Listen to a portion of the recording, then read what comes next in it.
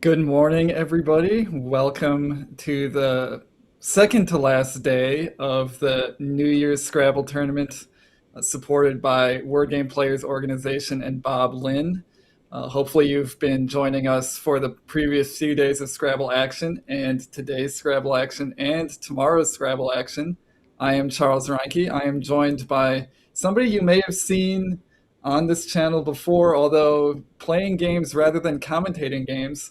I'm joined by Wed Dec, who came in fourth at Westpac. So it was great to see you play, Wed. Now it's great to do commentary with you. Good morning, Charles, and good morning, good afternoon, good evening to everyone around the world who's watching. Feel free to let the chat know, let us know where you're watching the stream from. And welcome to this stream. We are all ready and set to go for our first game of the day. And it's going to be Jason Keller versus Wellington Chigiri. It's going to start really soon. So, Charles, just wondering, what do you feel about this matchup? So Wellington is another very accomplished international player. I think he's currently residing in the United States, so we're seeing him a little bit more often on these Let's Play Scrabble streams, but has been at the top of the game for a decade or more at this point. So it's always a treat to watch Wellington play. But he's not actually the first place player in this tournament currently. That would be Jason Keller. Jason Keller, a very accomplished North American player, often shows up on these streams, always plays extremely well. I think we're going to see a little bit of a player preview here. We can see how these players are doing. We see Jason Keller rated almost 2,000. He's been consistently a 2,000 rated player for a decade or more at this point, and obviously has a very, very good winning record against fields in general, especially last year's Niagara Falls tournament, where he had one of maybe the best North American Scrabble performances in recent memory, going 20-1 against a very strong field. Yep, and we'll see Wellington here. Recently won the Word Cup in St. Louis, Missouri. That was a couple months ago, with a 21-9 record, and you see his career win percentage, Wabin, is getting close to 70%, at least against North American players. He's no stranger to winning these big events.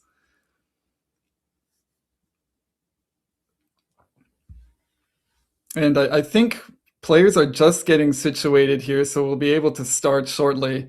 But yeah, Wellington is maybe the favorite going into most of these tournaments. You see his ratings over 20, but not currently leading this tournament, as I mentioned. I think he is sitting at 9-5, whereas Jason's two game it's ahead at 11-3. We can go to their head-to-head matchup, and they haven't played too much, at least in North America, but Jason does own the lifetime matchup with 2 wins and a single loss, so Wellington will be looking to even up the matchup here. And we are getting confirmation that players are sitting at the table and ready to go. So we can cut over to the game and get this underway.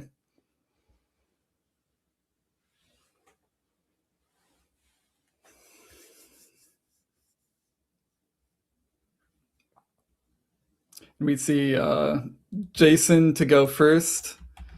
Currently drawing tiles, and we see his record there: 11-3 plus 849. Wellington sitting at 9-5 plus 883, so similar in spread, but 2 games behind.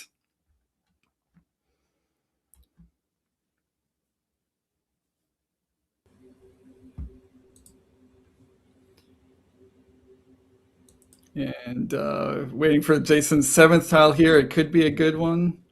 We'll B maybe? see. Oh, it's an I. So Interesting. that was not the tile he needed to bingo with. It does look like a nice set of 7 letters, but unfortunately no 7-letter words here. Wabin, what are you thinking on this turn? Yeah, it's interesting. I mean, you have plays that score something like 26 points, like an I or HANGI. But I think the question really is, do you want to blow up all these very nice letters and you know uh, potentially open a lot of letters for Wellington to utilize for his next move? Yeah, this is a tough turn actually because you can, as you mentioned, you can score 26 points with a play like Hangy, or you could even go for 28 with something like Haying, Haeing. But here I'd be tempted to play short, play off the H and maybe the A, keep Singe on your rack. That's a very potent 5-letter leave. But you are leaving a lot of points on the table there, only scoring 10 with something like Ha. Wabin, do you think the opponent that you're playing might affect your decision making here? Um, I mean, personally, I don't really think so, but I mean, I can see why people would want to play shorter against someone like Wellington. But of course, I mean, Wellington has such great word knowledge, right? But I think the other thing about Wellington is that he also likes to play pretty defensive. So sometimes if you want to blast the board open, I mean, it might be worth it as well. It's a tough call against Wellington, I imagine. Yeah. We see Jason going for a nigh here, so going for a few more points and still keeping that S back, hoping to bingo in the near future. But I think I like this idea. I think you can't really play scared against Wellington or anybody really. That's not a winning strategy, and Jason certainly knows that. So he's going for the points here. It's worth noting Anai does not take an S, but I'm actually looking it up now. It does take a T for a knight. So we'll see if that comes into play here. Yes. I'm pretty sure Wellington sees that. So the question is whether he can find something that reaches the double word score. He's probably shuffling his letters and thinking about that right now. Um, the thing is, now he has the 2 Ys, and there are a few choices that a few words that get rid of 2 Ys, but on this turn it looks quite difficult actually. Yeah. So what are you thinking on this turn, Charles?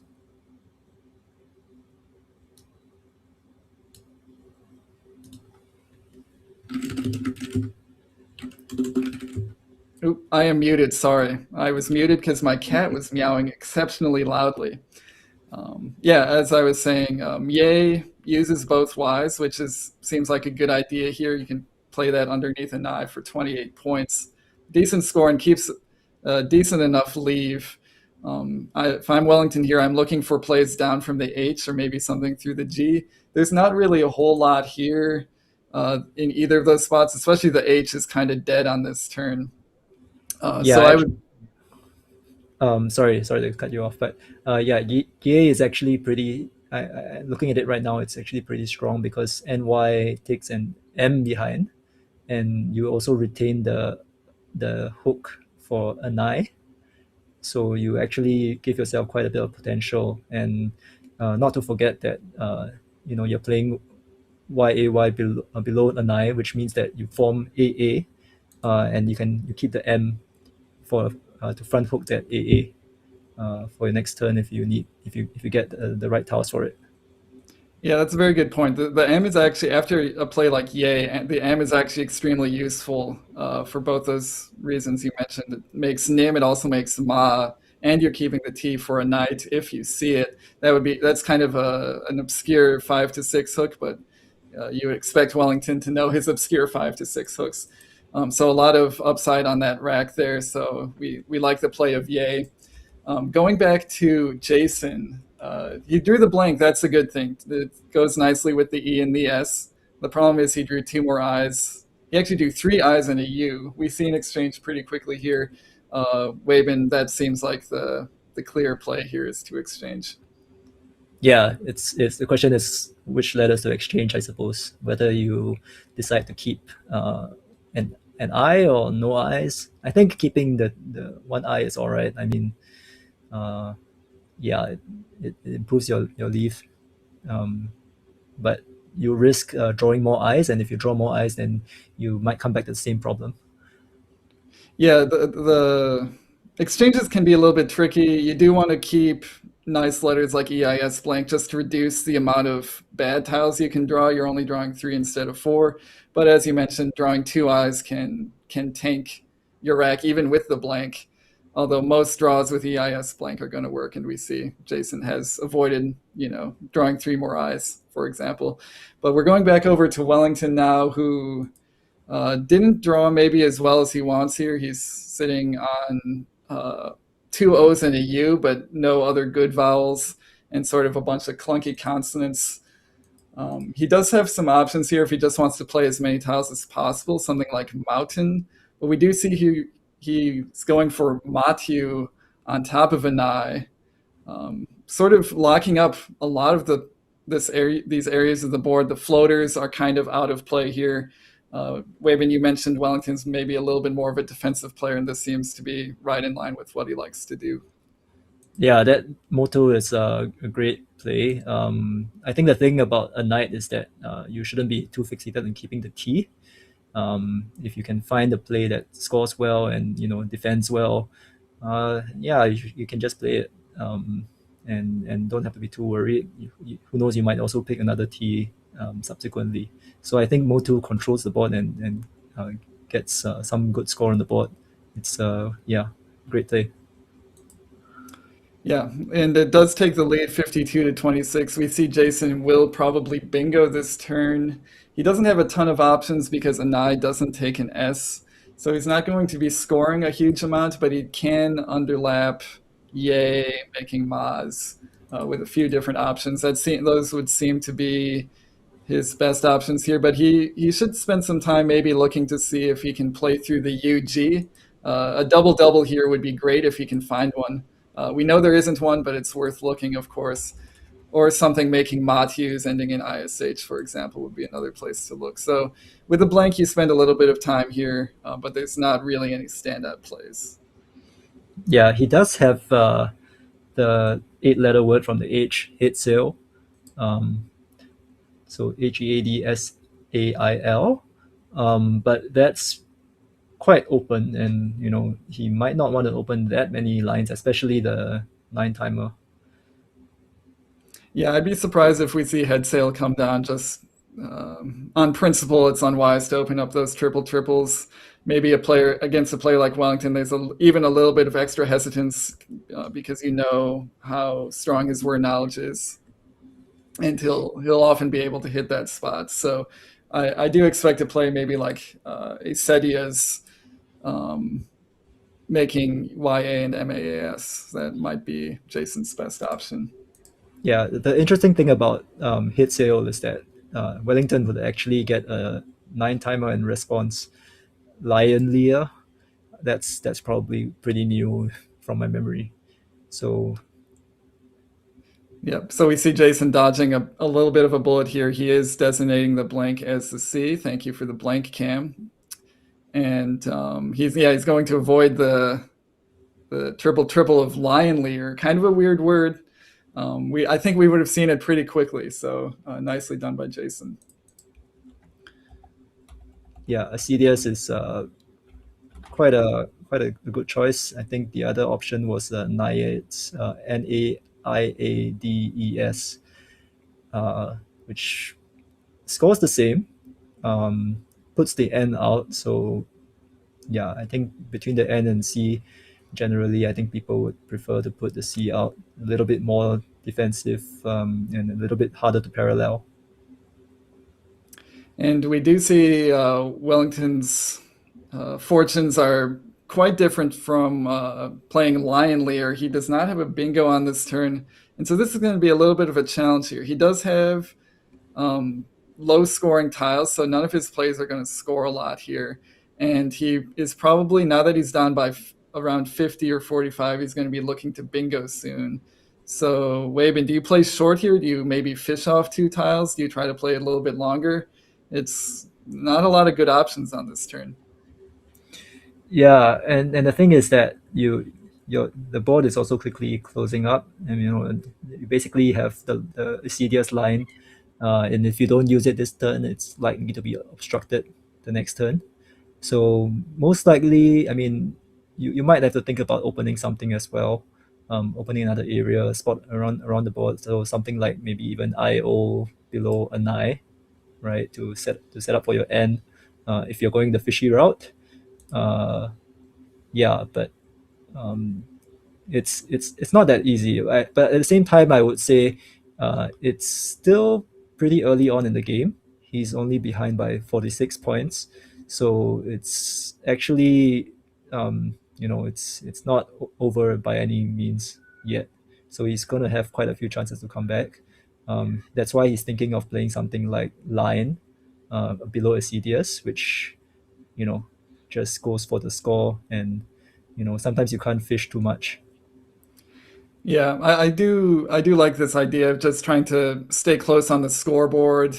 There's a good chance with this board after line that Jason actually doesn't have a high scoring play in response.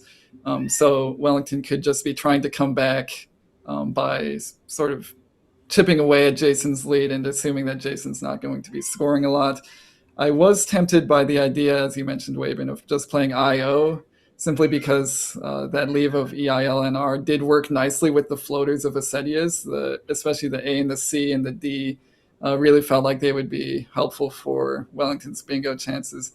But after a play like IO, Jason's going to be trying to block all those floaters, so he wouldn't expect those to stay open. So line is the play, and we're going back over to Jason now with GEEOPRR. Ooh, he does And have a fun little play here. We were mentioning possibly looking for double doubles through the UG. He does have one, and he spots it very quickly. yeah, excellent spot. It's actually quite, yeah, it's not easy to spot something through through something like UG, and especially with another G. And Gujira has kind of like an odd like vowel consonant kind of pattern. So I mean, props to him for finding it. It's great play. Yeah, that is a great play. Not necessarily a spot you'd be looking at, although on that same note, there's not a lot of other places on the board to make plays, so you might be forced to look through UG quicker than you would expect otherwise. The one downside is it does give Wellington a very obvious play to play, or a very obvious spot to play Fox. That's 38 points and keeps a great leave. I think this is the perfect play for him. That's right, and he retains the O as well for Oxo the next turn if he happens to draw something in that spot. But generally, it gives him, I think that's the best he can make out of his letters. And meanwhile, we see uh, Jason. He seems to have prem lined up on his rack. Goes quite well below EL and hitting the double word score as well as the double letter score. That seems pretty clear to me that that's the best play.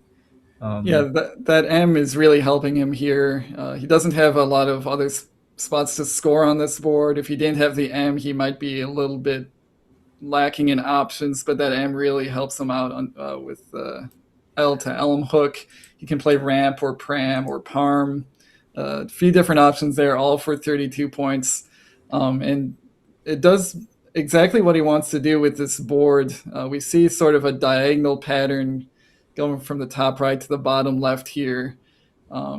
Players don't normally like playing on boards that are shaped that way. There's not a lot of places to put bingos or places to put much of anything. But Jason's going to be taking a decent sized lead here. He's still going to be up by 50 points. I think he's going to be totally okay with the way this board is developing. yeah, so he has rearranged prem into parm, which is a new addition, and actually it's pretty good as well because it doesn't expose a vowel to the double word score. So that's one example of actually thinking through your plays and thinking always trying to improve your plays. So he spotted prem first, and then he thought about it a bit, and he found a better play. So that's the hallmark of an excellent player, and it seems like it's going to be challenged. Yeah, I was going to say the other nice thing about parm is it's a new word, so you're a little bit more likely than usual to get 5 points on the challenge. So we'll see the challenge cam here. We expect it to come back good. If it doesn't, we'll be surprised. And yes, the play is good, so an extra 5 points for Jason. So a lot of upside on that play. Nicely done. Yes, great play. Wellington will have a response, however. Uh, he almost has Viators, except that it forms a knight doesn't take an S behind, but he can use a knight right now if he spots the anagram of Viators. Yes, the anagram of Viators would be, I guess, Travois, however you want to pronounce it. This is kind of a check to see if he knows the hook or if he's aware of the hook. It looked like he was going for it. So yes, he is aware of the hook. Nicely spotted by Wellington here. If he Yeah. doesn't spot the bingo here, it's going to be really rough for him. This is a kind of a critical turn for him, and he does spot the bingo. And of course, I think the other thing is the hook of Travois itself is interesting itself. So I think it's something that Jason 100% knows. It's just whether he thinks that he wants to use it right now. So it takes a back hook of an E. It seems like the options for him are mostly centered around that, using that spot right now. Yeah. And it looks like Wellington is on hold probably for the a knight hook. Just because I'm sure Jason knows the bingo, that's pretty high probability. But that hook he might not have been thinking about. Certainly, I don't know if this is your experience, Waben, but certainly when my opponent plays a hook that I wasn't thinking about, it like completely catches me off guard. I often hold those plays just because I'm so surprised that there is a play made in that spot, and that might be what Jason was thinking there. Yeah, I mean, honestly, if I've never seen that letter, that hook or something, I almost insta challenge. Yeah, but I think maybe I guess Jason has seen it before. It's just sometimes you want to make sure give the 5 points, and in such a high stakes game, these are all these bingos especially. There's so many points, right? So you just 5 points just to make sure it's very worth it in my view. Yeah, and especially if it's Wellington's only bingo, and Jason was probably taking a little bit of time to see if Wellington could play anywhere else. He might have thought of that as maybe a desperation hook attempt, something like that, just trying to get a bingo down anywhere. If he can challenge it off and prevent Wellington from bingoing next turn, he's in dominant position in this game. So it makes sense to challenge. And of course, he doesn't lose his turn, only gives 5 points back to Wellington. He still gets to use that E back hook on Travois. He should spend a little bit of time here, probably looking for bingos. These are decent looking letters. There might be something through the S or the I or even a seven. But once he figures out that there's no bingos available, he can take his 38 points with something like belt under Yeah, making travois. I think that the really challenging thing for me and why I think Jason is spending time and why I would spend a lot of time on this play is because you just want to get rid of the U, right? But there is no really nice way to do it when you're using the travois hook. So like basically all your fours that even your six you can play treble, but everything retains a U. So so it's really not ideal. But at the same time you kind of have to use the spot because if you don't use it, the chances that Wellington has a huge player there is just so high, so many e's in the game, that you just have to use it right now. And I think he is electing to do that. It's a good choice by him. Yeah, this is about as good as he can do. He would want to get rid of that U, as you mentioned, but you would spend some time looking for sixes that involve the U or fives. Doesn't have anything like that available, so has to keep the U. But does score 38 points and retakes the lead. We see Wellington immediately going for another new word. If anybody out there is into anime or Japanese culture in general, you might recognize this one. This is waifu. Played pretty quickly. I think waifu is one of those words where if you have those letters, you're looking to play that word. You just play it anywhere you can play it because the W and the U and the F and the I just don't go well together. Indeed, and I think it's the positioning is all right as well because it exposes the U. He would probably be worried if belt hadn't been played, but I think now that belt has been played, there's no absolutely no reason to avoid playing in that spot. And Yep. yeah, now we see Jason with many E's and many U's. One U and a double U, so that counts as many U's. but but yeah, it's interesting as well this play because I think he a lot of the choices that score a lot of points for him end up opening the board in potentially undesirable ways. So he's gonna be thinking, is it really worth it to open the board, um, and potentially risk a high scoring response? And he's actually slightly behind, right? So what's he gonna do to kind of get a few points on the board, but keep the board relatively tight? That's the tough question. Yeah. Yeah, the natural spots for the W on this board are on the triple next to travois, just making AW and also playing underneath Parm with something like EWE. As you mentioned, both of those are maybe a little bit too open they certainly wouldn't be what you want to do to this board. You're currently behind. Playing something like WE or EWE does equalize the score, but the chances of Wellington having a 40-point response are just too high, and then you're still going to be in the same position you are now, where you're down on a closed board. So Yeah. he has to get a little bit more creative here, I think. What's your thought about playing Wee beside Fox, like WEE? I mean, that sets up quite a few things beyond your T, but it kind of limits the options a little bit, the counter options a little bit. Yeah, that's actually a decent idea. It does set up the T for Twee, and if Wellington sort of continues the ladder and plays maybe a 3 or 4 letter word next to your play of we, then you have access to the triple word score, and hopefully you come out ahead in that exchange.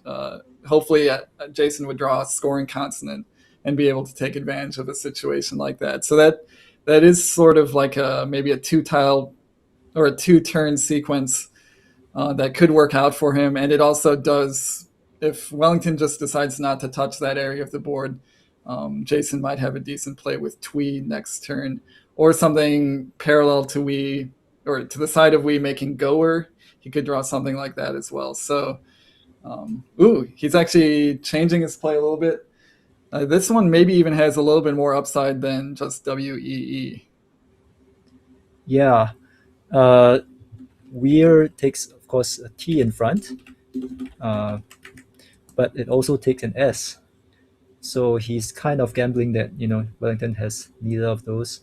But it is, I mean, the we in comparison takes A in front, and T and S and all that. So I think he's trying to set up something that reaches a triple word score, and maybe yeah, it's still a gamble. I think in any way. So Wellington, on the other hand, has quite a few options for response. I think, but also some risks at his end. Like he's looking at Chowk, CHOWK right now, which really scores. Yeah, it scores and keeps that line restricted, but it also dangles an S hook. Yeah, the two plays Wellington has there are Chowk. He could also play No, Knowe, which I believe also takes an S. I'll double check that. Oh, it takes an S and an R. So Chowk may be a little bit safer of those two options. Both of them score very nicely. 44 for No and 46 for Chowk. He does have to think about what Jason just played. Jason just played Weir, which strongly indicates to him that Jason's either keeping a T or an S. So he should be trying to block that hook if possible, and Chowk does it very nicely. It sort of forces Jason to have an S rather than a T. So I think this is a good idea by Wellington to sort of respond to what he perceives the major threats are from Jason. Yeah, so I see that the chat has already found like many of the options available for Jason's 7 letters. Chat mentioned unbereft, bingo to the T as well, and also what's lined up on Jason's rack. Sub teen. He's probably spending a little bit of time confirming that he remembers it. But at this stage, uh, yeah, it's gonna be quite a few points sacrificed if he doesn't play sub teen. He also has to be sure of chalks, so that could be another reason why he's deciding to play this bingo instead. What do you think? Yeah, this is a 23-point sacrifice, but it is kind of a critical turn here where you do want to get down a bingo that stays on the board. And if you're not sure of chouks, like if you think chouk might be an interjection or something, and you're just generally not sure if it takes an S, then you want to play the bingo that you're sure of. And in this case, he's going for Betelnut. So I think I can understand the reasoning here. Definitely sub-teen would be better. But if you're unsure, you in this situation probably should take the bingo that you're sure of. Yeah, especially since he gets a lead with this now, and not much of a lead, but still something. And you know, lead against someone like Wellington, I think that's yeah, that's something that you want to, a position that you want to be in for sure. Yeah, Jason's probably feeling pretty good here, especially with the board in the state that it is. Uh, we saw maybe there's a little bit of a glimmer of hope that the top left would get opened a little bit after plays hooking Weir, for example. But then Chauk sort of killed those options, and now Jason is a pretty decent lead on a relatively close board. Wellington is going to make up most of the deficit here with a nice little insertion play of Pain. This is 34 points, gets him within 4. So we're basically looking at an even game here, with a board that not too many bingo options here. So it's going to be tight and tactical the rest of the way, I think. Yeah, I must comment on the play of Pain myself. I mean, it's really, I think it's really finding all these kind of overlaps, difficult to find spots that really differentiate top class players from more intermediate players. I think being able to see things like this Pain. Yeah, it's really amazing to watch Wellington spot it so quickly and decide on it so quickly as well. Yeah, and I think that that play really did save him. If he didn't spot that area to put the P in, he had very few good options on that turn. So that was again another crucial turn where he needed to find the single play or the single spot that was gonna uh, let him stay in this game. We do have Jason going back now with just one vowel, a decent selection of consonants here. But on this board, the having all one pointers isn't going to help a lot. The one natural place to play on this board is down from the P of Parm, and we see him setting up plod, which I think is a decent idea here. There's still some upside after something like plod to bingo from the D or possibly the O that you put out as floaters if you can draw enough vowels. And it does take the sort of the last big natural scoring spot on the board. But we do still have that spot on top of Weir.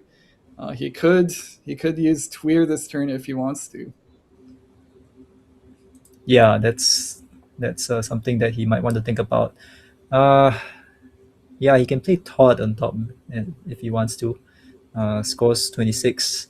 LNRS obviously not as good as NRST, but he likes. I think points are important in this juncture. He goes for the points.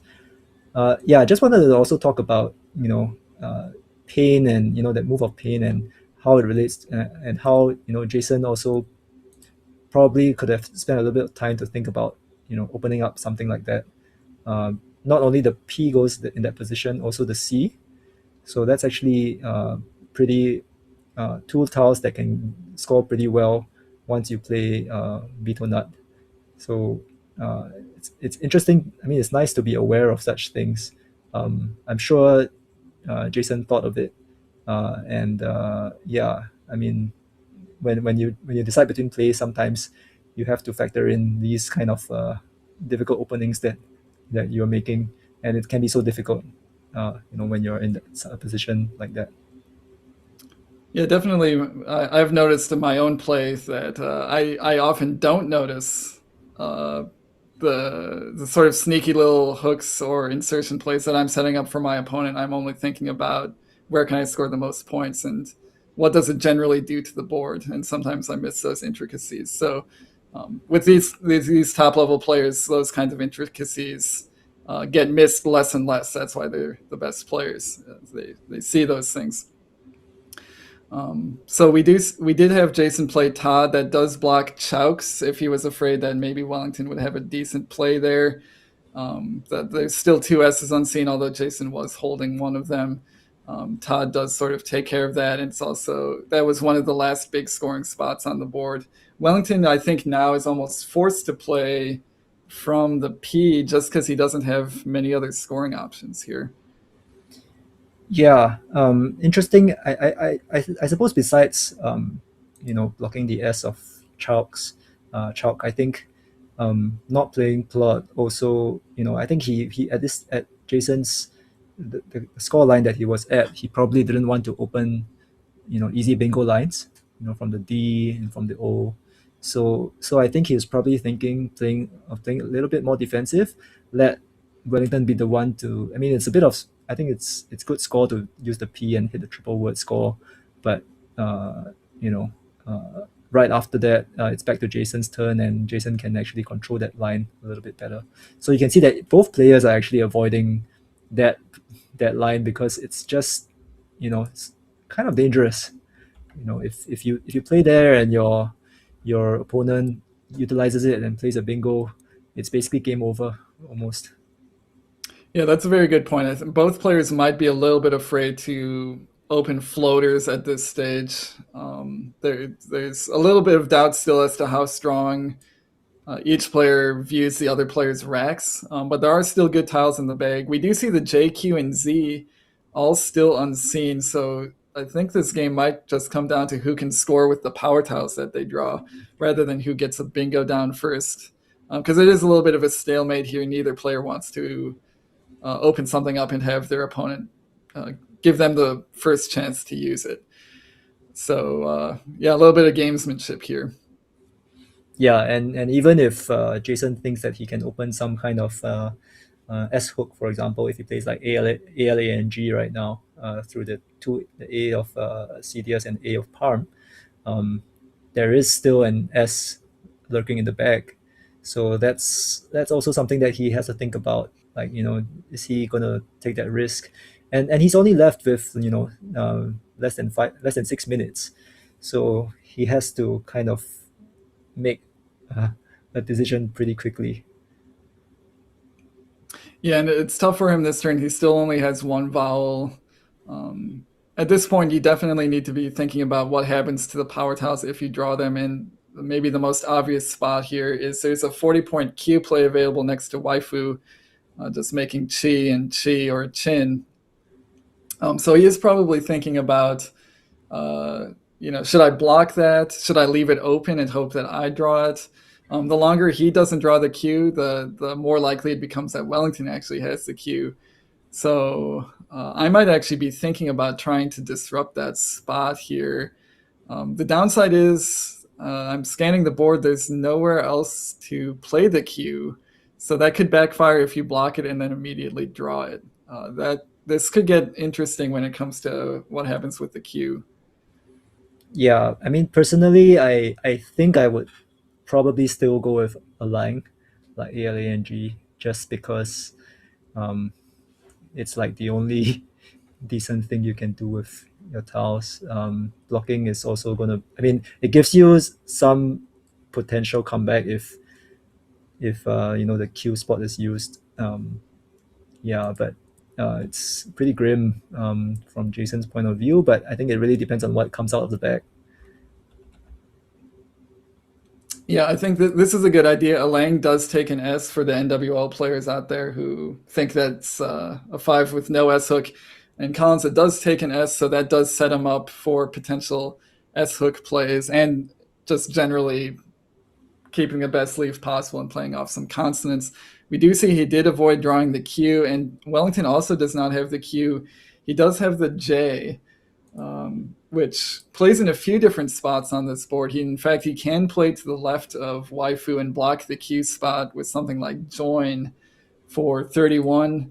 But now players are both thinking, where's the Q? Jason might not have made the play he made if he had the Q. I think the play for Jason, if he was holding the Q, would have at the very least have just been playing chi or chin. You can't really hold on to the Q here. So Wellington's certainly aware that the Q is still in the bag as of Jason's last play. He is thinking of something like Soju, perhaps, to kind of restrict the S line that Jason has just opened. So that's gonna be a pretty good play. The problem is that it does expose some space beside the S to, there is a triple letter score right above. You can use beside Soju, yeah, above Oh, Soju. although Next maybe turn, he could be yeah. thinking, so Soju is actually nice because it does set up another QI spot. The two QI spots are sort of near each other, but they're not. There's not only one. You do have another spot to play QI if you draw the Q. So that does give him a little bit of security, maybe that he would still be able to play the Q if he draws it. We do see him going for join here, which does not really, it doesn't fully obstruct Alang's, but it does stop 7-letter words that start with an S if Jason did have one. So it does partially do what he wants. And it scores nicely with 31 points while keeping the S in case he needs to do Alang's next turn. So I think a good play here from Wellington. He takes a 14-point lead, and we'll see if he draws the Q. Okay, still unseen here. Wow. So a suggestion in chat about JEU, which to me also seems like a pretty strong play. The question here is, do you want to block the Q spot, the only Q spot, or do you want to leave it potentially for yourself if you need it? So I think that requires a little. I mean, it's a little bit of a gamble, whichever you choose. I think because um, Jason might have it, he might use it for big score the next turn. So yeah, I think either way, it's some kind of gamble. Yeah, it's getting pretty tight here. there's not really been any move by either player to open up space on the board, and I think at this point you sort of run out of time to make any drastic openings. Jason's down to his last 3 minutes, and this might be a little bit of a tense endgame. He probably wishes he had more time than he does. In terms of plays that use the Z, it looks like he has SOZ set up. That would be making a Langs. That's 29 points. I think he has a slight improvement here if he sees it. It's a tough one to see, playing Gros from the G of a Lang for 35. Might be another good option. We do see that the two unseen tiles are Q and V. So it, at least from our POV, Wabin, it feels like Jason's in a real tough position here. Yeah, for sure. I think the question to me is, do you do something that's like, you know, kind of out of this world, that like, you just play one tile and hope that your opponent is the one that draws the cue. That's something that I would think about. Probably something that I would not do, because there's SUQ available for your opponent, right? But it's something that I would have thought about in such a situation, because I think really the only I mean the main way to lose is by drawing the cue in this position. It's something that, you know after Wellington plays join, uh, basically the cue is the decider most of the time. Yeah. Yeah, definitely. Yeah, it might be worth thinking about there. Do you just want to um, you just play one tile and try to avoid the queue if it's still in the bag? And the problem is you're down at that point. Uh, Jason was down 14 on that turn. If he was playing off one tile, he'd still be down. So even if he was sort of playing for queue insurance, making sure he didn't get stuck with the queue, he might just lose anyway. It's hard to see how exactly that would play out. So it's definitely a tough situation for Jason. And we do see Wellington with considerably more flexibility here, with plenty of vowels and some decent consonants. I think he's got slub set up. This is a nice little, kind of makes almost a crossword type position to the left of Travois. That's a nice scoring play, but he does need to make sure that he's not overlooking anything for Jason's cue. Yeah. uh, I mean, at this stage, I think he just has to be pretty careful not to open up something inadvertently for Jason to drop the cue. But I think otherwise, yeah, and I think the other thing maybe he also has to think about is where else can Jason score with the other letters. But he has the V as well. That's gonna be pretty restrictive. Yeah, I'm, Uh, I'm actually I'm trying to figure out if Jason's not careful, he possibly gets V stuck as well. I guess he has Vac to the C of Acetius. He probably has other stuff as well, but both the Q and the V are total albatross on this oh no, particular board. So, we have missed something. We have missed Cardi, which oh, indeed, yeah, Chat's pointed out. Cardi seems almost unblockable. Uh, he would need to play Dis to block Kadi. DIS. Oh no, that just gives back Kadi. So At least, yeah. Wow. oh wow, yeah, we did overlook that. So thanks, Chad, for pointing that out. That does change the calculus here, as Wellington will need to withstand a Q play here, and we see him going for slub. That is 24 points and puts him up by 9. And so I feel like he's still going to come out ahead in this one, just because the V is not going to do anything for Jason if once he plays off the Q. Yeah. Interesting though. Jason seems like he's not seen Cardi. Well, maybe he's deciding to play with Invar, uh, which gives him a spot for. Okay, I think he's seen it. He's seen Cardi. Um, does give Wellington a chance to play. Okay, he's deciding between the two.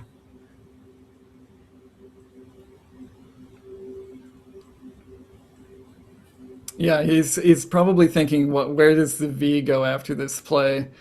He has no flexibility left after playing Kadi. He'll have V R R T, which would take him, even if there was a spot to play the V, which I'm not seeing, it would take him several turns to go out. Wellington would certainly beat him in that regard, and he's only scoring 14 points here.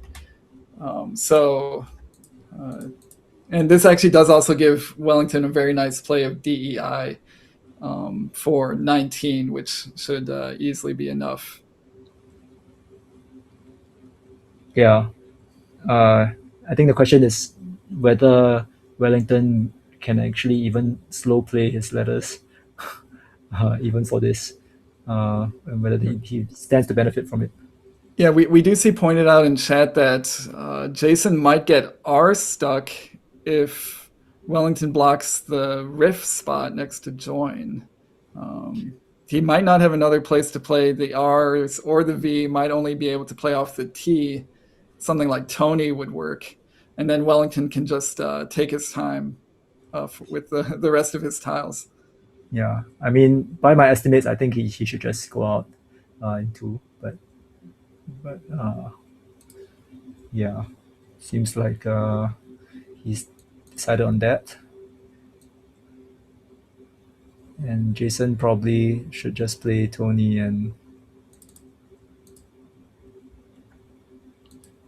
Yep, we see Wellington going for DEI, and yeah, Jason does not have very much available here. Just going to have to go for Tony, and he is down by 14 there, and will not make up enough points here. It'll be Wellington's win by a pretty good amount here, and kind of an atypical game to start the morning session. Very close, very tactical. Came down to some late draws at the end from Jason, but a nice win for Wellington.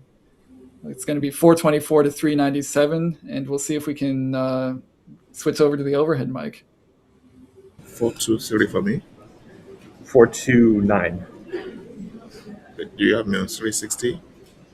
360. Oh gosh. Plus 384. 34. Plus 24. Yes. Right. 384 plus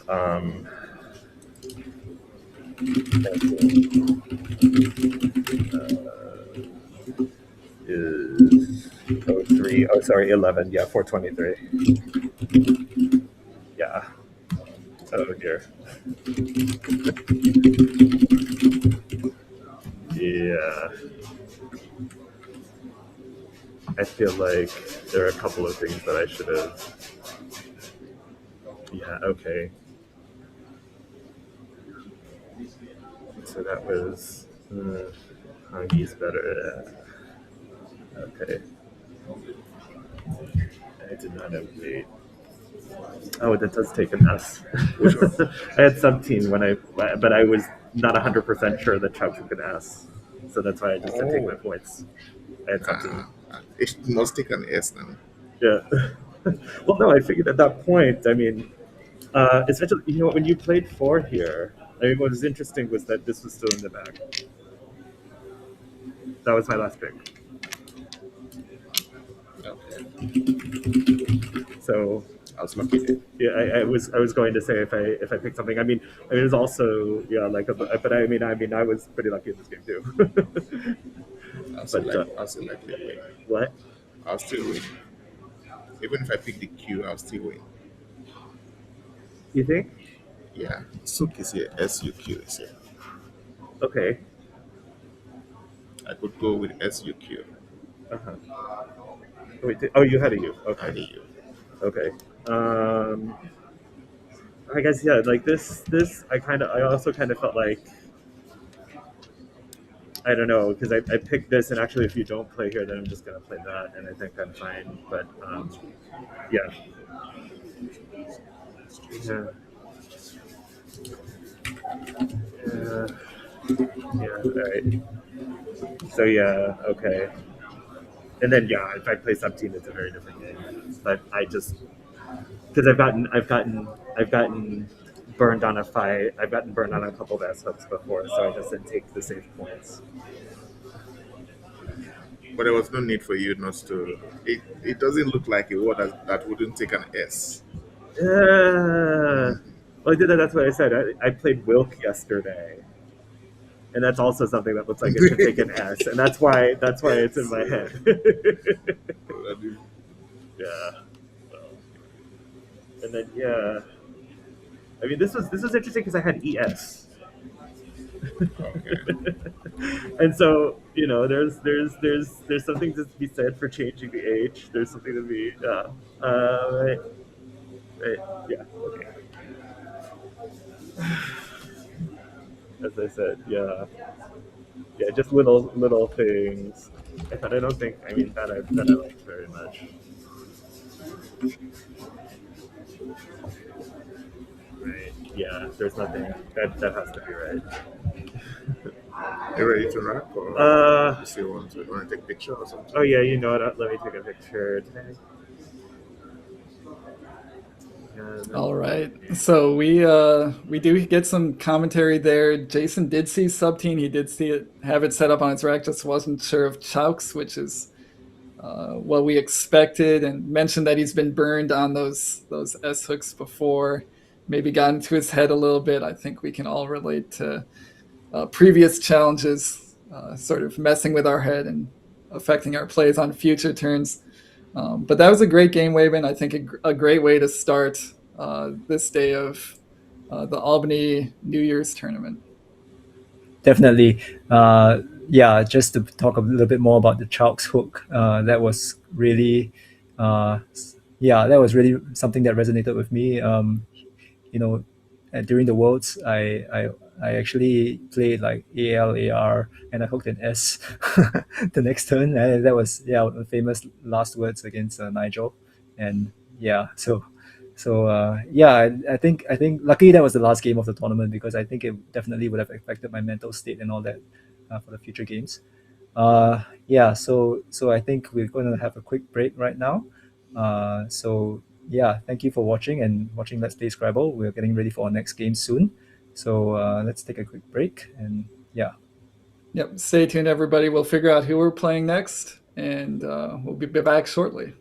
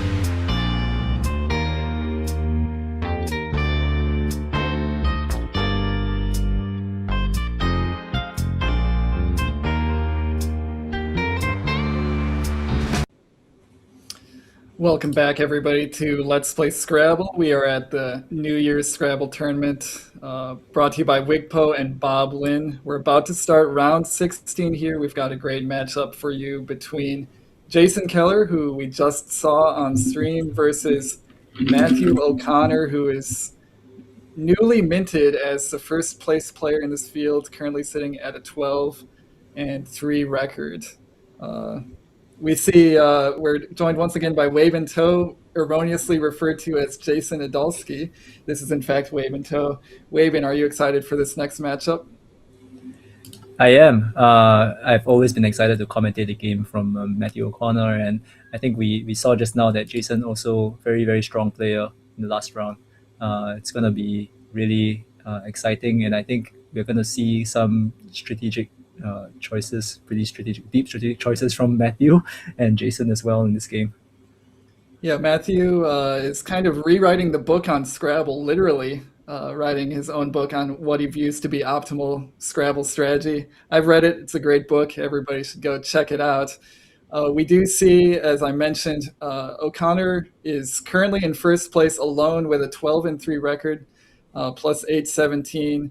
We've got several players on his tail at 11-4, including Jason, who his next opponent will be. So number 1 versus number 3 should be a very good matchup. We can see their head-to-head standings. A lot of games played between these two players. Jason owns it pretty handily, but we have to remember Matthew O'Connor, I think, started playing when he was 9 or 10 years old. He is now might have lost more games in the past than we would expect. Yeah, I would definitely be interested to look at the more recent records, and you can see that Jason's won the last 2 games, but Matthew O'Connor has won the even from the recent games. So let's head over to the board, and I think they should be getting started soon.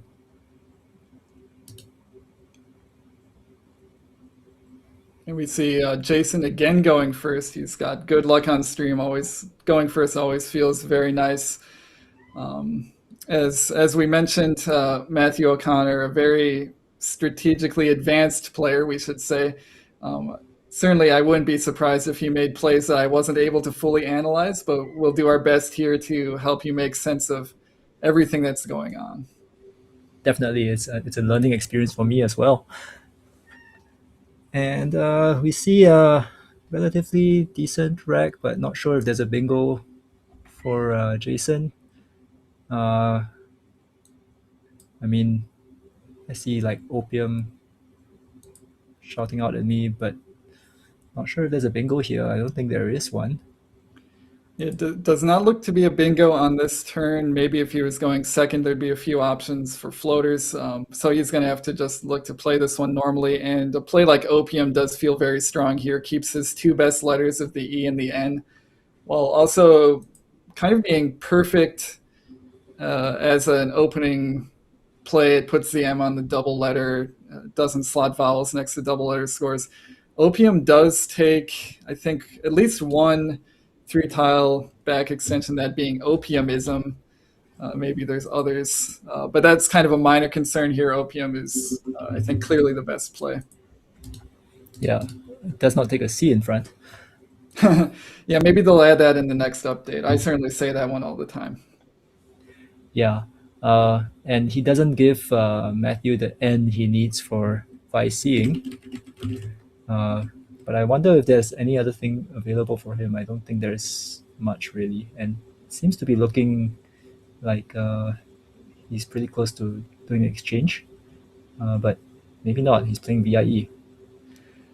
Yeah, I think he's actually playing this very quickly, which is another Matthew O'Connor trademark, is making decisions quickly. I would spend some time there trying to figure out if I could get rid of 2 I's in any reasonable way, but since you're also looking to get rid of the V at the same time, you might quickly come to the conclusion that there's no way to play off VII on that turn. In this case, Vi scores about as good as he can hope for, and still keeps the blank. So I would have taken a little bit more time there, but I think this is a good play from Matthew. Yeah, I think people underestimate how decent GII is, especially if you draw an N, and he does have the blank, so he did have potential of getting into a pretty, drawing into a very good rack. But now we see Jason spotting the bingo and very clinically placing it. Gendarme, very good spot, and yeah, I always guess that this is majored. Yeah, Yeah. we're happy that Manger did not come down. I think I've done that once or twice as well. Gendarme, a tough word to see, but Jason spots it quickly, and it is his best bingo. He did have a lot of 7-letter words on that turn, but really they only played hooking PE, and they would put letters in the triple line. So this is clearly the superior option. He spots it quickly. Matthew now with a very poor draw of WOO to his GII. It's just nothing good about that draw. I guess the good news for him is that he can play off WOO for a lot of points and just try again with the same leaf. We might see that come down pretty quickly. Yeah, I mean the other theme, I guess, is to play something like wooing through the end, but that doesn't score nearly enough points. So I think woo is probably what you have to do here. Of course, GII. The thing is, you really want an end draw.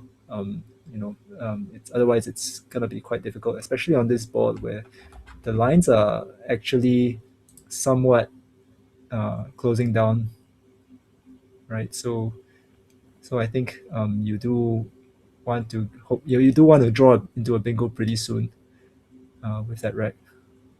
Yeah, and the other downside of Woo is it does block the end of Gendarme. So if he had been able to leave that open, possibly playing Woo, hooking EW at the bottom of Gendarme, saving that end.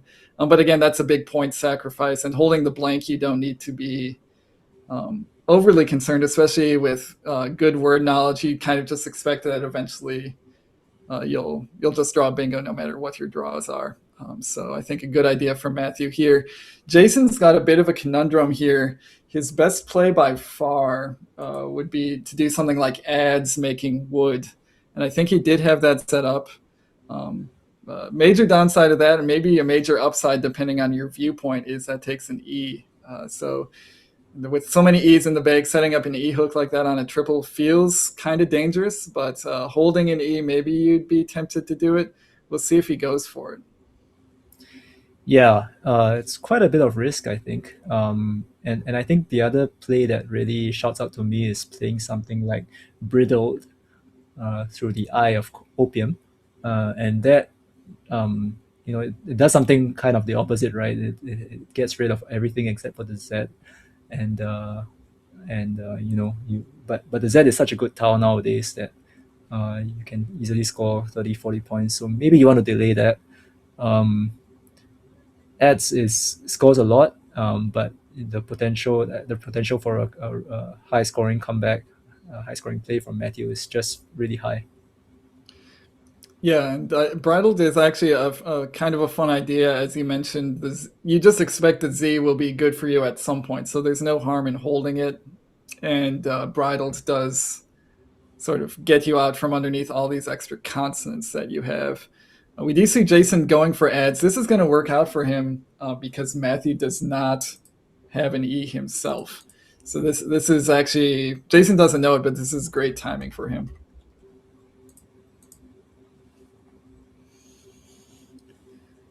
And Matthew, yeah, he did pick the whole lot of consonants. I think H, L, and X.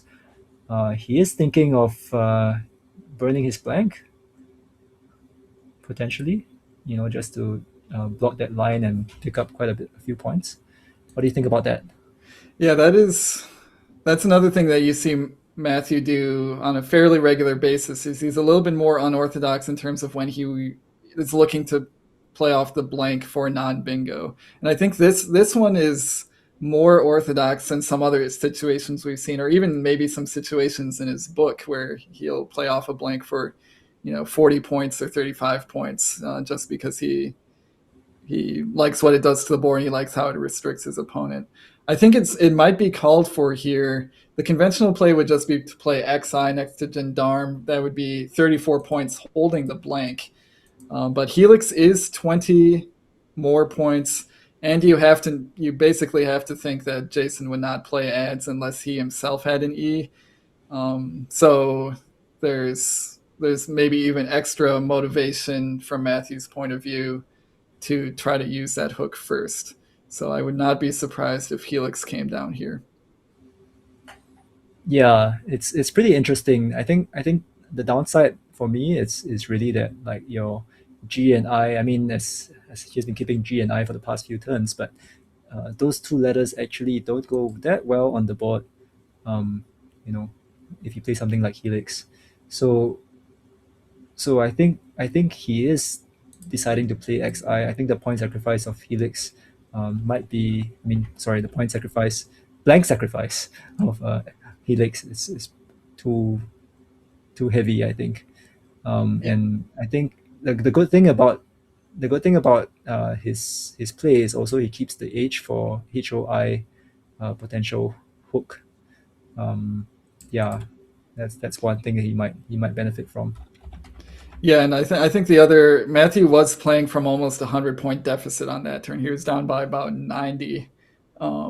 So the upside of playing XI for points and then bingoing with the blank the next turn was probably too much to turn down. Whereas after something like Helix, he would still be down by a significant amount with no blank. So I think XI ended up probably being the right choice. And Jason coming back very quickly with Blend, that was kind of a no-brainer there. Scored 47 points and was the best way for him to use that hook that he created. And of course, he would have to use it this turn. He can't let it stay for more than one turn. And then going back to Matthew, did not get the draw he wanted. Drawing too many consonants here, just the one vowel. And it looks like he's going to have to delay bingoing for yet another turn, and now he's down by over 100. Yeah, I think it's interesting to look at how this position developed after his play of Vi. You can see that I think the closed left part of the board is really restricting his options here. The thing is, when you have the blank, as he did very early on, you do want to think about, whether you just want to keep the board open, sacrifice a few, a bit of equity and all that. Just instead of playing VIE, maybe you want to exchange so that you just keep all the lines open, make it a little bit tougher. That's something that I would have considered. Although I do also see the benefits of playing VIE. It's just that how it turned out for him doesn't seem that great. A little bit unlucky, I think. Yeah, I think, definitely you can see how Vi completely changed the way this game has developed, but that doesn't mean it's the wrong play. It just means that the tiles did not work out in a way that Vi was a good option or was the right option. But it's hard. You don't want to go back in time and say this was wrong because I drew this. Vi, I think, is still a good play. We see Matthew going for girl here, hooking Vi to make Vire. I think a good idea here to keep his single vowel. He doesn't want to be left with no vowels. And it does set up an S hook for girls and a Y for girly. So a little bit more open space down there after a play like girl. Jason didn't have a lot of options on this turn, and he's playing very quickly here, maybe matching Matthew's speed on purpose, knowing that he might run into time trouble like he did last game. Just immediately going for Drove, which is a nice amount of points, but has a lot of hooks. So downside there and getting hit. He plays Alias, which, interestingly, if Drove didn't go down, he would still have a very nice spot for Alias, hooking Y onto girly and S onto XIS. So he would still have the same word, and now he has it on the triple word score. Yeah, nice spot by Matthew. Not a very common word, and this one is interesting because it's a Hebrew word and it does pluralize in some odd ways. Some of those Hebrew words don't actually take an S. This one does, so this is a valid word, but it could be a little bit doubtful if you're aware of the word's origins. So nicely done by Matthew. And now looking at Jason's rag, it seems pretty obvious, just a Q dump and try to pick something that allows you to bingo the next turn. Maybe a on or regreen or something. Yeah, Matthew really did need that bingo to get back in this game, and even after his 98-point Elias, he was still down by a bit, and now after Chi, he's still down by a bingo. So Elias was the start of his comeback, but he still needs a little bit of help here. And I think the S is going to help him here. He's still got that S hook on girl, which gives him a little bit of a lifeline here. Other than that, there's not too many bingo lines on the board. I guess you can end a bingo with an E on top of Elias, but there's not too much else going on here. So he's going to want to leave those open while getting rid of probably EUK, and he has exactly that playing for 24. I think this does all the things that he wants to on this turn.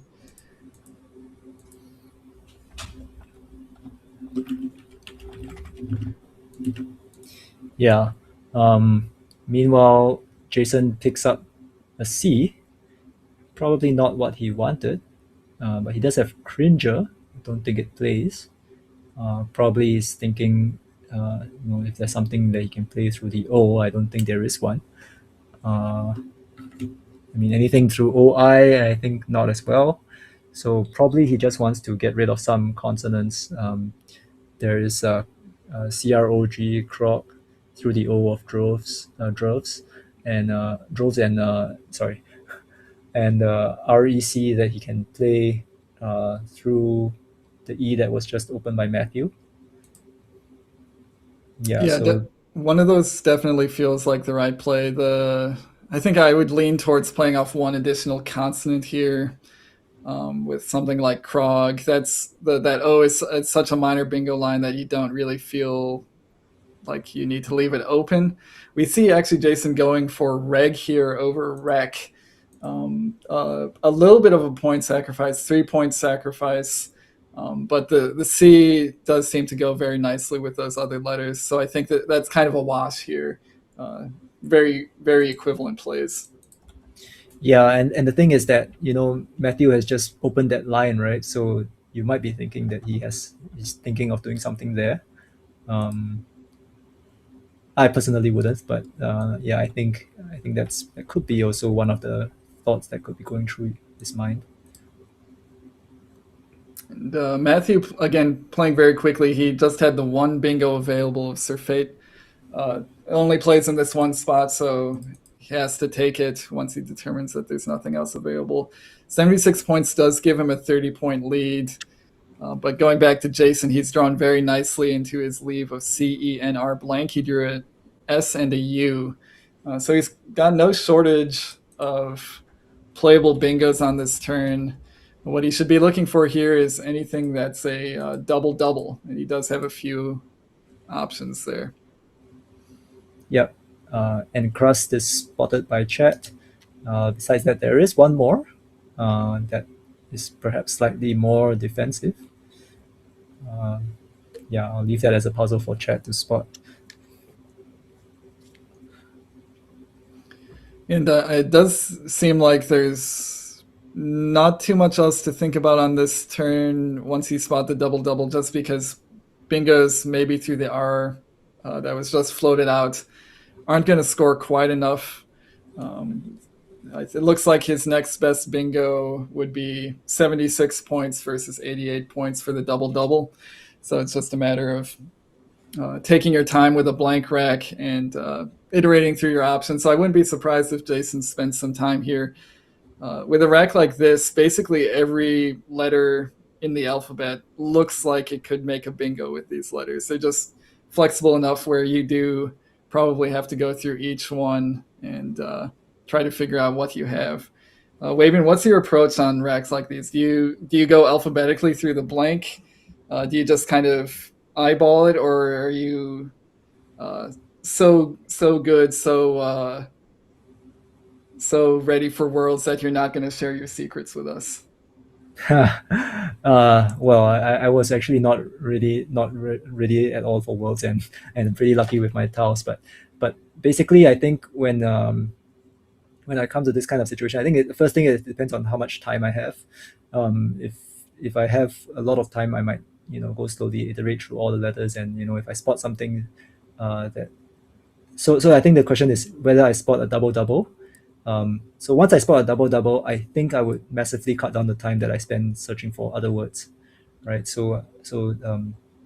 Chat found encrust. If I found encrust, I would play it very quickly, even though there is a better play, probably a better play, which is uncurse, right? Just mentioned on chat as well. Uncurse, using the blank as a U. I probably wouldn't have run through all the way to spot that. Yeah, just see encrust and just go for it. But I think it is. I do go letter by letter most of the time, especially if I have the luxury of time for it. Well, there we have it. Wei fourth place at Worlds, tells us to go letter by letter through the alphabet. That's how you get good at Scrabble. Jason unfortunately did not spot either of his double doubles, going for Conyers with a blank O, leaving a lot of points on the table. So that would be considered a miss for sure. And he might want those points. He might be wanting those points right now because Matthew comes back with Jam for 34, is now only down by 9 points. So even after Jason's bingo, taking a pretty large lead, Matthew comes back, and it's close to an even game here. So certainly would have liked those extra points with the double-double.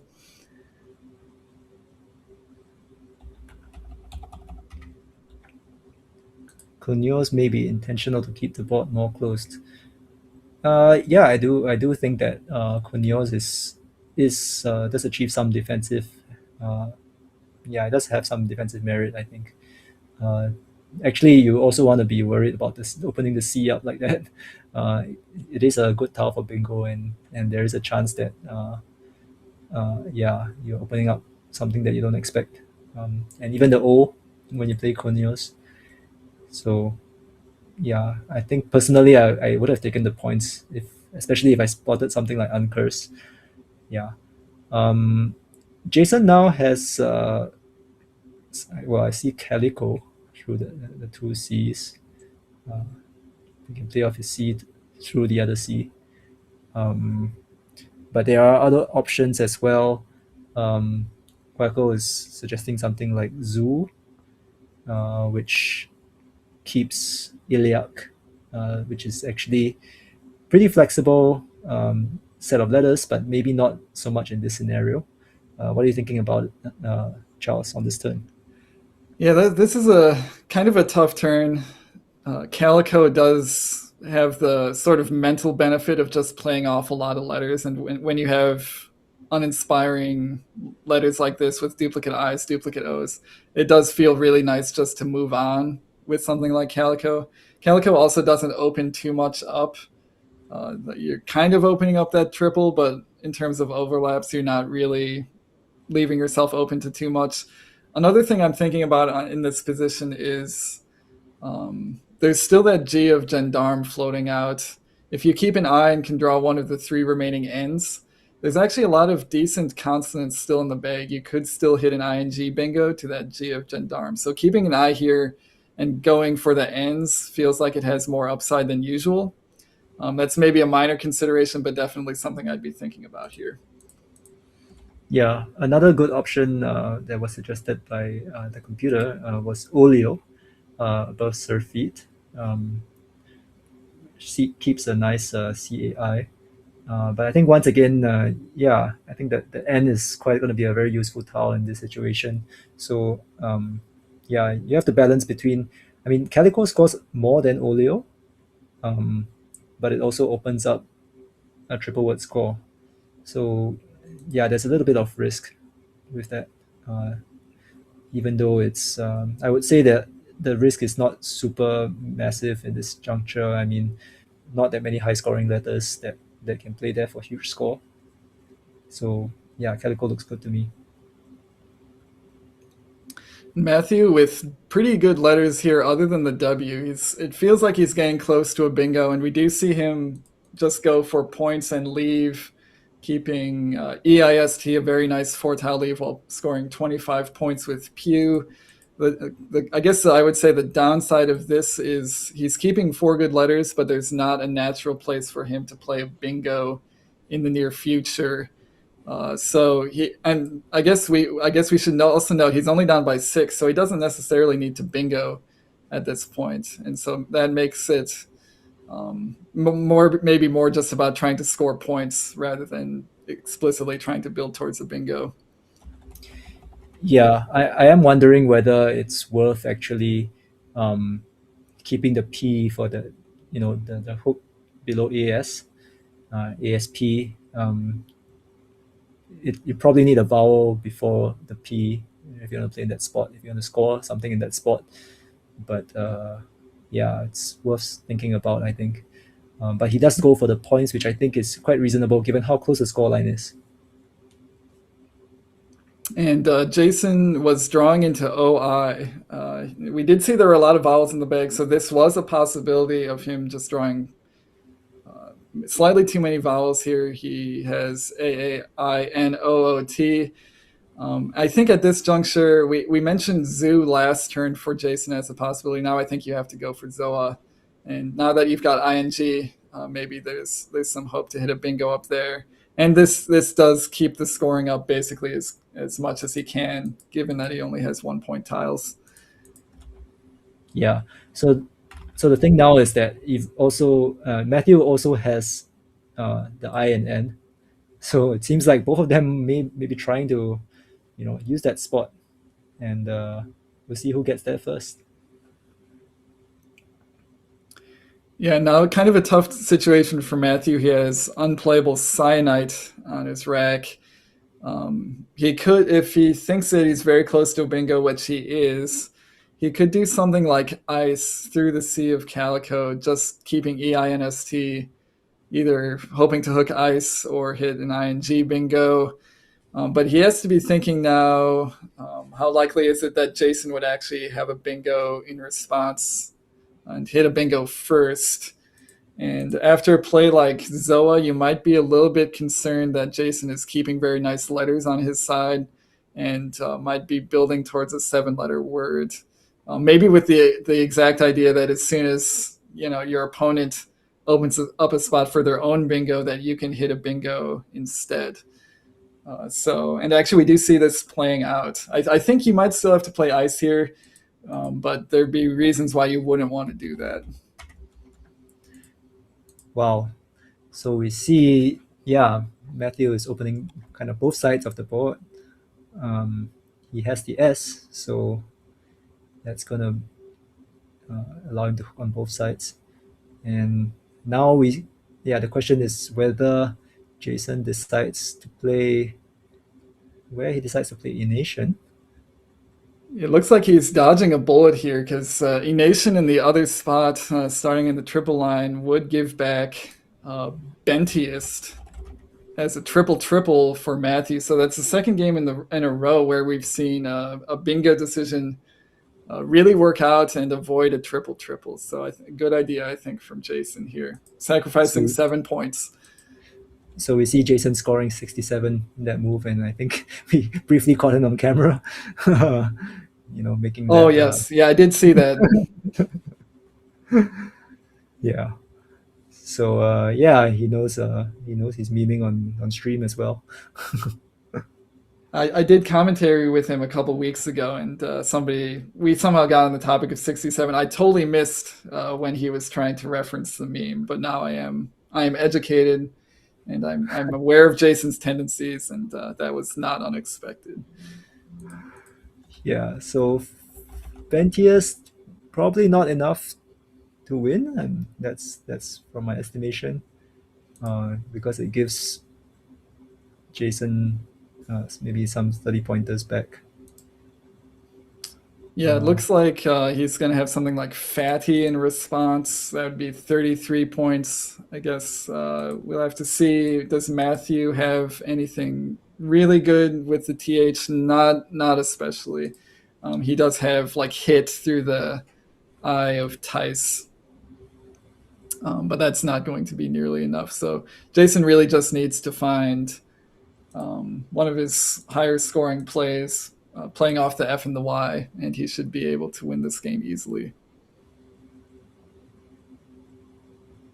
Yeah, so he has Softy, he has Fatty. Yeah, just basically at this juncture, just play a word and use your F and Y and score as many points as you can. Yeah, actually, in this situation, I'd be scared of playing Softy because it can also be spelled with an IE, and I would be thinking, is it only IE? Is it only Y? Is it both? And I would probably end up doing something like Fatty just because I would be more sure of my 5-letter words that way. So we'll see if Jason is more confident than me, which would not be a surprise. Although we did see him last game turn down an S hook on a 5-letter word just because of previous failed challenges. So I think something to be said here for just going with the safe word that is good. Yeah, I mean, even if you have to sacrifice some points, sometimes it's worth it. You don't want to live a life of regret if you get like your word challenged off and lose the game because of that. So Yeah. Fatty is perfectly fine. And especially this game where Jason was in command very early and actually had to withstand a little bit of a comeback from Matthew, especially Elias was, if that hadn't come down that turn, this game could have turned into a blowout. So Jason was able to hold on with some good ideas, especially with a nation, the placement of it really saving him there.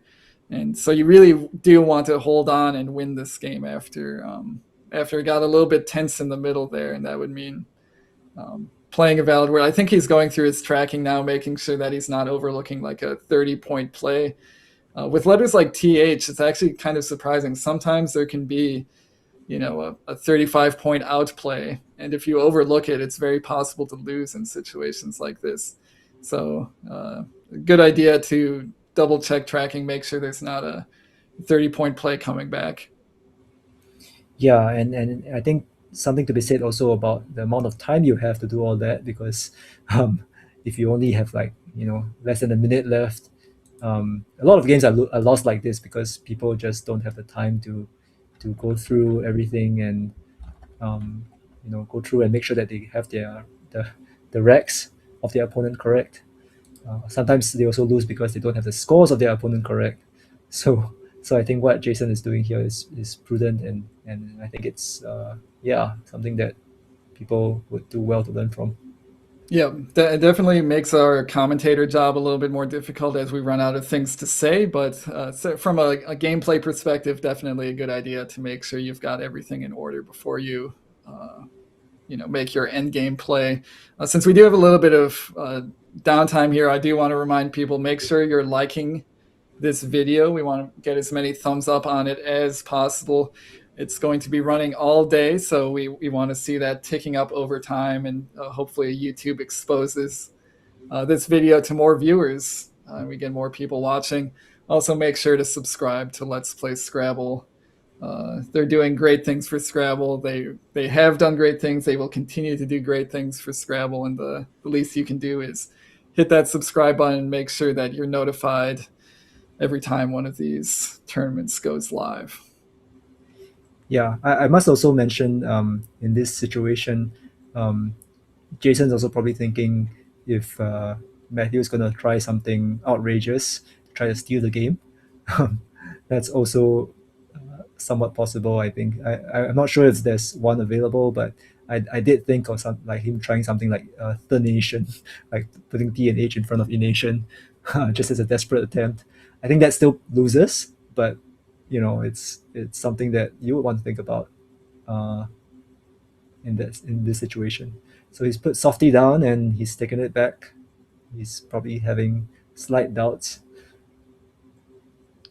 Yeah, if he sees Softy and doesn't see Fatty, it actually gets a little bit tense. You might be a little bit afraid you're playing a phony here. But we do see him committing the play, and it is getting challenged. I'm not surprised here, honestly. If this were a phony 5, it would be Matthew's game. So I'm Yeah. sure some relief there from Jason's end as that comes back good. Maybe he was sure of it all along. He's just trying to bait the 5 points. But yeah, I mean, Matthew finds Thai to go out, which is his best play.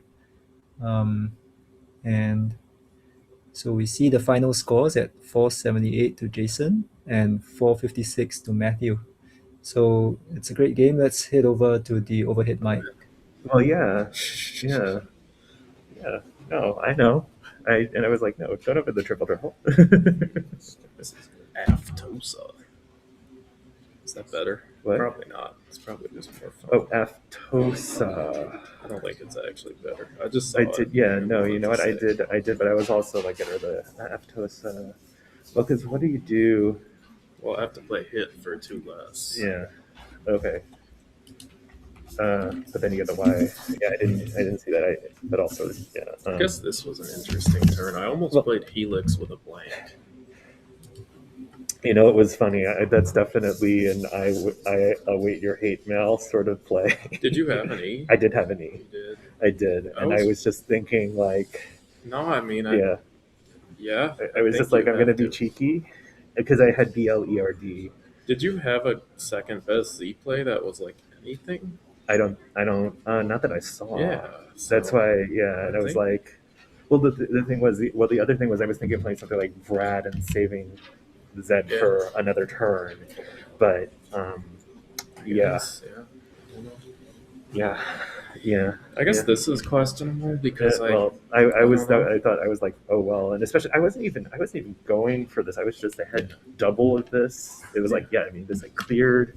It was like, okay, and honestly, I was hoping that I might hit an ING bingo to Well, this the G. is part of why I played ice. I figured you could have AEIOT because Yeah. it's 17 and you're Yeah. keeping the board Yeah. closed. It's Yeah. still better than Yeah, exchanging. right.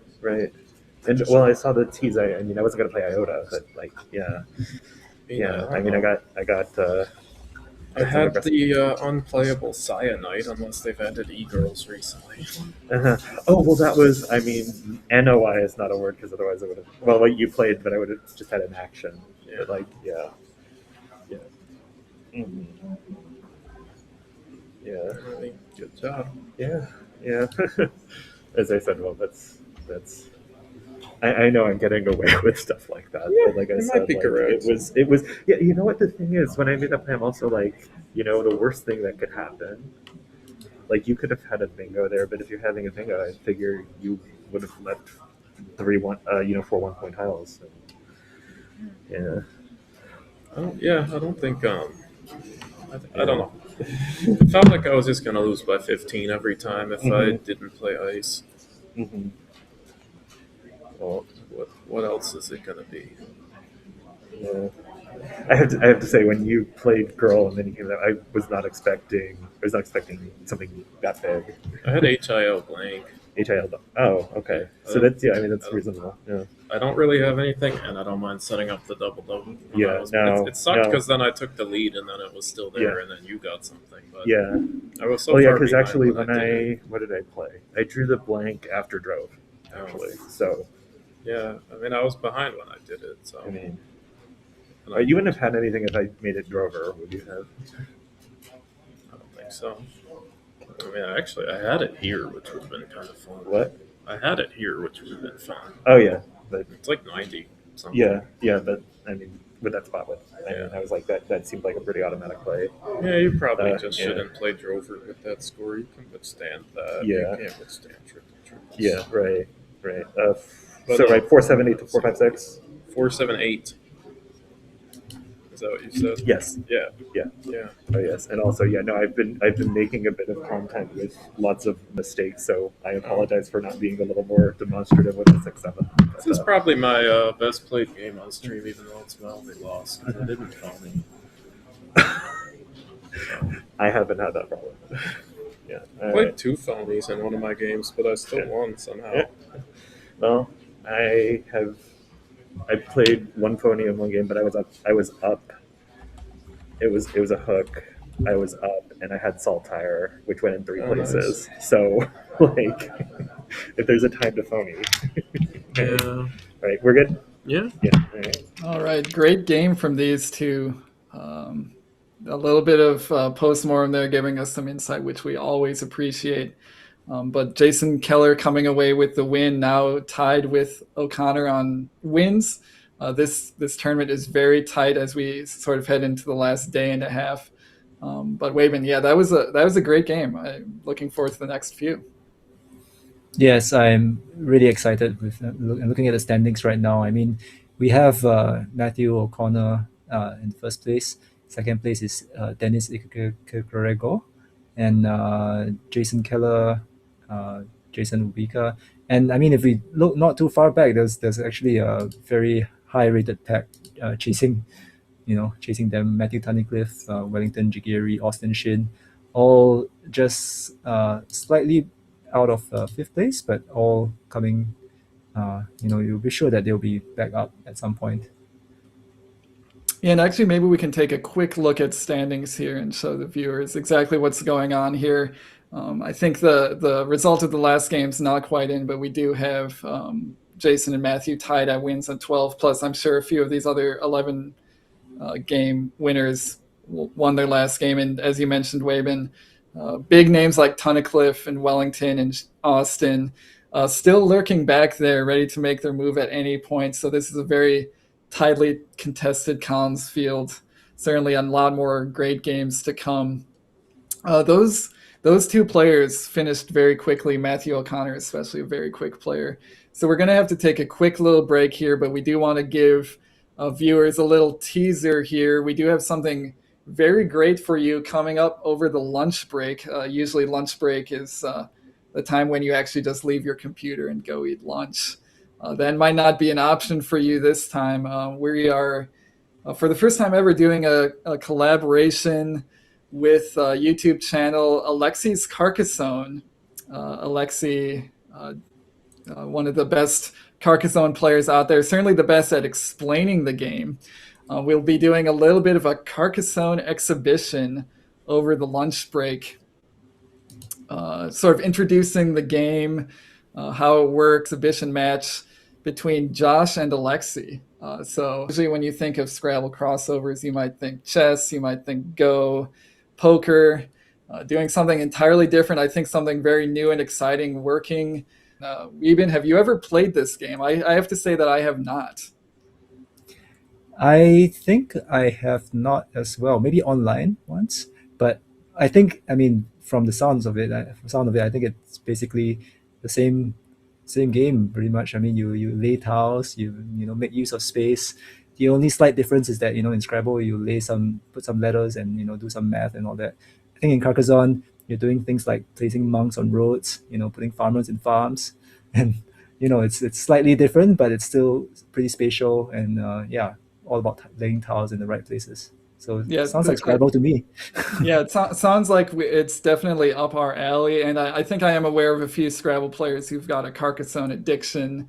So hopefully they're all tuned in and ready to watch this. I think it should be great, and I think it's great for Scrabble to sort of collaborate with these other game communities when we can, not just the big ones like chess, but ones that are maybe more our size like Carcassonne and others. To sort of raise awareness of all these great games that are happening, and maybe some Carcassonne players will drift over our way at some point as well, which could never hurt. So stay tuned over the lunch break. We've got 2 more games for you before that, but definitely stay tuned over lunch because that should be very exciting and very, I dare say, innovative and new for Scrabble. Yeah, so I think we'll have the next game coming up soon. It's going to be Matthew Tunnicliffe and Dennis Ikerego. I always get his name incorrect, but yeah, we're going off for a break soon, and stay tuned. We'll be back soon. Yep. Yeah.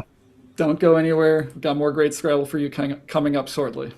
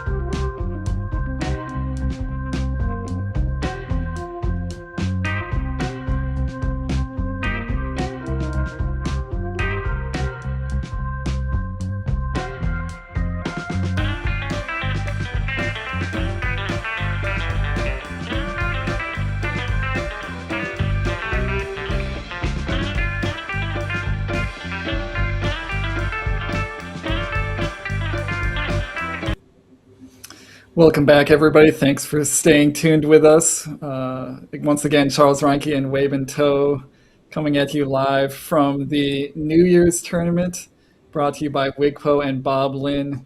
We've got another great matchup for you coming up shortly, that being Matthew Tunnicliffe, winner of the Albany the Albany July 4th tournament 6 months ago in the same location, winning, I believe, $15,000. Looking to take more money from the city of Albany, going up against Dennis Akekrigor, who was the runner-up at the NASPA Nationals in Baltimore last year. So very high-powered matchup. Wavin, this should be a great game. Yeah, two amazing players, and unfortunately I didn't see both of them in Ghana, but and actually quite a few of the strong players in this tournament as well. But it's great to be watching them here, and it's going to be a really competitive matchup. Yeah, and we've got player cards coming up shortly, and we do want to give a shout out to Josh Koff, Josh Greenway, the whole Let's Play Scrabble team for just making these streams better every single time. Things like the player cards that you're about to see, the head-to-head matchups, and all that new stuff that you saw on that break screen. This is all new stuff. We got live game results, upset wins, big ratings upsets, live standings, in addition to the player cam that everybody expects to see.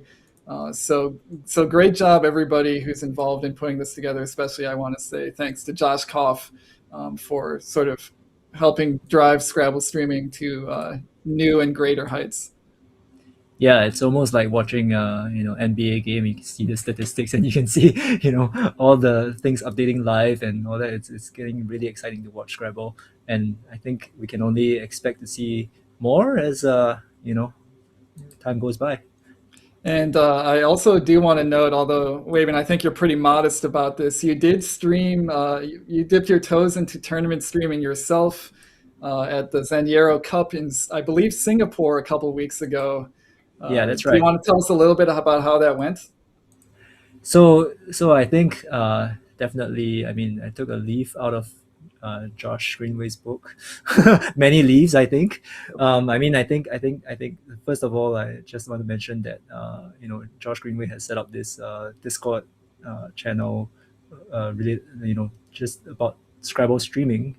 Just to promote Scrabble streaming, and I mean, he's shared so much information in there, and I think there's so much that I learned from that Discord channel that he set up, the Discord server that he set up. And yeah, for me, I was trying a slightly different approach, something that is a little bit more minimal in terms of equipment, and trying to deliver a decent experience as well. And there's still many improvements to make, but hopefully we can do more streams in Singapore and more streams in Southeast Asia, and we'll try to catch up to Let's Play Scrabble. But let's just say that Let's Play Scrabble is just improving leaps and bounds every time. Yeah, catching up to Let's Play Scrabble might be a tall order, but definitely thanks to Josh Greenway for sharing the expertise and the insight into how this all works. And I think we're seeing more and more Scrabble organizations dip their toes into streaming. I think the Association of British Scrabble Players actually is streaming a tournament starting today, I believe. I'll double check that information. I think for the first time. So not just Southeast Asia, but Great Britain as well. And then, of course, we saw Ghana. We're seeing more and more international tournaments being streamed, not just here in North America. So thanks to everybody who is sharing their insight, and also people like Wabin who are trying it for the first time, finding out, some parts are easier than you think, some parts are definitely harder than you think, but that you can pull it off, and it's great when it happens. So I think we can start getting this matchup set up for you. Once again, it's going to be Matthew Tunnicliffe versus Dennis Akekrigor, two very good players. Matthew was not at Worlds, but he certainly is the caliber of player that you would expect to see at a World Scrabble Championship. He has been dominating North American Scrabble for a long time now, winning the NWL Nationals. I want to say 2014, but I think I'm getting the year wrong, so don't quote me on the year. But he's been at the top of his game for over a decade now. So he's an extremely strong player, not at the top of these standings, but certainly is one of the players we expect to make a late run, if anybody. And then, of course, Dennis Akekregor, strong Nigerian player, now primarily playing in North America, also has had some extremely strong performances. Let's get their cards up and see what we're looking at here. Tunnicliffe had a recent small tournament win in Gatineau, I believe, against a pretty good field. And we can see here, I said he was dominant. I think a 64.5 career winning percentage does qualify as dominant. Yeah, ranked 4. That's pretty good, pretty strong. Yeah, I as I mentioned, like this is one of the players that I would expect to see at the Worlds anytime. Yeah, I've played against him once. I think he beat me in that game. But Dennis also, no pushover. Let's move to his card now. Ranked 7, 59.1%. CSW in America, which is definitely tough. And we look forward to see the head-to-head record between the two of them. Oh, not as many games as I would have expected to the Northeast part of North America. Tunnicliffes, I've only met one time. It's a little bit of surprise given that they've played in so many of the same tournaments. But Tunnicliffe does have the one win in the series, and it was by a pretty good margin. His first win against Matthew. We'll see if we can do it here. I think the players are ready, and we can get underway.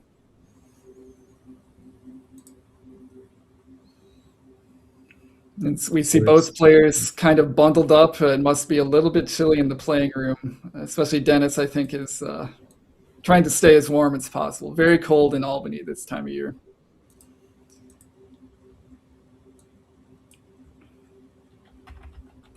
All right, first rack for Matthew. A little bit consonant heavy. You don't like to see the V and the H together, but I think he does have some ways to get out from underneath this. Wabin, what are you thinking here? Yeah, first thing I saw was actually DAITH, which is a new word, like Daith. But probably you want to get rid of the V here. So there are some options for that. Vita, VITTA. It's quite a good choice because it puts the V on the double letter score, keeps H, which is much better than keeping a V. There is another option of playing David, DAVIT, which actually keeps a slightly superior leave of T and H, but sacrifices some points. So, and I think the thing about David as well is that it exposes a vowel to a double letter score, which allows your opponent to play parallel plays. Yeah, I think all things considered, I would go for Vita here. It would be very tempting to play David, and the TH just has so much synergy. But if your opponent has a Q, for example, you're just giving back free points for nothing. So maybe, and I guess I would say it's also a 2-point sacrifice in addition to the vowel placement. So I think I do prefer Vita, but they're pretty close here. Yeah, I must mention that Vida does take an E back hook, which is maybe why he did not choose to play it. And I think the other thing about David is that it actually, well, I have no idea how to pronounce David, but that was my odd attempt. But so the thing that is interesting about it is that it kind of like forks the board as well. I mean, it puts the V in the center, and you're kind of guaranteed that you have some place to score in next turn, unless your opponent plays through to the V. And we also do see, I mean, Matthew cannot predict this, but putting the D out there gave Dennis the floater he needed to play wounding with a blank G. That was his only bingo. He played it very quickly, which I think is fair given that he had the W and a U and 2 N's. Not a whole lot of other options would be in a rack like that. So Dennis going very quickly for wounding here. One short of the double letter or the double word score, and Wavin, do you think these players are thinking about the S hook? Do you think they know the S hook? Does the S hook work? That's those are all questions here. Yeah, interesting. I mean, I think I think both players should probably know the S front hook of wounding, but the S back hook, maybe. I mean, you need to kind of specially study that, I think. Um, yeah, I would not be surprised if you know that they're sure of the word as well. I mean, these players are really at the top of the game. Yeah, and I know specifically that Matthew does spend a lot of time studying the ing S words. I'm not going to divulge all his secrets. He can divulge those on his own time if he wishes. But he does spend a lot of time thinking about ing words, ing S words, trying to keep them straight. And so I would not be surprised at all if he is fully aware that wounding takes an S. I think he is aware of which 8-letter ing words take an S and which don't. Which is honestly one of the hardest things to keep straight and one of the last things that a lot of players will bother to try to learn. We see Matthew going for hot here, which makes good use of sort of clunky tiles with the H and the U and the F, just playing a lot of them for 36 points. Feels very strong here. Does not do anything to block Dennis's best bingo to the T. We'll see if he spots it. He does have one standout play here that is clearly superior to the others. Yeah, I spotted burgers. Wasn't quite spotting Barghest, Barghest, which is the highest scoring play because it hits the triple word score. But yeah, I think he has his rack arranged something like as Barghest right now, so he's probably seen it. Yeah, Burghers. That was what I saw. Yeah, but 95 for Barghest. I think you can't turn that down. Yeah, if you spot it, that's definitely the play. There are some alternate spellings of Barghest. You can spell it with a UE. You can spell with, I believe, just an A. So there's, the slight chance of confusion here as to which spellings are good, but we see Dennis correctly identifying this as a valid spelling of Barghest. We expect this blank to be an A. This is going to be 95 points. He's going to have a huge lead early here against one of the best players in the field. Yeah, it's a great spot by Dennis, and two blank bingos to start the game. Yeah, it's a perfect start for him. Matthew now has Sanifies, something that pretty much a face value bingo, and opens up another 9-timer line. Yeah, but he has to do what he has to do. He has to play it. Yeah, we do expect this to come down if he sees it. Matthew, very strong from a word knowledge perspective, so this would be a very uncharacteristic miss if he doesn't notice it. He is down by 110, so he's probably okay with a bingo like Sanifies, which just puts a lot of floaters in space in addition to putting an S in the triple line. That just makes his future comeback a little bit more likely, I would say, with all those floaters for future bingos. But he does need to take a little bit of time here, make sure he doesn't have anything through that R, for example, would be a nice place to bingo. Maybe even from the B if he decides something like Banifies was a word. We hope he doesn't do that, but should certainly be looking in those spots. I do eventually expect to see Sanifies come down here. Yeah, it's always important to kind of just make sure that you're not missing anything with this kind of racks. Yeah, I mean, I think through the R there is Sanifier, but it doesn't quite fit on this board. Yeah, and so I think what Charles said was right. You have to kind of hope that Dennis doesn't have something to get back at you, bite back at you when you play the S in that spot, because you're behind by so much. You actually need to open up the board a little bit, and Sanifies does exactly what he wants. So it goes on the board, satisfies. Good spot by Matthew. Yeah, and actually, Dennis does not have the letters really to capitalize on this new spot. So this is kind of exactly how Matthew would hope for it to turn out: is open up space like this. Dennis is all sitting on one pointers. Looks like Dennis might be holding this play. Since it Yeah. is Matthew's only bingo, if he can challenge it off and not give back additional bingos, he really takes full command of this game. So there is a lot of upside here to just giving Matthew the extra 5 points and double checking that this is really a word. Yeah, I mean, I have played Dennis before, and I do have the experience of him holding plays for quite a while and deciding not to challenge. So I mean, in this case, he has decided to hit to the challenge computer. Yeah, but I think for Dennis, he's someone who wants to make sure, 100% sure that the words are good. And yeah, I mean, why not? I mean, his reg is not great in this juncture, so he can't really capitalize on the spot.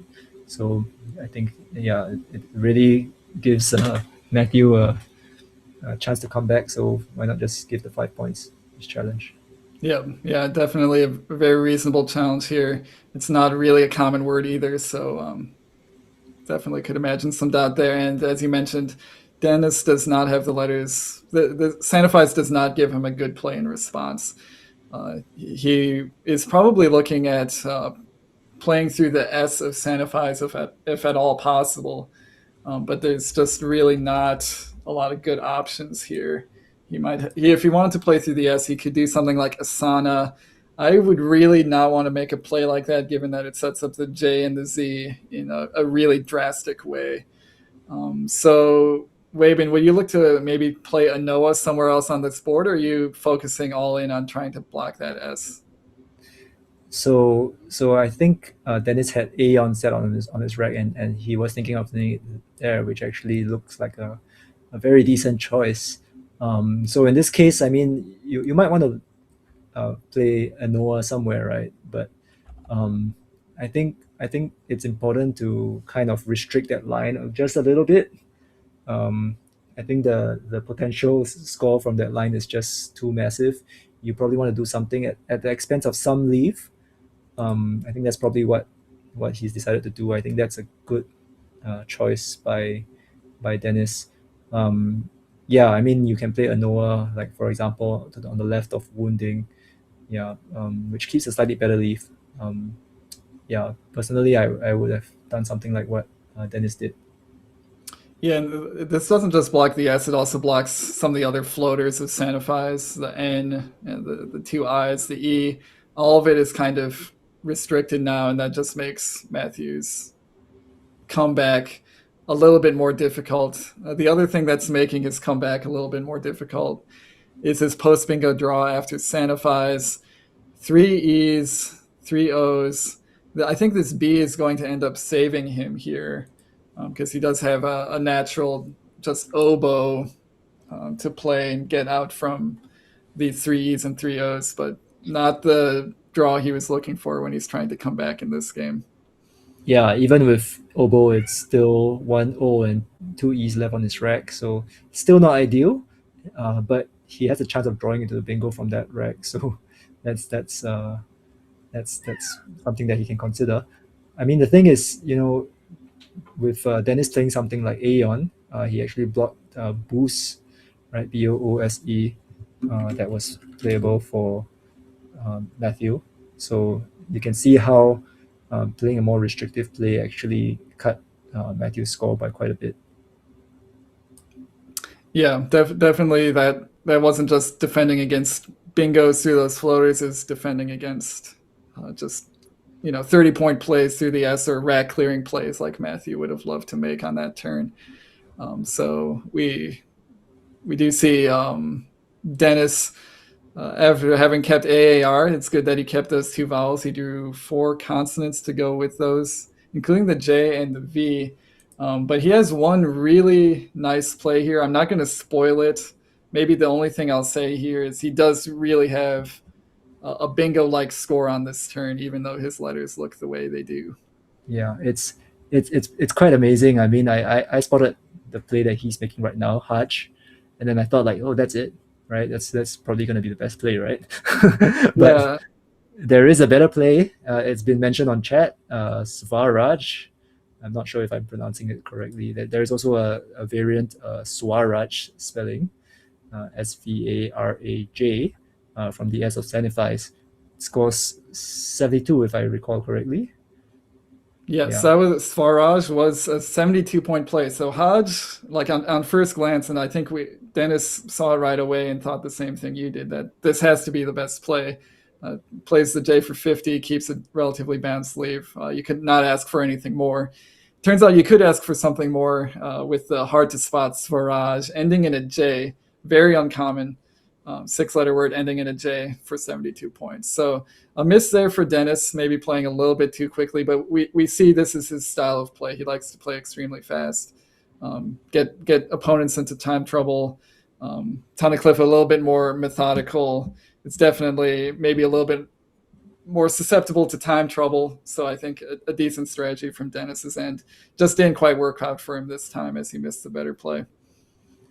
Yeah, and it's amazing. I mean, Dennis just picked into a bingo as well. Lava Oh, Terra. yes. It's gonna be pretty fun to watch. Yeah, but we'll see what Matthew can do. I mean, his tiles are quite synergistic, I would say. He has a few options. He can play, phase down at the left of Haute, Haute.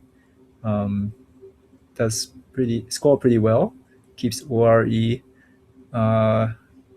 I mean, what do you think you would do in this situation, Charles?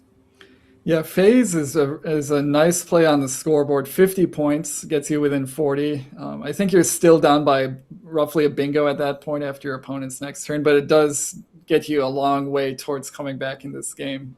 Matthew is down by 90-ish at this point and needs to start scoring here.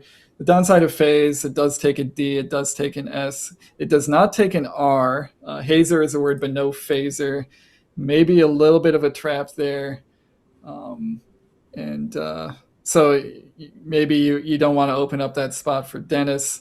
So I would honestly be a little bit afraid of a little bit of a play like phase. I would maybe go for something next to wounding, maybe something like Zoa or Zoia, making Boa. You sacrifice a little bit, but you are keeping a more balanced REF leave.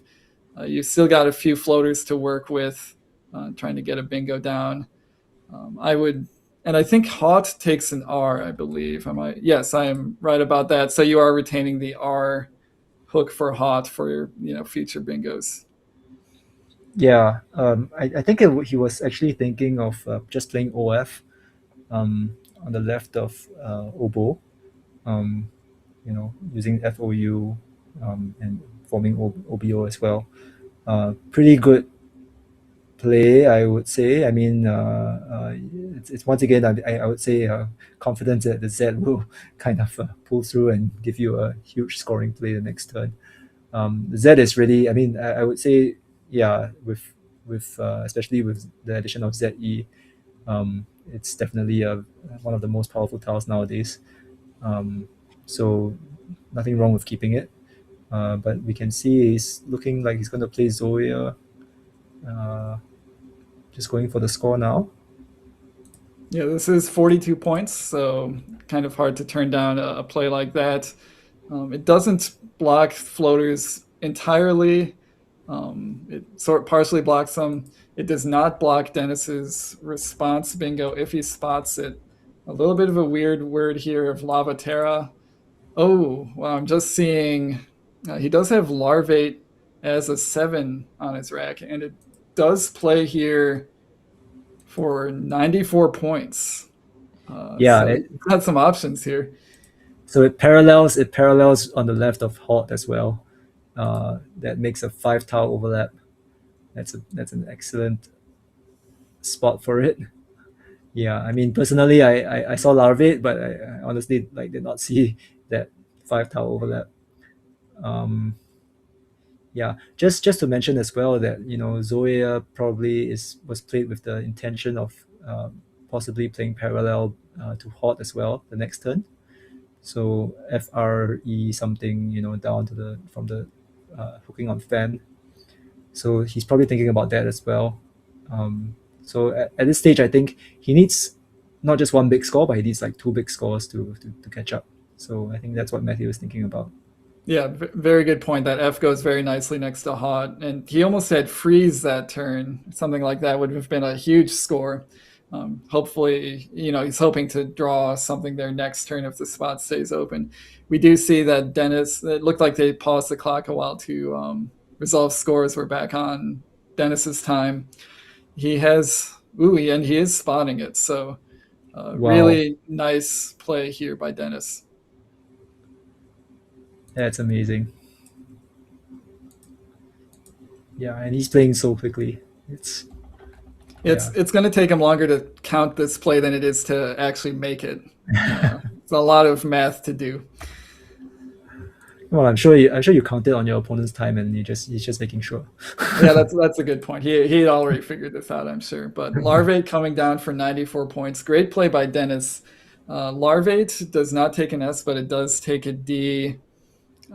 Matthew does not have the D, so that's kind of out of the question at this point. Also, his draw was maybe not exactly what he wanted if he's going for a bingo. But he does have other options here. That L next to the triple word score gives him something like Crone for 48. We've also still got that S hook on Woundings that could still come into play. Just dropping KS for 50 is also kind of tempting here. We'll see what Matthew comes up with. Yeah, Bingo has forsaken him, and now he's. And I think the tough thing about this is also that he has these new spots that opened up on the board that he kind of can't really do very much about. There is he can if he's sure of Woundings, he can play something like KATS. If he wants to open up the board a little bit more, he can play something like Fatso, in the same spot. But he can't deal with everything at the same time because Larvate just opened, two spots that potentially Dennis can make use of. I mean, from his point of view, maybe that's not too bad a thing, right? He needs both spots to catch up, maybe. So yeah, I mean, and there are still other places that he can score. Yeah, I think he needs to be not just thinking about this turn, but how he's going to actually win this game, and that involves multiple high-scoring plays in a row, which it can be kind of hard to do. And you see intermediate players fall into this trap where they get behind and they don't want to get further behind, so they start playing defensively. That's not how you win a game like this where you're down by 140. You need to keep things open as much as you can and just hope that your opponent's letters are so bad that they can't capitalize on the spots that remain open. So Matthew's probably looking at that spot to the left of Larvate. It was mentioned in chat that a QUA play there, for example, or QUO, something like quad or quat, would be totally devastating there. You see that and you think, I must block that spot. I cannot let that happen. But it might be in his best interest just to sort of leave that alone, see if he can make something happen there. Maybe, do Crone first. Maybe that's the spot that you want to take out first. But there's a few different ways he could go about this. I think all of them probably involve him keeping the S. I guess I would say I'd try to keep the S here and try to bingo with it. I think a bingo is definitely part of this comeback here, and the S helps with that. So maybe I would turn down Woundings this turn to try to keep the S. But yeah, a few different ways he could go about it. Yeah, it's difficult. I mean, you also don't want to sacrifice too many points on this turn, right? Because you are just that much behind. And you know that on this board, Dennis also has much scoring potential. So you are thinking, I mean, yeah, bingo is what you need, but yeah, sometimes you just need the points as well. So it seems like he's going for froze, which is pretty interesting choice because he's actually setting up his K. Hopefully, he's hoping that he draws some vowels to make a play in that spot the next turn. I would say it's a pretty intelligent setup, right? And it maintains it scores pretty well as well. Yeah, and Dennis is going to play Squid very quickly, putting time pressure on Matthew. And Matthew does not seem to have drawn the tiles that he wanted. What would Yeah, you say about this? this is not a great draw for Matthew. He, as you mentioned, froze was a little bit of a K setup at the top, and now with no vowels, I think he has no choice but to play this. And so we see him, I think, demonstrating his knowledge of the hooks, the ing hooks. I'm sure he's not worried at all if this gets challenged. This feels like one of Matthew's specialties, his knowledge of these ing hooks. He is Yeah. on hold. This is a 50-point play, so I would hold it too.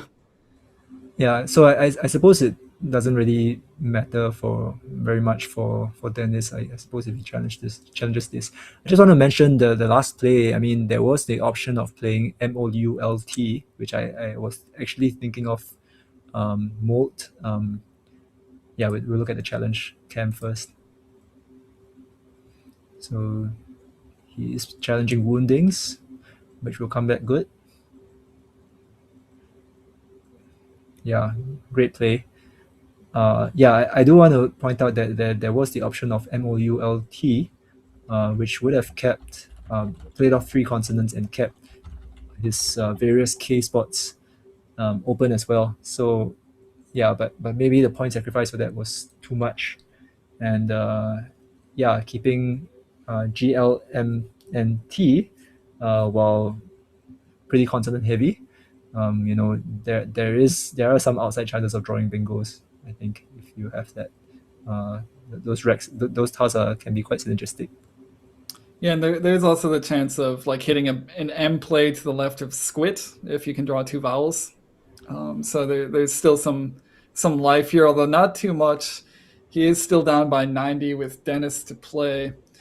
Dennis had previously played Squit. I'm actually trying to remember if squitting is a word. No squitting, all right. So we don't have to worry about squitting, but there is still that S hook on Squits that he probably will want to take care of in short order. So that would be one place to look at to the left of Squit. But he also has the spot on top of Froze if he wants to play there. Wabin, what do you think he should do? Yeah, I mean at this stage, I think just score and just outrun. Yeah, I think at this stage probably what he wants to do. I mean, besides just scoring and outrunning, is also just to take stock of what's in the bag. And I think kind of looking at what are the biggest threats that he needs to block, or maybe like control in the next few moves.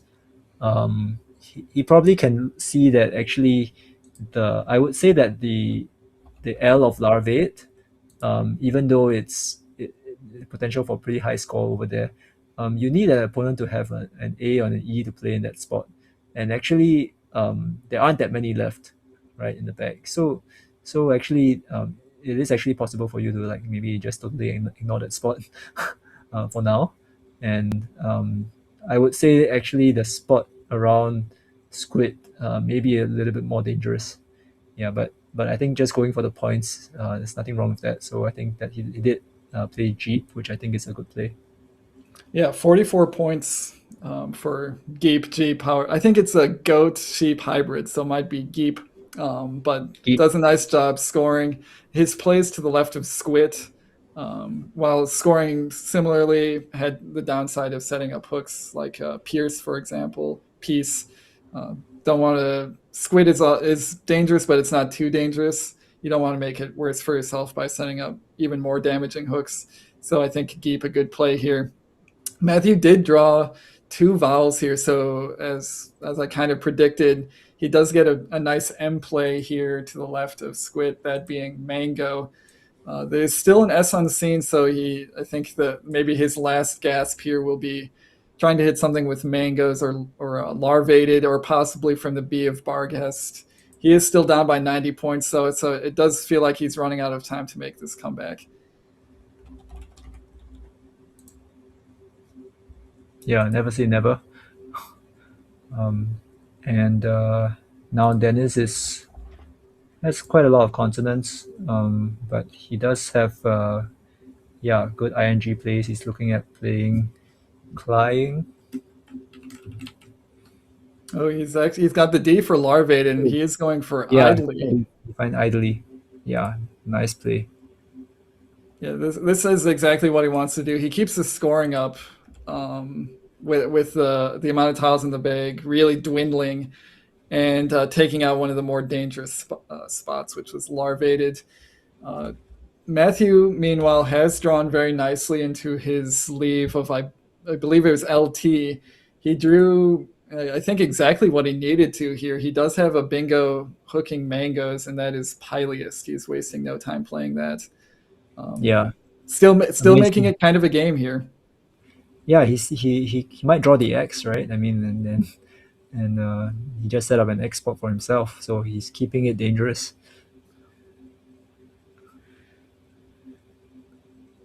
And it looks like, again, he's on hold. This is another situation where if you can challenge off this bingo, you've basically won the game. Whereas the extra 5 points might not make too much of a difference. I shouldn't say that, though.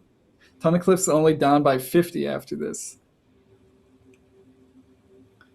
Yeah, this might be courtesy tiles here. Yeah. It's prudent for you to hold if you're not sure of the word, or you just want to make sure, right? I mean, the score line will be a lot more dangerously close if the word remains on the board. And there's also the mangoes hook here. Mango does take pluralizes with an ES. If you think it might only pluralize with an ES rather than just the S, that would be another reason to hold. We do see Dennis, for multiple reasons, possibly deciding to challenge this. We'll see how many words he challenges here, if it's one or both of them.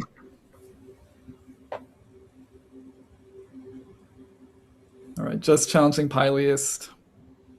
And it does come back good. So Matthew, 5 points closer. That is now a 94-point play.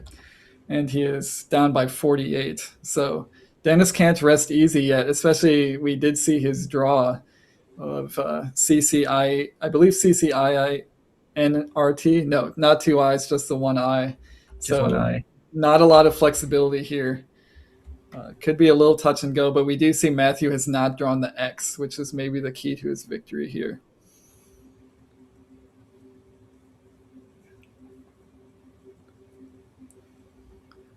Yeah, let's wait to look at his letters.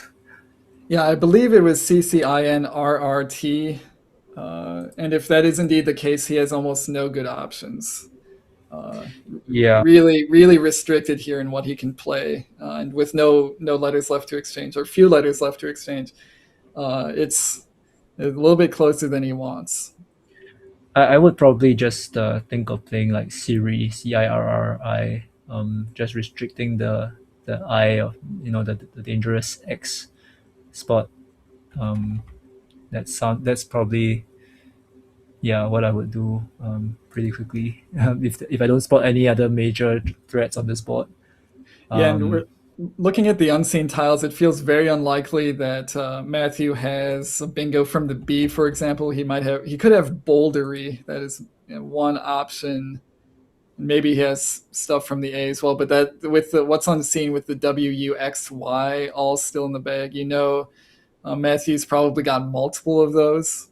It feels like he probably won't be bingoing. We are getting word from our producer that Dennis's rack cam actually froze, and so it looked like he had never actually looked at his letters before making that play. He just picked them from face down off the table. But he is playing with letters.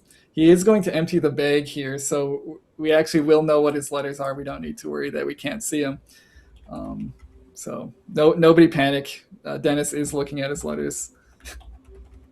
Yeah, but Cirri is really a great play. I mean, it's players like at the Dennis level that know how to track and really neutralize the threats on the board. neutralize the potential X bomb that Matthew could have had. So great play by Dennis, and I think I mean that's actually a good lesson for everyone. I think don't just play the play that leaves you the best leave and scores the most. I think you really have to see what your opponent might have and what are the threats that are on the board. Yeah, this is kind of an object lesson in the usefulness of tracking. If you know the X is out, there's this 50-point X spot. It becomes pretty obvious what to do in that situation. You block the X spot. Now we did see Matthew does not have the X. He has a lot of scoring tiles, but really in this situation he doesn't want those scoring tiles. He either wants a bingo and go out with a bingo, or he wanted to play an X on top of Pileist. With neither of those options available, he can score decently on this turn, and I don't think it's going to be enough, but with the lack of flexibility from Dennis's end, Matthew might be able to come up with an out in two here that gets him relatively close. Yeah, I mean, it's pretty much it. This is, just looking at championship player territory, right? I think something like, just out in two, WYLE, probably. Yeah, and then he has 2 spots, more than 2 spots for mud. That seems, but I don't think he's rescuing this game. Yeah, definitely something like while on the left. And I accidentally committed that play as I was doing some analysis. So apologies that the scores briefly changed. Something like that can get him pretty close. But Dennis does have VOX from the V of David, which is going to score too much. If that play wasn't available, Dennis doesn't have too much else he can do with the X here. So it's going to be a little touch and go, but I think still Dennis's game. Yeah.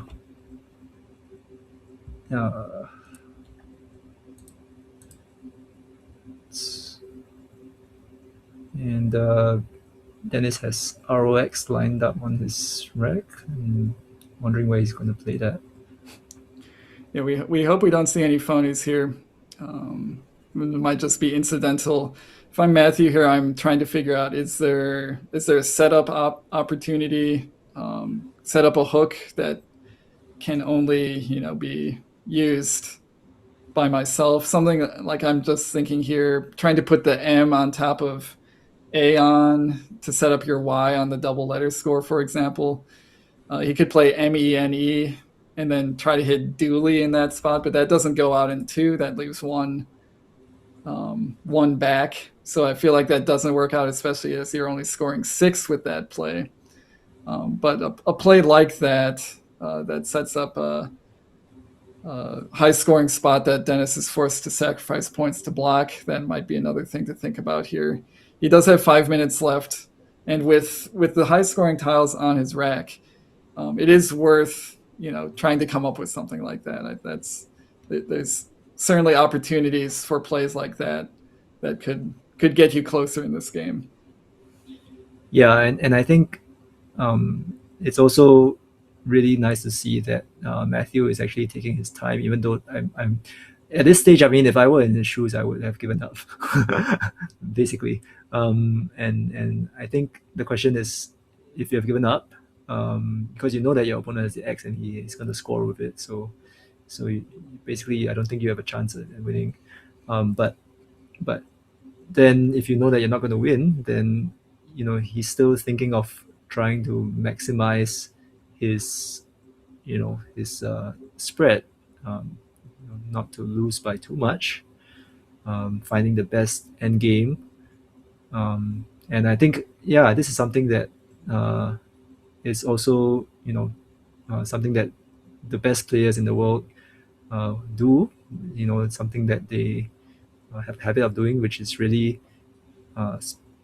finding the best move regardless of the situation, maximizing their points.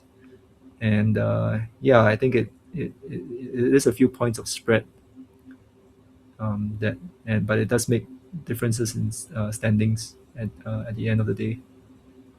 Yeah, we see both players sitting on large amounts of spread, but it is very possible that spread does come into play for final standings. Maybe not necessarily even first place, but just for the placement prizes, which are quite generous at this tournament. Again, thanks to Word Game Players Organization and Bob Lynn for donations to this tournament to bump up the prize pool a little bit.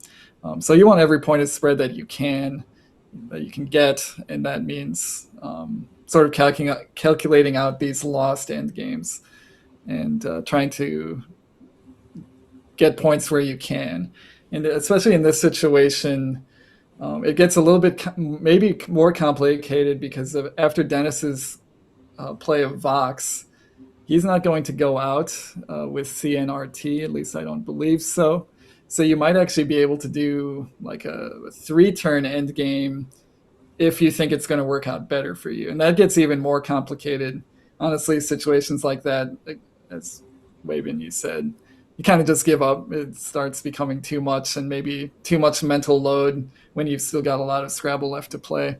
But it is in a kind of an interesting situation where you might be able to extend this end game a little bit. Yeah, I mean, I'm totally in awe of people who can do this, like to actually play through this end game and think about out in 3 and all that.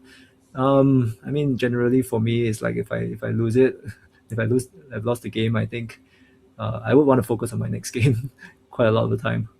And I've heard. I mean, I know that my own attention span is limited, and I can only spot the best move how many times on a day maybe. So I think like sometimes I conserve my energy. Yeah, but. It's also worth noting. I think it feels like Matthew has unlimited energy. He does so well at these long events. I think his stamina might be higher than the rest of us, and it looks like he is going for a while here. I was wondering if he was going to play Vum to block Vox. It looked like Weil might have been unblockable. Yeah, maybe unblockable, or at least you have to sacrifice a lot of points to block.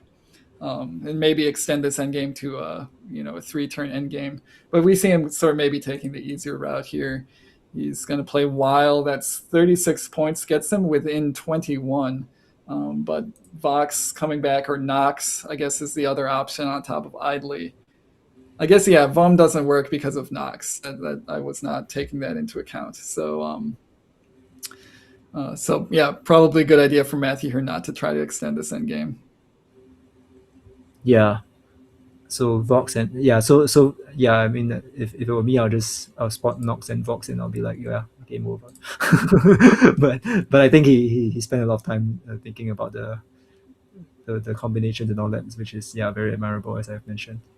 And we see Dennis playing Nox very quickly. He does have crit to go out, but I fully expect Matthew to just go out first ahead of Dennis. Yeah, so he does have MUID as well as DRUM, and drum in actually 2 spots to go out. Yeah, he could think about whether he wants to block that Eye of Siri and force Dennis to make one more play, but I think he sacrificed too many points to block that. You give Dennis a chance of playing off his C, which is a lot of points. So you basically aren't going to come out ahead in any of those sequences. He is down to his last 20 seconds. He's making the most out of his 25-minute allotment, whereas I don't know if I've ever seen Dennis run down his clock to the very end. A very quick player this game as well as every other game. And Matthew finds his highest scoring outplay of drum, gets 10 from Dennis. Final score is going to be 472 to 504. Very high scoring. We'll see if we can get the overhead mic. But I know there's a Piley. It doesn't break. This might be new. I had you mistracked at the end. I couldn't find where your last tile was. So can I just, if I block this is what I wanted to do. You can't win. Hmm? You cannot win. What do you do now? Vox. Yeah, okay.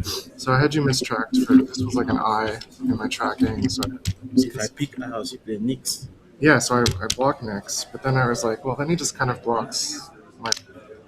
Well, that doesn't actually work. Yeah, so maybe I just do this. But then I fixed my tracking and I didn't know what your last tile Oh, was. why? I can't Yeah, it block. still fits. Yeah, with an O, I think I'm in trouble because you just do that. Vox. Unless I missed it with this. Which I spent too long fixing my tracking. I wanted to play Lindy, yeah, when I played this. Lindy. Indeed. It stops me from making setups, but this is also a. Are there Yeah. any D's left? No, that's, No. you have the last D, so. No, there's a D. Yeah, okay, so maybe you have to block that. Yeah, that's right. He came back strong. I was scared with the X.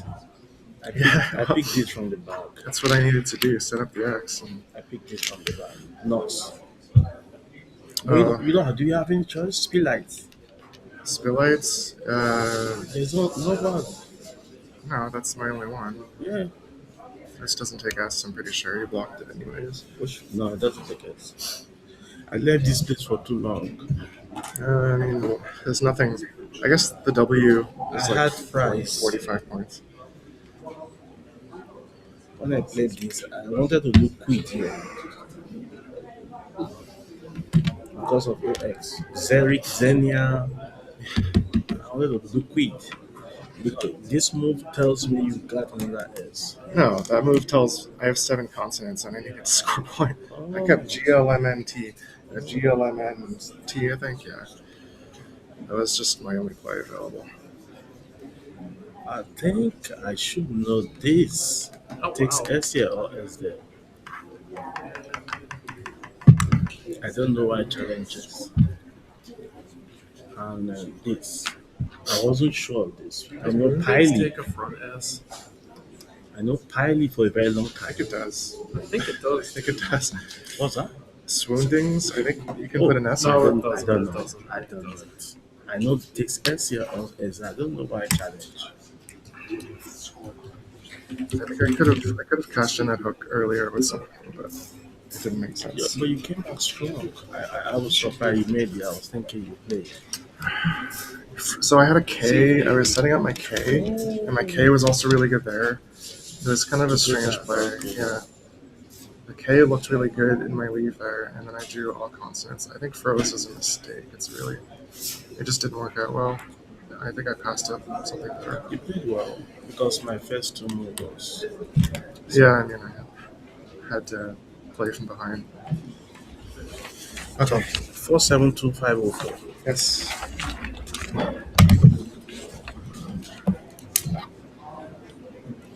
All right. Great game from these two. Again, some nice insight there as to especially Matthew's thoughts on what he was doing with the K in various turns. But a great game. Dennis comes out with the win, 504-472. We do have our next matchup scheduled, although players aren't ready yet. We're going to be seeing Dennis Kekrigor once again. He doesn't have to go anywhere.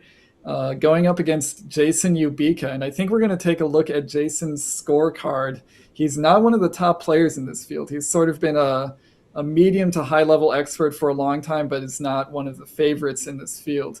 But he has been doing extremely well this tournament, and we're going to get to see him on stream shortly. I'm going to do a quick refresh of the standings and see where he's at. He is currently at 12-5, having lost his last game. Can we get his scorecard, I guess? Otherwise, I will narrate it. But he has been playing some very good players and beating them. He's got wins against Matthew O'Connor, Matthew Tunnicliffe. He's got a big win against Jason Keller. He's been taking down some very good players, so I think he's earned the right to get on stream here. And we'll also get a quick look at the standings here. Dennis needs a little bit of a break between these games, so I think we'll kill some time here and look at the standings. Jason Keller's still in first place with a 13-4 record. Winter, who started this tournament 11-0 and then dropped some games, now back on a little bit of a winning streak. So he's climbing back up there, making sure that his single name is still in contention. And then a nice list of the players we expect trailing in behind them.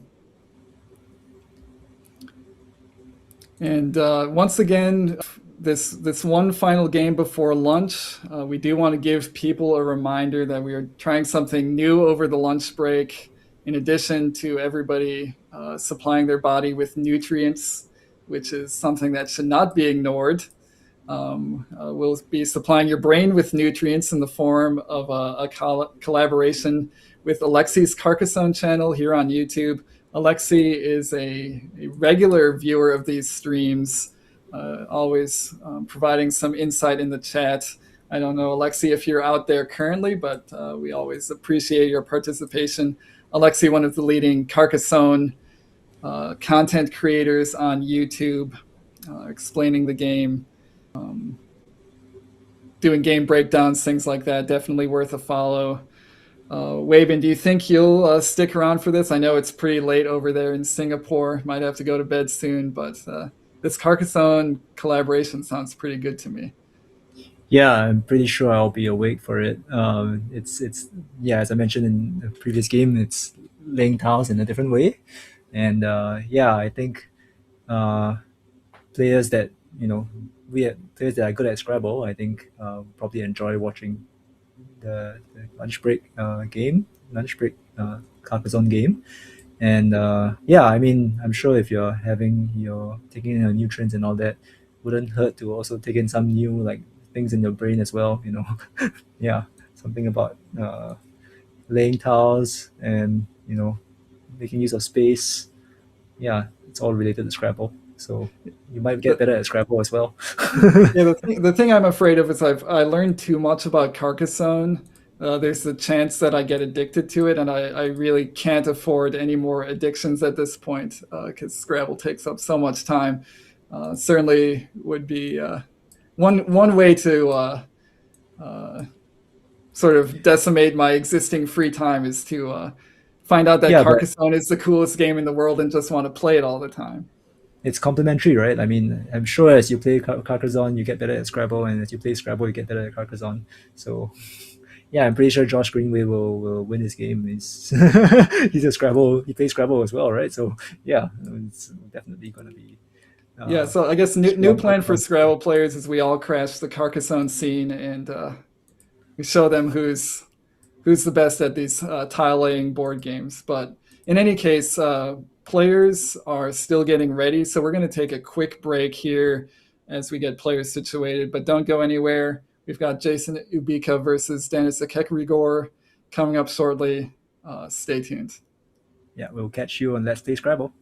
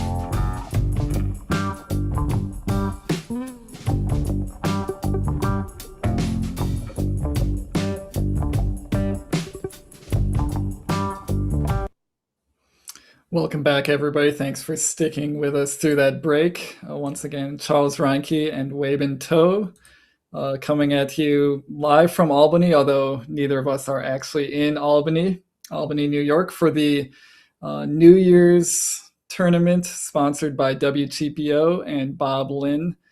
We've got a great matchup for you coming up shortly. We've got Jason Ubika sort of making a comeback in the standings here recently versus current first place holder Dennis Ikekrigor, who we just saw in our previous matchup. Wei-Bin, I think this is going to be a great game. We know what Dennis is capable of, and I think Jason is showing this field what he's capable of in these last few games. Ooh, you are muted, Wei-Bin. Hello. Yes. So I was saying that it's going to be a good matchup. Jason, I have not seen him play that much, but I think he is actually seeded 10th in the field, and he's 6th now, so he's a slight overperformance. But yeah, I'm sure that we're going to be watching maybe an explosive match, just like the previous one. Yeah, we should be looking at the player cards. Yeah, so first for Jason. Yeah, Charles, you can take us through. Yeah, Jason is currently rated 1878. He's sort of historically been an 1800 to 1900 level player, sometimes sneaking above there, sometimes falling a little bit below, but constantly battling out with the top expert players in the Canada and northern North America area. So he's no stranger to playing against these top players. And we see he's a very prolific tournament player with almost 5,000 career games played. Definitely a fearsome cons opponent for anybody. And Dennis, as we mentioned in the previous game, a player from Nigeria, currently primarily playing in North America, doesn't have as many games for a couple years at this point, but has consistently been rated over 2,000. Always, fighting it out for the top positions at these tournaments. And we've seen, many times on Let's Play Scrabble exactly what he's capable of. A very exciting game. Yep, let's look at the head-to-head record. And wow, it's 6 to Dennis and 2 to Jason. So it's I guess Dennis is the favorite going to this, but it's hard to tell really. I think as I said, and as Charles said just now, Jason has really been creating quite a field, notching quite a few big wins, and we'll see whether he can, have one on stream against Dennis. So yeah, let's get to the board. Yeah, we'll get this game started. We did notice on that head-to-head, Dennis already has one win against Jason in this tournament, so maybe he has a slight mental advantage there, as already being this opponent once before. But then again, Jason might be extra motivated to get the win here and even it up to 1-1 in this tournament. Jason to go first here. Get a quick look at his tiles, and one of the first things we see is the blank. So always a very nice feeling, Wabin, when you can draw a blank on your first turn, even if you're not bingoing necessarily. Just feels maybe like a little bit of a weight lifted off your shoulders, as you know the bingo will happen eventually. Yeah, you just feel that you're in control, right? I mean, and you don't have that doubt when the blank is going to come out. You already have it. I'm not sure if he has a bingo on this turn though. I feels like he has to do some kind of dump of the Y. I think that's the tile that's hindering him. YOU or UEY. Which of these options would you pick in this situation, Charles? Oh man, this is actually kind of a close one. YOU and UEY would be sort of my two candidates here. I sort of always fall back on that advice that you get when you first start playing Scrabble. Don't keep duplicate letters if you can help it. So I would lean towards keeping ELO blank versus EEL blank. But at least Quackle thinks that the EEL leave is just very slightly superior to the order of 0.1 points. So that's such a small difference as to be mostly meaningless. I would then also be thinking, what does this do for me? And I think the conclusion I would come to is I like UE because I can place it with the E in the triple line and try to hit an 8 ending in an E rather than an 8 ending in a U or starting with a U. But we do see Jason going for this placement of UE, maybe setting up UEs he might be thinking about, but kind of splitting hairs there with all the different options. Yeah, you actually predicted my next question, which was where exactly do you place UEY? And we can see now, Dennis has played Strommed, which it's not a word. I think Strom, STROMB, is a word, and it takes an S, but I don't think it's a verb. And so we're gonna see it come off the board. Good challenge by Jason. I mean, it looks like the kind of word that might be a bit suspicious. So I think, yeah, he's right to challenge it. And now Jason has the blank, has the S, and has quite a few bingos that he can consider. And one of the bingos is a new word. Can anyone spot the new word? This is one that I certainly would not have spotted. Definitely an odd assortment of vowels in this one. But yeah, yes, there's a newly added word available to Jason if he spots it. I would be, I guess, more expecting something like areolas making U's. That would be maybe the more conventional, easier to spot play. Jason now has full knowledge of Dennis's rack, but since he's just going to have to bingo, and I think a quick look would make it clear that you're not going to give Dennis a bingo in response. There's no letter that you can give him that would actually enable him to bingo. So at least on this turn, maybe you don't have to think too much about what your opponent has, even though they gave you full knowledge of their letters.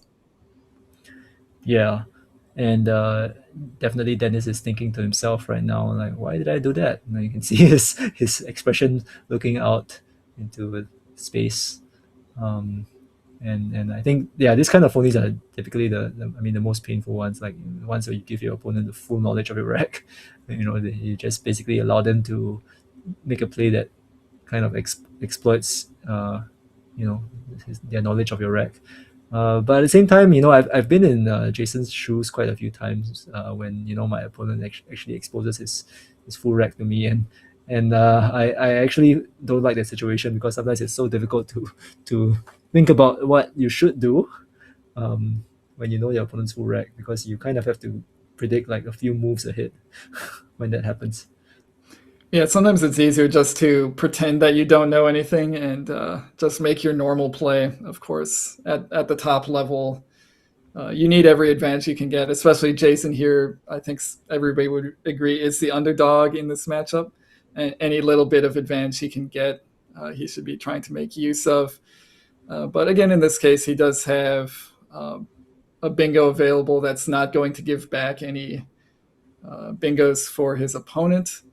And that's good enough. I think he shouldn't spend too much more time on this turn. We do see him going for areolas for 69.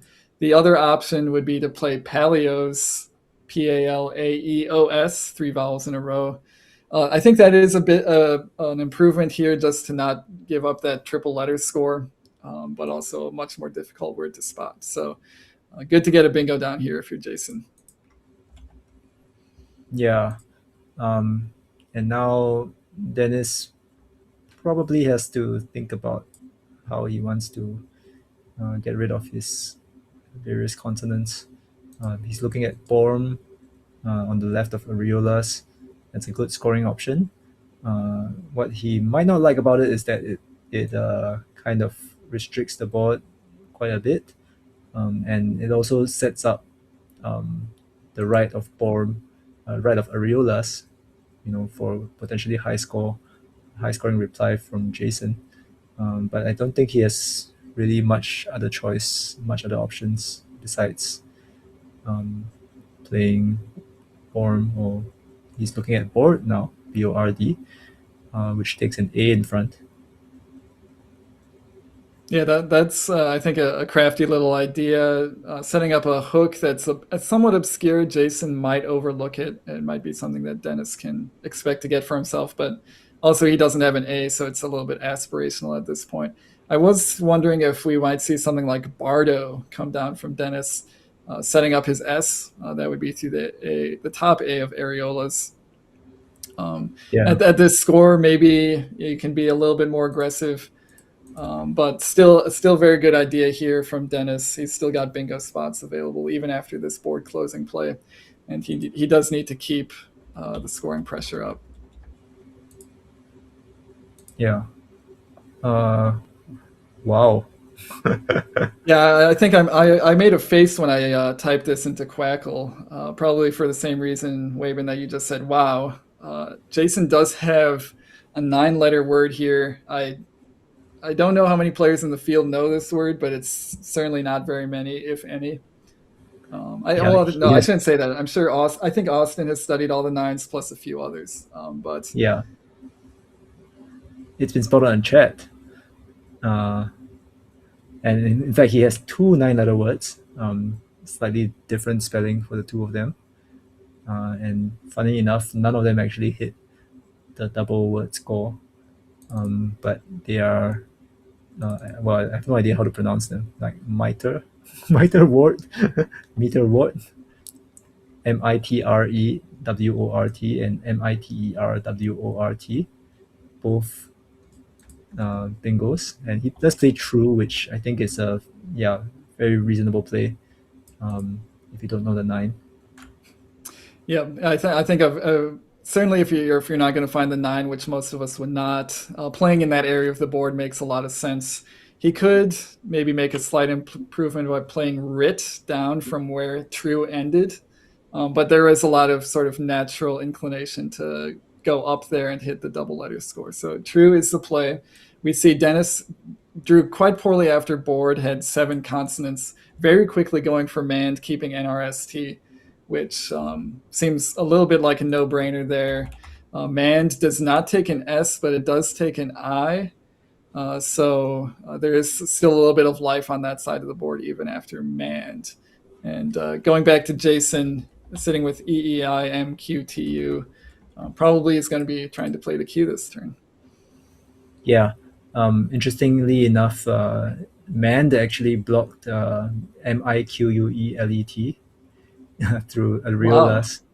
Yeah, so I'm not sure if Jason would have spotted that quickly, but I would have been pretty sad myself. But he does have the Q hook in front of UEY. Not sure if it's a good idea to use it, but it's definitely something that you might want to consider this turn. Yeah, that was sort of one of the other wrinkles of Jason's first decision of U versus UE is this little bit of a Q setup with UE, and he does draw the Q with a U to go with it, so he does have some options there. If he wanted to play there, he could do something like Quiet, but that might be, I don't know, it feels like it's opening the triple a little too much. Then again, he doesn't have a lot of other options for the Q. One other option, which I don't think we'll see here, is to extend bar to bark, putting QUE at the end of bar. That I think for obvious reasons, we're probably not going to see a play like that. Yeah, I think Quiet would not be a extremely quiet play. It will open up the board quite a bit. Yeah, I mean, he can consider also, straight away using the Mandy hook, MANDI, just play QI. But EMTU is not a nice leaf. Yeah, I mean, actually, he might also, he also opens up the S hook if he plays QI. Mandy takes an S. And yeah, he should at least be sure of Mandy's if he wants to play that now. Yeah, and I would say it's almost insulting, honestly, to have to draw the Q and the U together and then only play the Q and have to keep the U.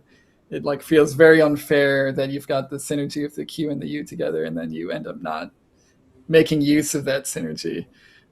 So for a few reasons, I wouldn't want to do QI, even though it does score very nicely. He does go for Quit rather than Quite, maybe trying to set up his E, which is a decent idea. And it really does give Dennis a very nice response, being able to play Zin, keeping ERNST. This is a very good situation for Dennis, other than obviously the scoreboard. Yeah, I just want to point out as well that if Jason had played Quiet, Dennis would have Nerds in response. So maybe it worked out well for him that he decided to play Quit instead of Quiet. And we see Jason, I think, making his best equity play, at least, and it looks very good to me, getting rid of his triplicate E's with Meat for 25. Very natural after a play like Zin to try to underlap it, but it's also natural on this turn, I think, to try to hook Quit for Quite. So he could have done something like Melee, MELEE, instead. But I do like this idea, sort of more immediately starting to go for another bingo. And we can see Dennis has arranged Lentors on his rack. The question is whether he's going to play at Squid, which is his only valid spot. I mean, I think he knows that man does not take an S, so he can see him playing it, hooking on squid, which is the right choice. Yep, this is Dennis's only valid bingo. I think if he thought Mand took an S, he would definitely be playing it in that spot. So this is sort of an indication to us, and maybe actually an indication to Jason that Mand does not take an S. And so I'd be surprised after this point if anybody tries it. Yeah, I mean, I also wouldn't be surprised if Jason himself knows that it doesn't take an S. So That's also a very, very good point. Mand does not take an S, but words like fand and panned do. So it is a little bit hard to keep track. But I think a lot of Collins players know that there's something fishy about that word. yeah, so we are seeing suggestions of playing LOOIE beneath meat and METE, which is interesting because it does LOIE does take some front hooks. I'm not sure if those are Collins or yeah, but he's playing Thule. Yeah, I like this idea. You can score a few more points playing Louis under meat, but this L out in space just doesn't feel good. It feels like something that should be taken, and you can do it while keeping EL, which is about as good a leave as you can hope for here. So this is leaving 9 points on the table, but I think the danger of the spot makes this a very reasonable play. And Dennis finds Faith, which wow, there are apparently other good plays as well. He actually there was a Tai Hoa available beneath the METE spot as well. That would have kept F, which he might have played on the same, where he played Faith for his next turn. So that's actually not a bad play. But Faith is good. I mean, it scores 40 points. I think it's as good as you can get. Yeah, I definitely like Faith here. Yeah, as you mentioned, Wabin, Tai Hoa does have some upside in that you retain the F for that Neff spot. Also, you might think that Jason's most likely plays are going to be in the spot where you'd play Tai Hoa. You might expect that to be maybe the more commonly used spot rather than the spot you played Faith in. Tai Hoa may be a little bit better, but Faith's still a very nice play here. Gets Dennis within 2 points. 193 to 191. But Jason has drawn very nicely after Thule and is going to spot one of his bingos. He's going to go for re-alters here. I think maybe re-later is a little bit better to not put the A where he puts it. But small difference, getting 68 points for that. Nicely spotted by Jason. Yeah, it's a good play. I mean, you see that the bingos through the N, through the T, through the O.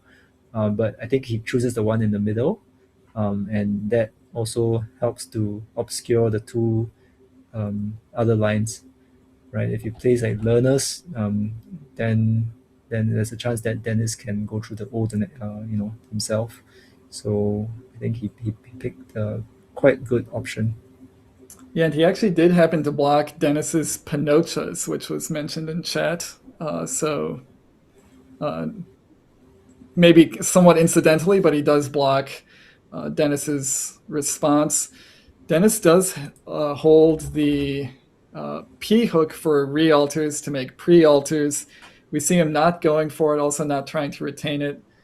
Just going for Pacha here, using that A hook that he set up some time ago. Scoring nicely for 44. This looks good, but maybe Fosa a little bit better here. Yeah, I mean, I think either way, I think playing board pays off. He gets to put quite a lot of big tiles onto the triple word score. Yeah, definitely worth it for him. And now, yeah, Jason's drawn quite a clunky rack, but I would say most likely you just want to find a way to score with the X in this turn. maybe you can play something like 4x, getting rid of two of your clunky consonants. There is also the option of TUX below meat, right? Keeping FNGV. I think the thing is that even though um, even though 4x keeps your U, your only vowel, but the U is really not an ideal vowel to keep, especially with your V. So Tux does pretty well in this situation. Yeah, and as sort of we mentioned with the play of Faith from Dennis, that spot underneath meat did feel like one of the most natural scoring spots on the board. So if Jason does have the chance to use it, take a bingo size lead, he's now up by 70, and get rid of a little bit of his clunky letters, I think those are all things he wants to do. He also does retain the F for that spot next to Thule, which could give him another 30 points if he draws some letters that go there. So I think Tuck's a very good play here. We actually see Dennis has drawn the S. And I should go back here. Tux also blocks Nefs, which is another thing that you would probably want to do on this turn if you're Jason. So Tuck's good for a lot of reasons. Dennis going for Gooby. Is this a word? I think it might only be good with a Y. Yeah, it's good with the S. If you had to play the S, it's good, but not without the S. So GOOBY only. There's this BOOGIE, boogie, obviously. But interestingly enough, he did have DOOBIE, doobie. So if you replace the G with a D, that would have been valid. Yeah, and as well as Boodie, BOODIE. So Jason catching a major break here as Dennis puts another phony on the board and leaves that F spot open. Those I, E, and Y words are just so hard to keep straight. It's easy to see why you would make a mistake like that, especially people study those as 7-letter words. Like a lot of players have studied goobies, but it's really hard to retain whether gooby is good with a Y or an IE or both or neither. It's that's another thing that's very hard to keep straight. It's right up there with the INGS words in terms of the amount of confusion it causes me. So not totally surprised to see that come down. But with plays like doobie and booty available, there was some opportunity to play a valid word in that spot. Yeah, and I think in such situations, sometimes you just you compare the scores between the words that you're sure of and the words that you're not so sure of, and then you kind of take a calculated risk in a sense. I think in this case, like booty is scores so much that keeping GS is it's not so bad, I think. So he plays FEN, keeping GGINV. I think it's going for the score pretty much. Personally, I think he was considering playing Vang before that.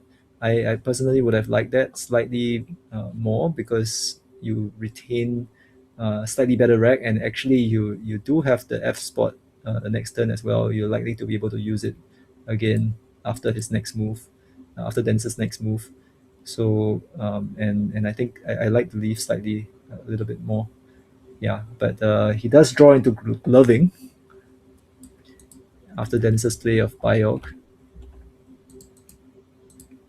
Yeah, and gloving actually does play in 2 spots, although you do have to be sure of your hooks.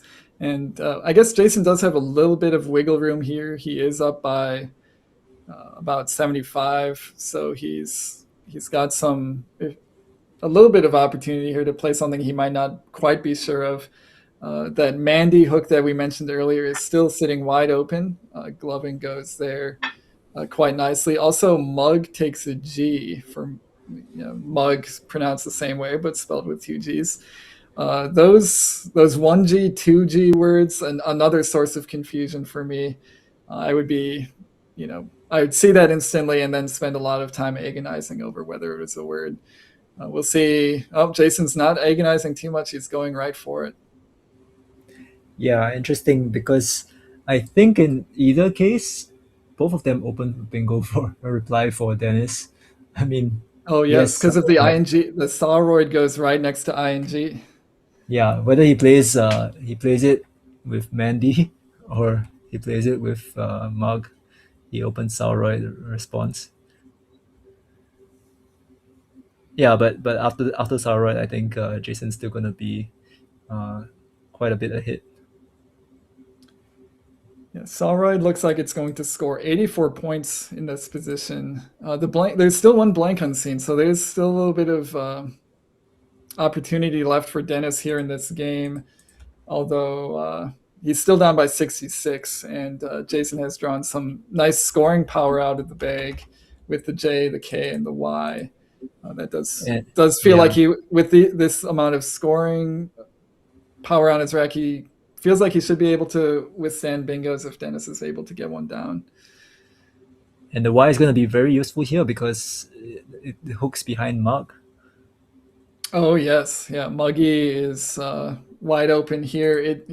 Jason does not have a 5-letter word with the Y on this turn, but we do hope he spots it and maybe tries to retain that Y for a good score in that area next turn, especially if he can get a 5 ending in KY. That would be close to a bingo score and would be able to withstand what Dennis is able to come up with. Although we do see, switching back over to Dennis briefly, he has not drawn the blank. So there's still a blank unseen, and if Jason plays enough tiles, he's very likely to draw it. Yeah, there is a great suggestion in the chat of JIN hooking on Mandy, and that sets up your Y and keeps your K as well for a huge score next turn. And potentially you have big score both hooking on Muggy as well as hooking the Y behind the N that you just placed there.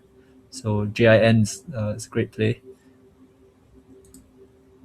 Yeah, there is maybe a slight chance that with the blank unseen that you get hit with a Mandy's word that's damaging. But again, if you're holding back the Y, even with a really heavy hitting play making Mandy's, it does feel like you'd still be in a good position to win this game. It does really come down to whether Jason is aware of that hook. It's not the easiest thing to come up with, honestly. I'm not sure that I would see it, or it might take me a long time to notice it. I would be maybe still obsessing over whether it takes an S or not and have overlooked the I hook.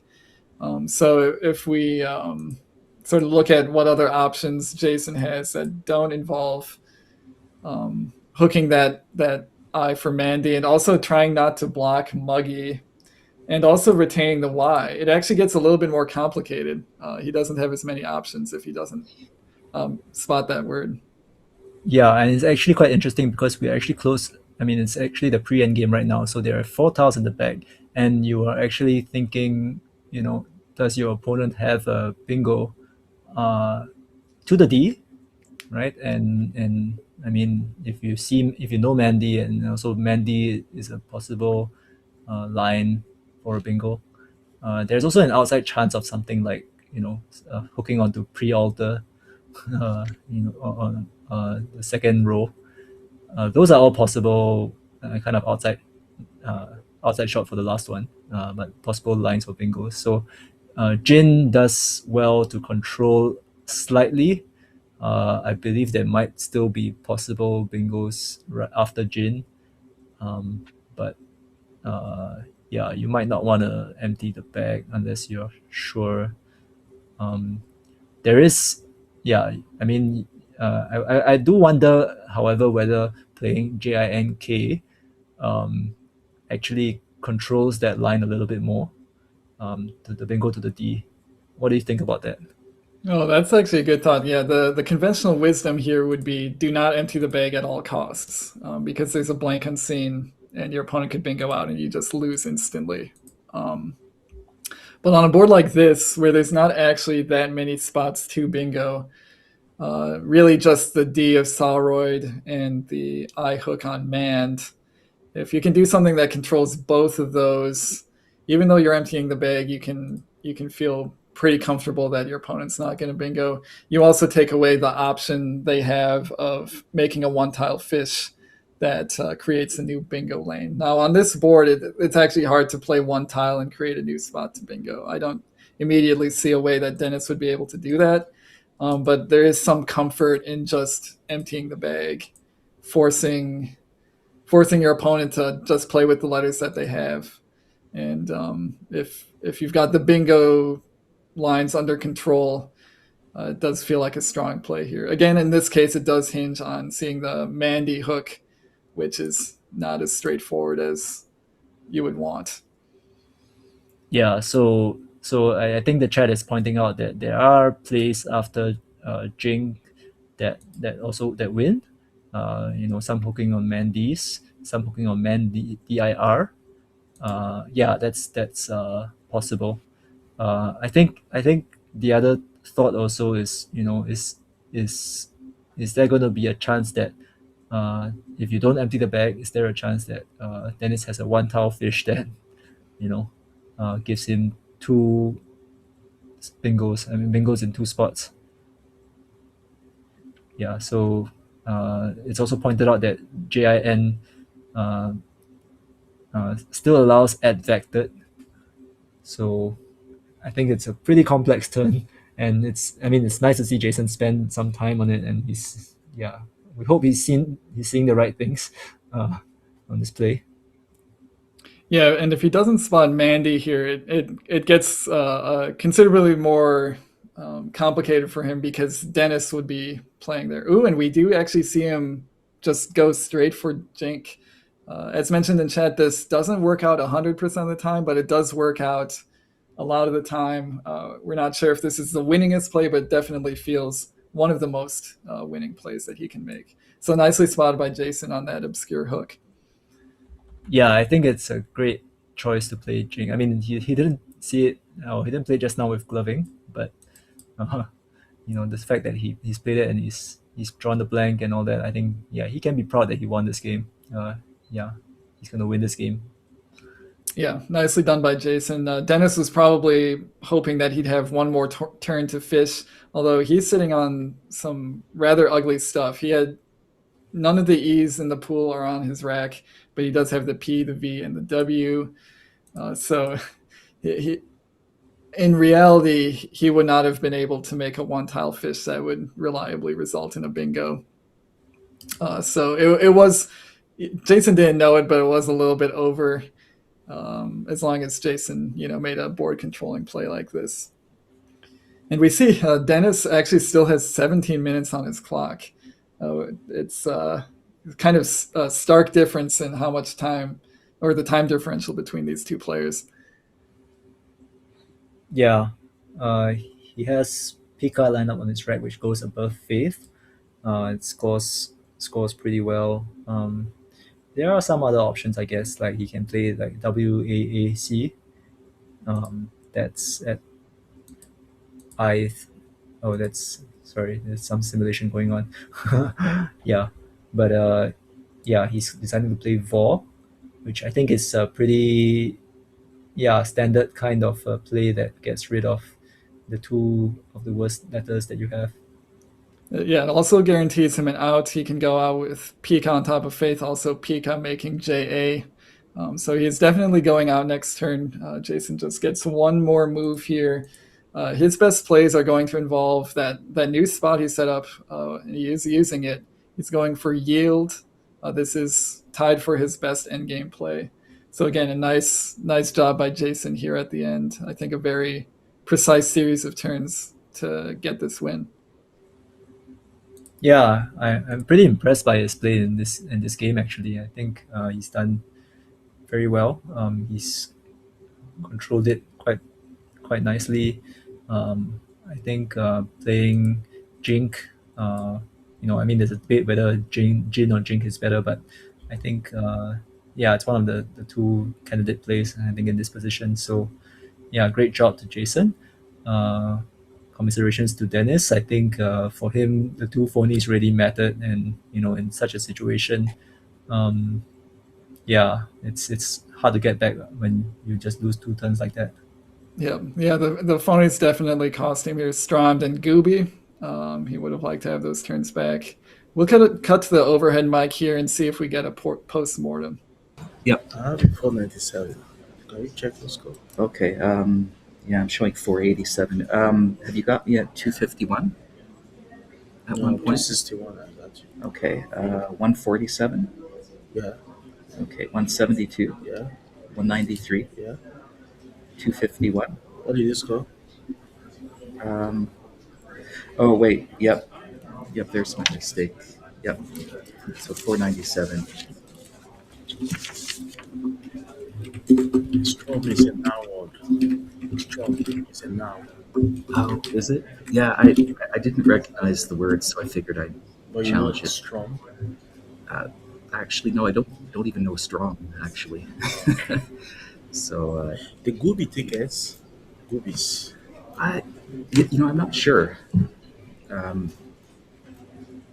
Maybe it's Gooby. Yeah, Boobies is good. it takes S. It doesn't play IE. Oh, that's Boogie. Just it's only boogies. Yeah. Okay. No, Goobies is good. Oh, Goobies is good. Okay. Yeah. I saw Yeah. Gooby. It's I saw Gooby. so it's Gooby with Y. Yeah. I saw Okay. Doobie. I was sure of this. Doobie. Yeah. I didn't want to keep G. Okay. Gooby. So it's double I.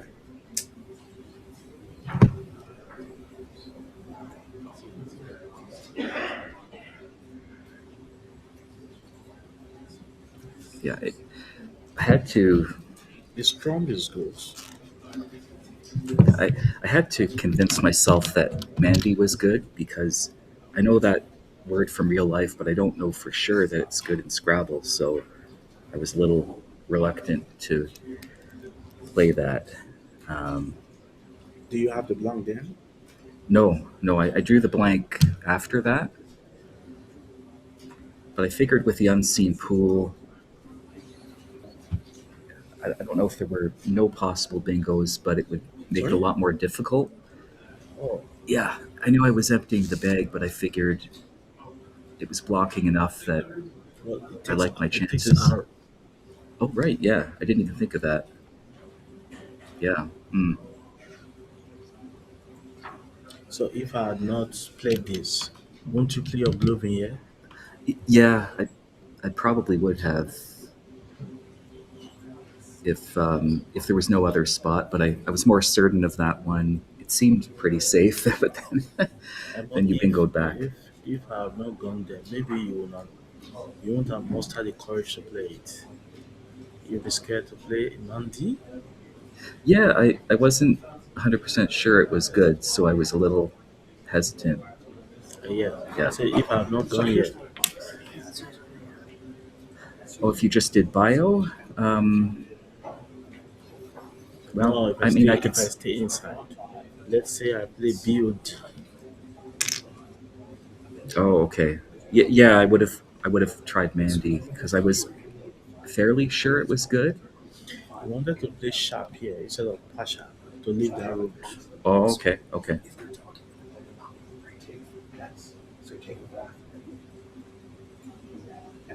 I tried to come back. After this, I came back. So I deserve to lose. I'm not playing well. I'll take care of the paperwork. Virtual paperwork. All right, great game here between Jason and Dennis. Jason, once again, proving he's a little bit of a giant killer in this tournament, maybe playing above his rating. We're very impressed by the quality of his play in that one. So nicely done to Jason to get the win and knock off the first place Dennis. We'll see how the rest of this tournament shakes out.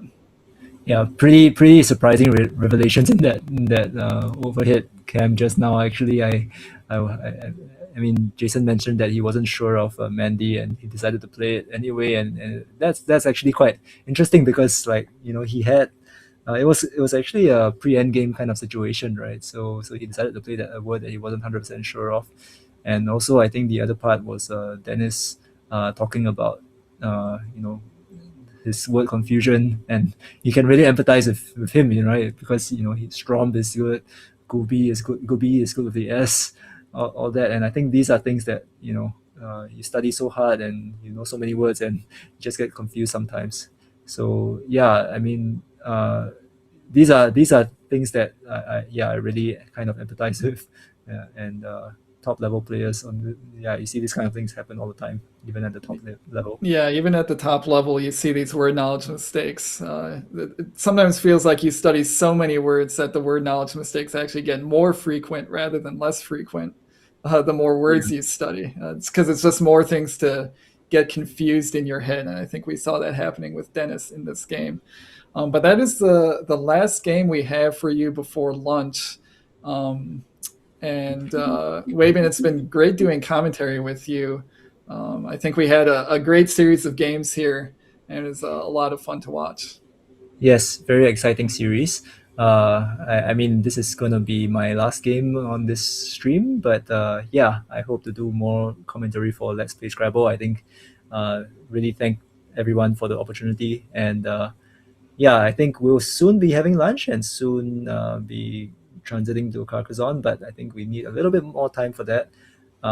In the meantime, I think, do we have some standings or some results available? Maybe not yet, but Yeah, right. I guess we do not have standings yet, but as always, we do have some shout outs that we can give as we wait for the lunchtime Carcassonne break. We've got I think a national Carcassonne champion still logging in, still getting his camera set up and all that stuff.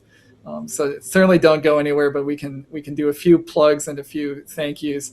The Let's Play Scrabble, of course, if you're not subscribed already, you really should be subscribed. It's where you want to be watching Scrabble on the internet. If you're here listening to me now, it means you have some minimal interest in watching Scrabble on the internet. And the best place to do it is right here. So make sure to subscribe. Make sure to like this video. Also, if you feel like donating some of your hard-earned cash to the cause, you can become a Scrabble super friend by clicking that join button and helping make these streams happen. Let's Play Scrabble runs a lot of these tournaments. The two-man team of Josh Greenway doing the stream and Kieran O'Connor directing these tournaments really can't be beat. It's a playing experience that's unmatched, at least in North America. And there's more Let's Play Scrabble tournaments on the docket. Canadian Scrabble Classic coming up next month in February. That's going to have a special format, an 8-man or 8-person Collins division in a sort of match play format. So if you're a top Collins player and you want to get in on some big prize money and a cool new format, check out the Canadian Scrabble Classic.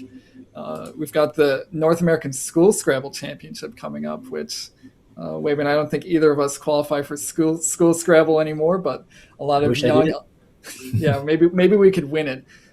Go show those kids who's boss. But a lot of up and coming young talent in those tournaments. Always fun to watch.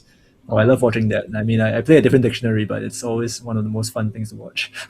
Yeah, and sometimes the kids will cry. Maybe that's not as much fun to watch, but certainly a lot of fun Scrabble being played at the School Scrabble Championship. Also, Montreal coming up shortly. Causeway Challenge in Thailand will be coming up. I think Let's Play Scrabble might be streaming that, or at least helping with the stream. And then, of course, Albany again, 4th of July. That's, I think, a $20,000 first prize donated by Bob Lynn. So, of course, I'll be there. Waving, maybe that amount of money will entice you to come over to North America. But a lot of great Scrabble tournaments still to be played here on the Let's Play Scrabble YouTube channel. Certainly. And I think we are almost ready to go to the Carcassonne. So Once again, thank you all for watching this stream. We'll catch you right after the break, but of course with a great break of Carcassonne. So that's yeah, thank you all so much. Yep. Thank you, Wabin. And I will be taking my own lunch break. We've got Jason Adolsky and a few others joining us for Carcassonne. And then I'll be back with the last four game or the final four games of the day here at the Albany New Year's tournament. Bye-bye. Hello, everyone. Josh Greenway here. I want to say what a great job by Charles and Wabin this morning, and we had some fantastic games this morning, which was great. Now we are here to talk about our Carcassonne collaboration, and I want to introduce my friend and fellow YouTube creator, Alexei. Alexei, how are you doing today? Thank you so much, Josh, for having me. I'm doing great. Hi, Josh. Hi, everyone.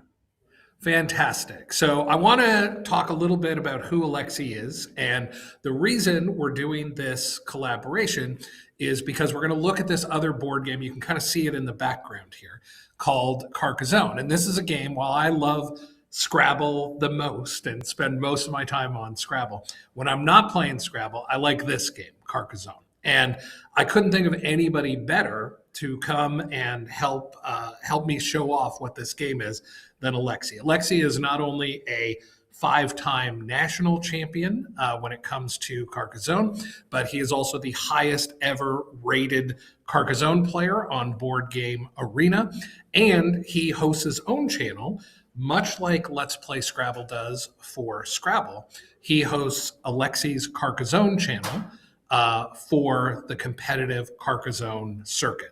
Is that a fair bio, Alexei? And maybe you can talk a little bit about, you've been watching Scrabble streams for a while. So a couple things for you to respond to there.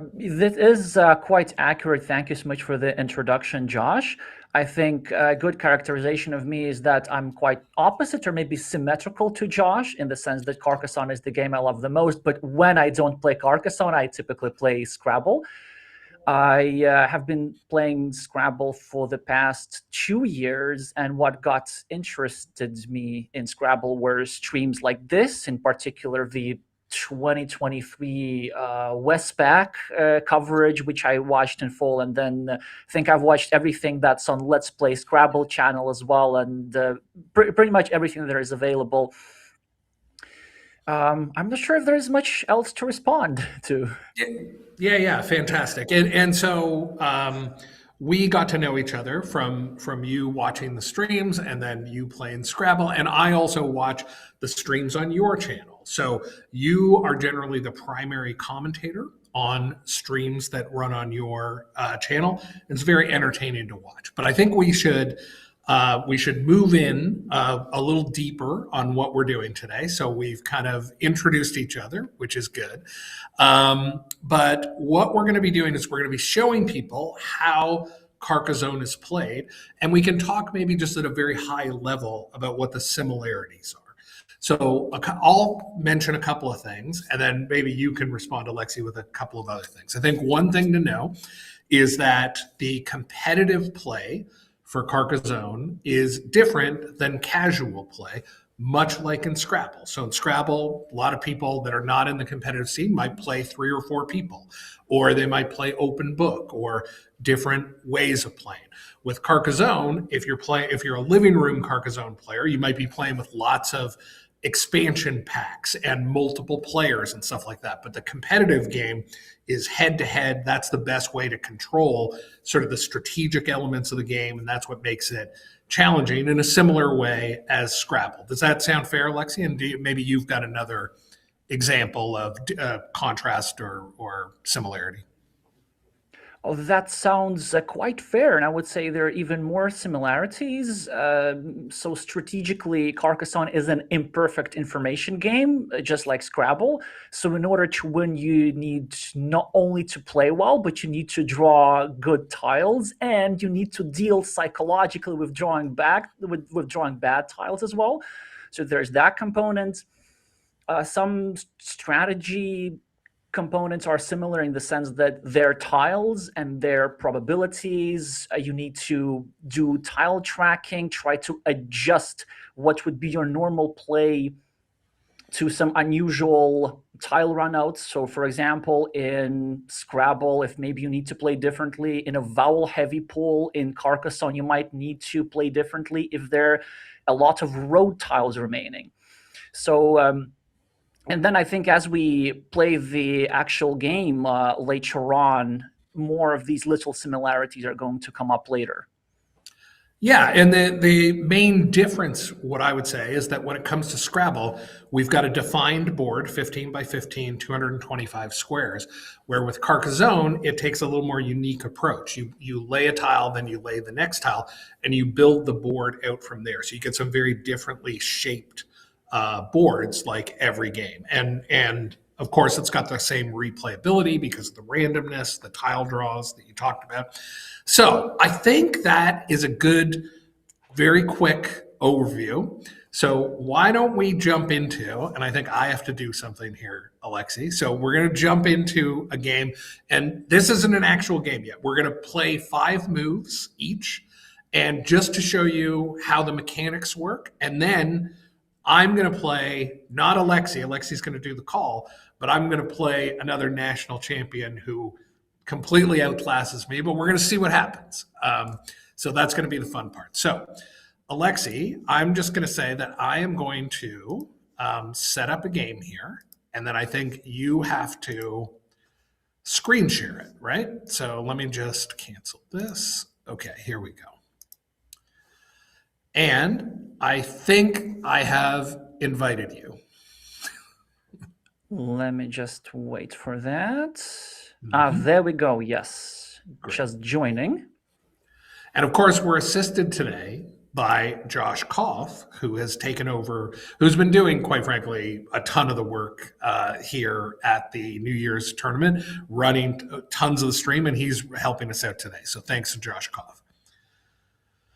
But hopefully we can get, yeah, here we go.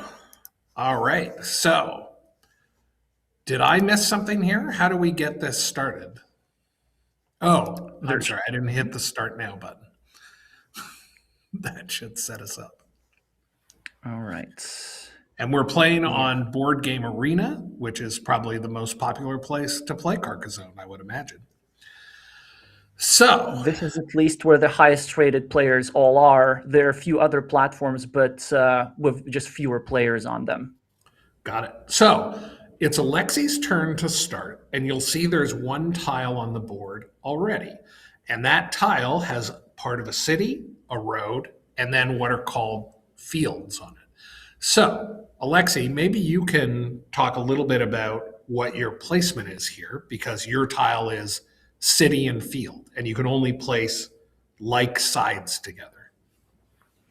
Yeah, so the placement of the tiles is quite intuitive. It works pretty much like a jigsaw puzzle. So if you can see that I can only play it like this, or I can rotate it, but the important part is that the city segment here connects to the city segment here, or I can put it over here and connect the field segment with the field segment, but I cannot put it here on the sides because the road would not match to a corresponding segment on that tile. So I'm going to go ahead here. And shall I place some meeple already, or are we leaving that explanation for later? No, I think Josh? you should go ahead and do that. So once you place a tile, then you have a choice. You have a limited resource of what are called meeples, which are like little people. And that's how you can claim areas. Take it away, Alexi.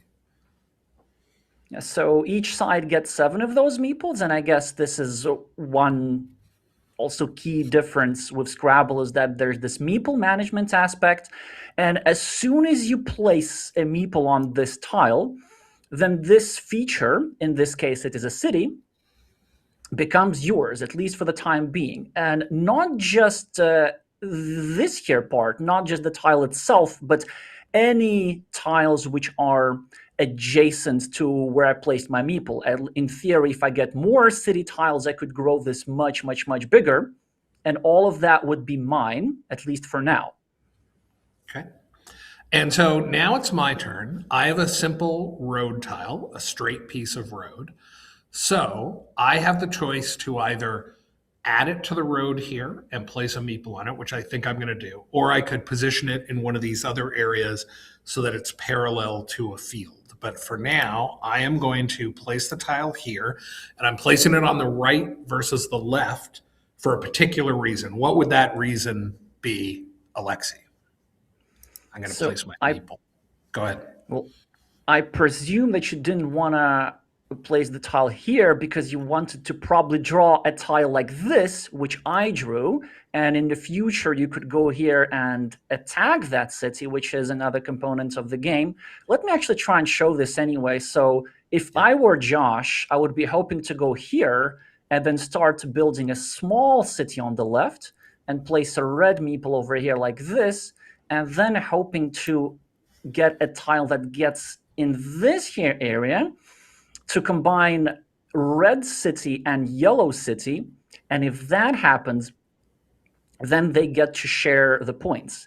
But since I'm not Josh, I'm not going to helping out. Instead, I'm going to go here, and I'm going to, first of all, complete my city, because as you can see, you can't really add any more tiles to it. The city looks enclosed. And when that happens, then the city is scored, and the meeple, as you can see shortly, will come back to my hand. But before I do this, since I already had a meeple over here, and I still have 6 meeples in hand, I can go over here and place a meeple on this road segment and hope to get a curvy tile like this so that I connect to Josh's road and take advantage of Josh's road building effort on the previous turn.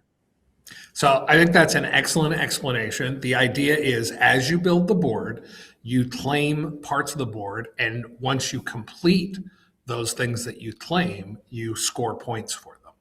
And so we've just seen a couple of moves where, one, you can concentrate on closing your own positions, but you can also, as Alexi said, attack and try to share the other person's position or even steal it by bringing in more meeples.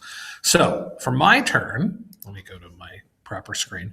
I've got a city tile, a 3-way city tile with a field. So I'm going to grab this. I don't think I have a lot of great places to play it. So I'm just going to play it down here. And I'm actually, even though I have 6 guys in reserve, and this may be a mistake, Alexi, I'm going to leave this alone. I just don't think there's a lot developing here. In fact, I'm going to move it to the left, and that's where I'm going to put it, no tile placement. So that's actually quite interesting. I'm sorry, maybe you can talk about why you wouldn't place a tile here, even if it's a mistake, but what you think I'm thinking there. Oh, I wouldn't even say that's a mistake. I just wanted to point out that, like, the decision of whether to place a meeple there or not is like a super subtle decision. So this is equivalent to, I don't know, do I keep RS or do I keep ST in Scrabble? So one move is probably slightly better than the other. I tend to be a bit more aggressive in meepling things from the start, but many top players would prefer not to meeple here. But the reason why you might not want to meeple a feature like this is because this city has 3 sides to it. So we need at least 3 extra tiles to complete it, and probably more. And there are also chances that the opponent might play all kind of moves that prevent the city from completion, in which case the meeple that you place here is going to get stuck for a long time, if possibly forever. And if you run out of meeples, which sometimes happens, then you can't score any more points, and then you're in a really bad position.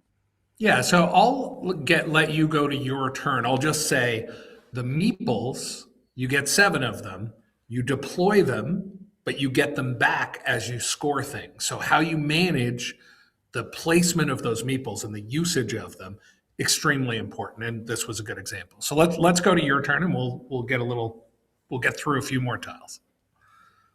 All right, so here yellow's turn is pretty straightforward. Now I can just go here, and because this tile is unclaimed, I'm going to go ahead and just claim that city for myself. Very good. So now I have an interesting position here. So I have a tile that can help me, but it can also help Alexei. And I've got to make a decision about it, because where am I potentially placing this tile, Alexei, if you're following me? I can now attack that city, which I could have had a piece of already, but I could now try to attack it, but that's also going to bring you into the road. Make sense? It makes a lot of sense. I guess what you're going to ask yourself is, how much do you care about the roads being separated? So what you could think is that your road is worth 2 points for now. My road is 1 point.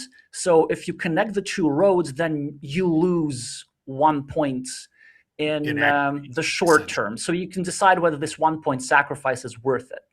Yeah.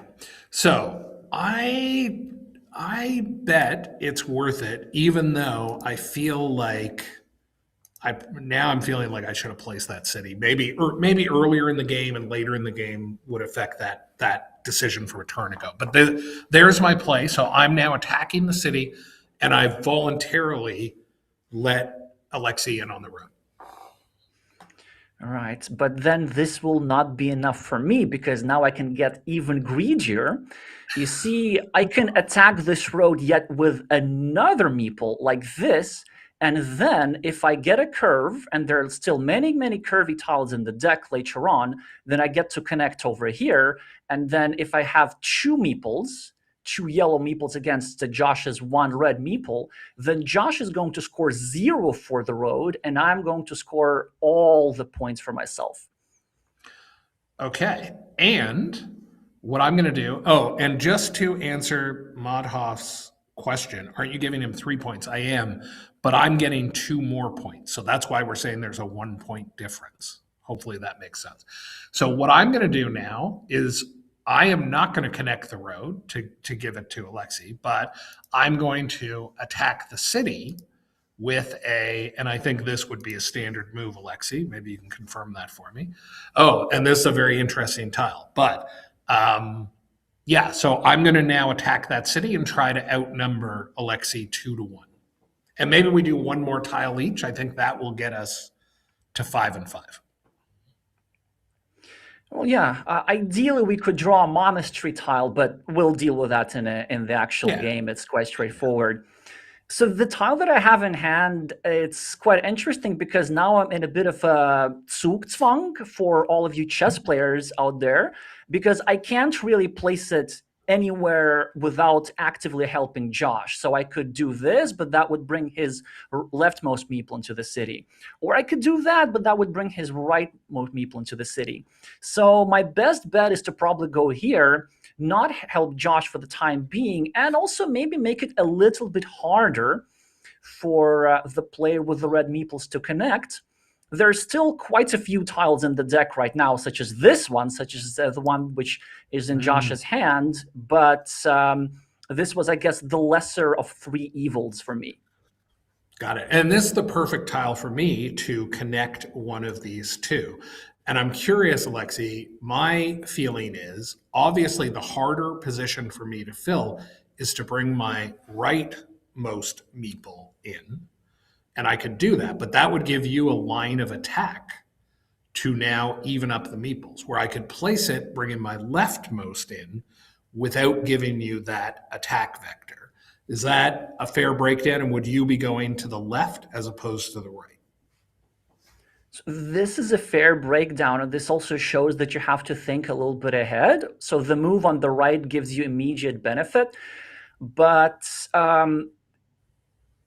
in this case, I would probably go to the right, simply because if you don't do it now, you will have to do it later at some point, and sort of giving back this connection platform is inevitable.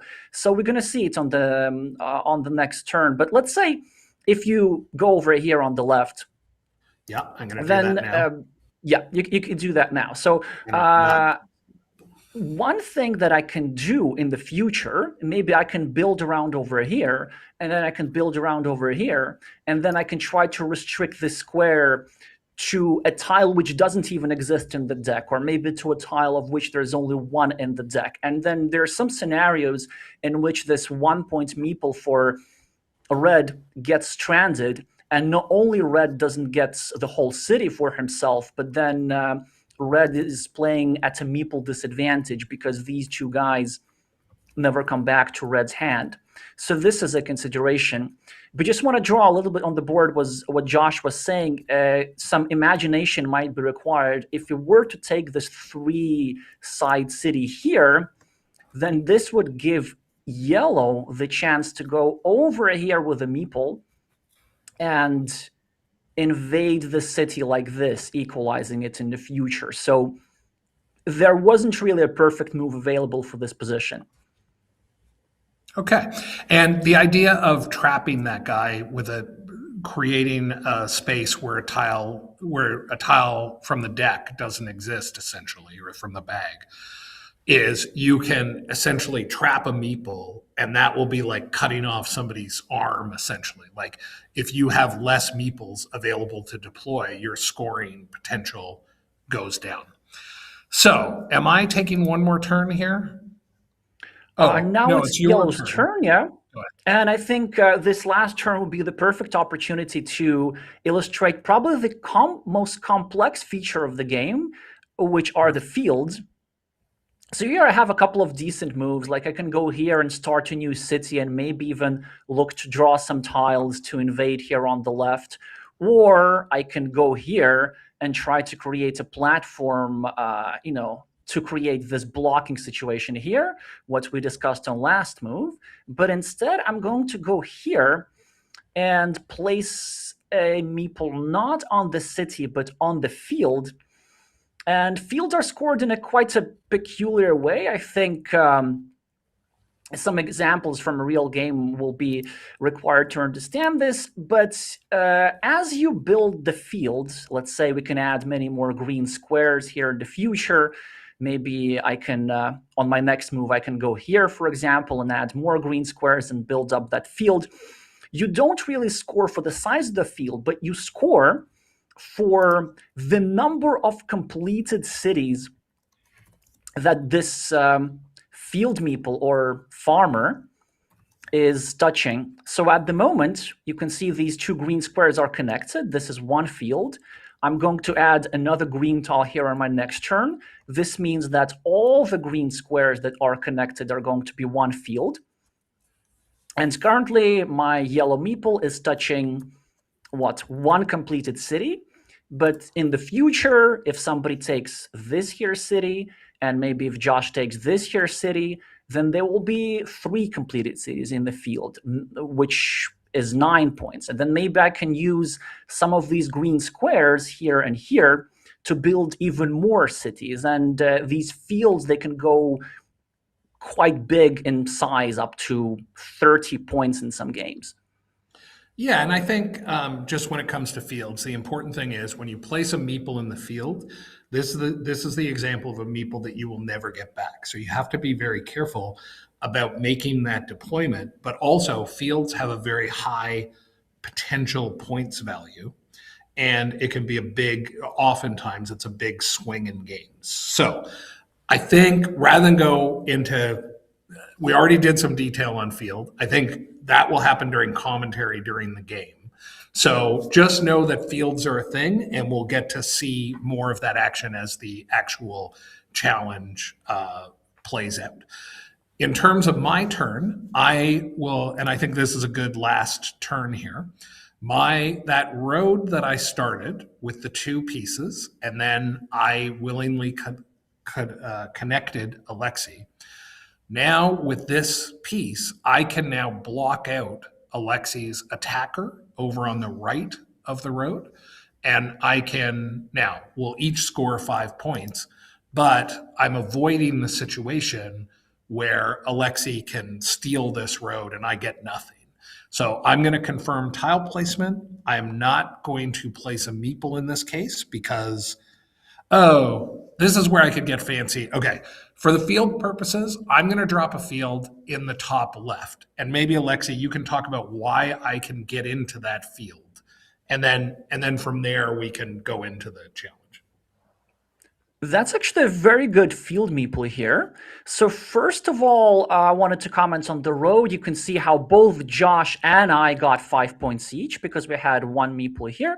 And this guy, of course, is, well, it's okay, but it will still require a few tiles before yellow can get his meeples back. Now, first of all, it might not be obvious why red was even allowed to drop a farmer here.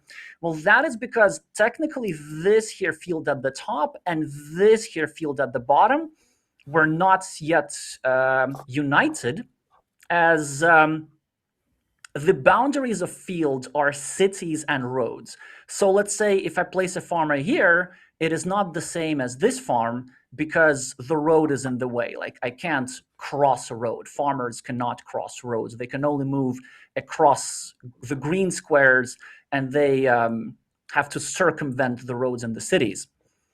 But what I can do now, and I think this would be a good last move if you don't mind, Josh, because I did get a monastery tile, and I can place it here, which first of all now unites these two fields because these two farmers are seeing each other. So both red and yellow will be scoring the same number of points for the field. But I can also place a meeple on the monastery, and this is the fourth and final type of a features that you can have. And those are scored in quite a straightforward way. So basically, a monastery is completed when you build around it with whichever tiles.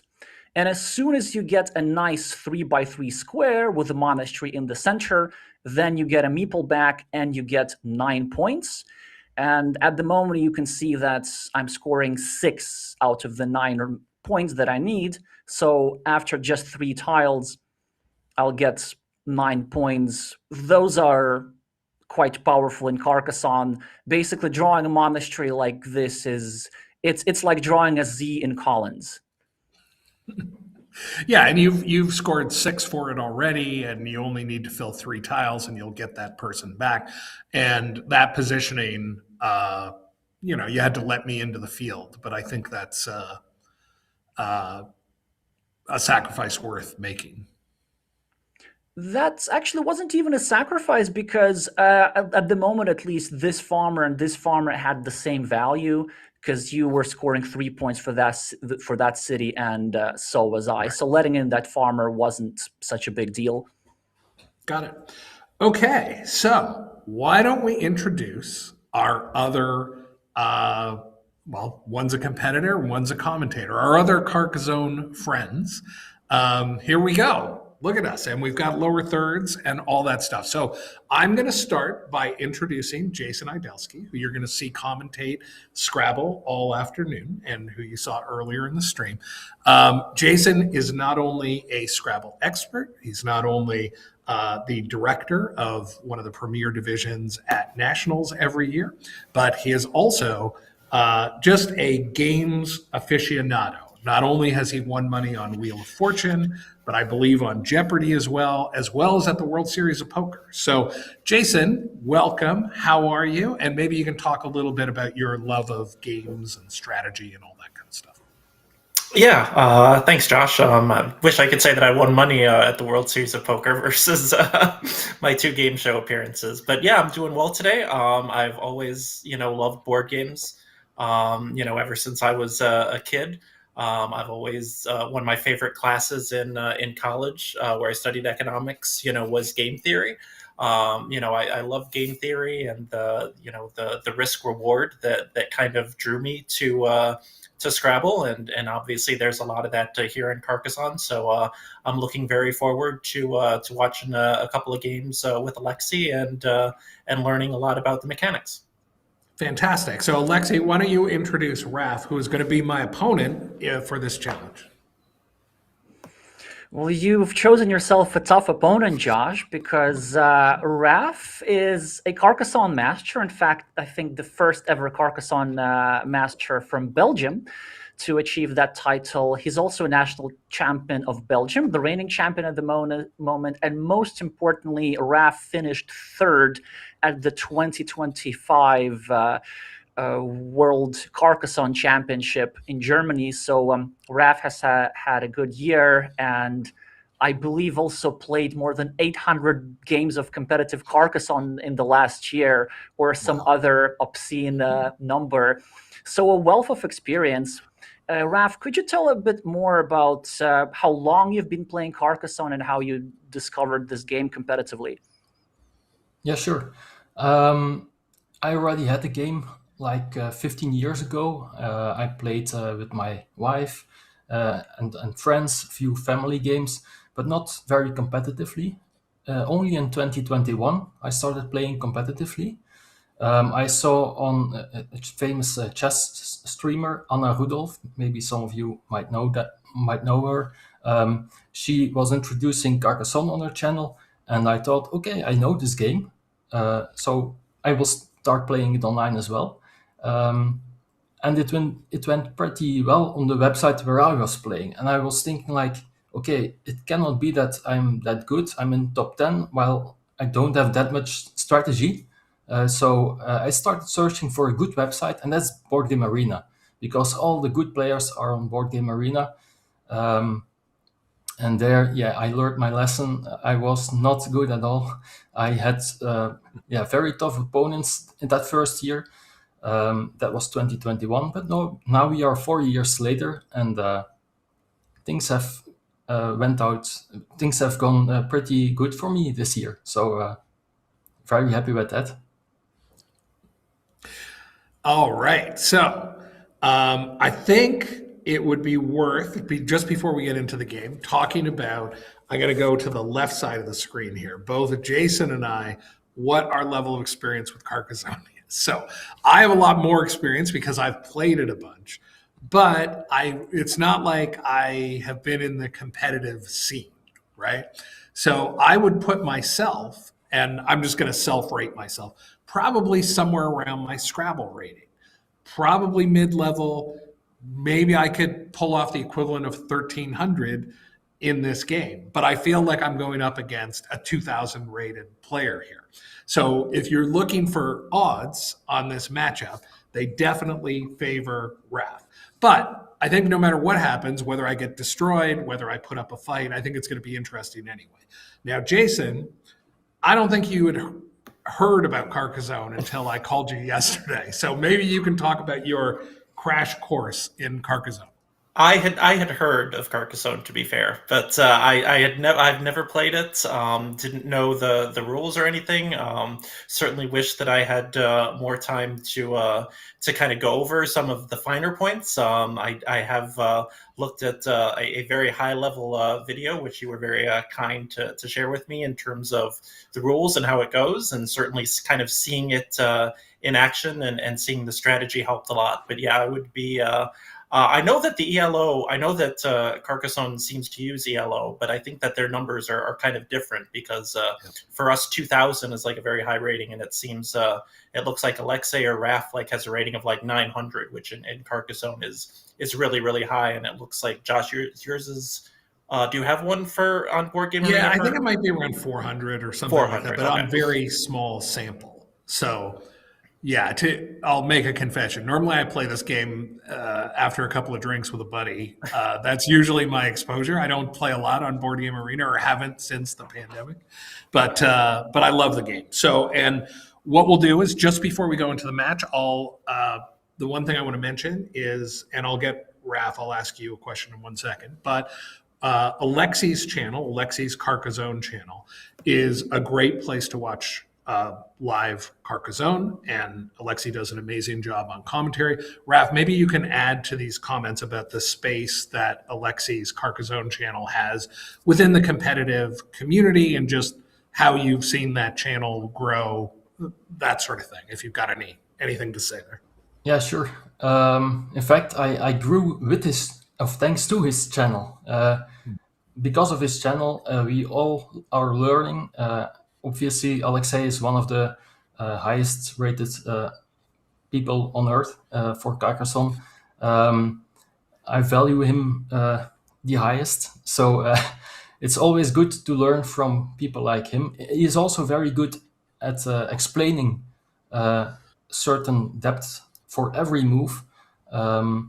If you think you got a Torf deep dive into a few moves on the games you just commentated on, well, watch his channel and you will see a lot more stuff, good stuff, with calculating odds, etc. So very worth to watch it. Very good. And so I'm going to wrap up this segment. Maybe I'll throw it to you, Alexi, but I'll wrap up this segment by saying, look, on Let's Play Scrabble, we want to bring you the best Scrabble action all the time.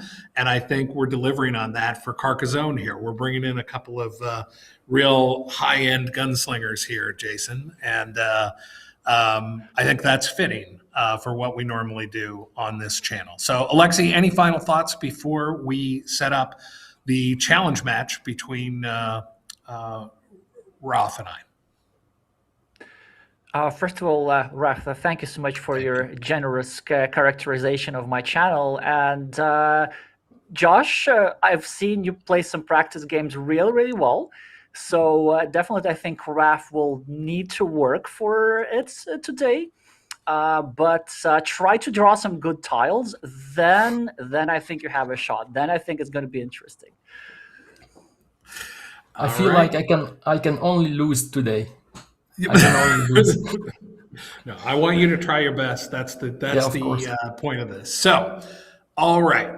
I think we're ready to go. I think what I need to do is set up the game on my end. Alexi, you need to screen share it once we're in place.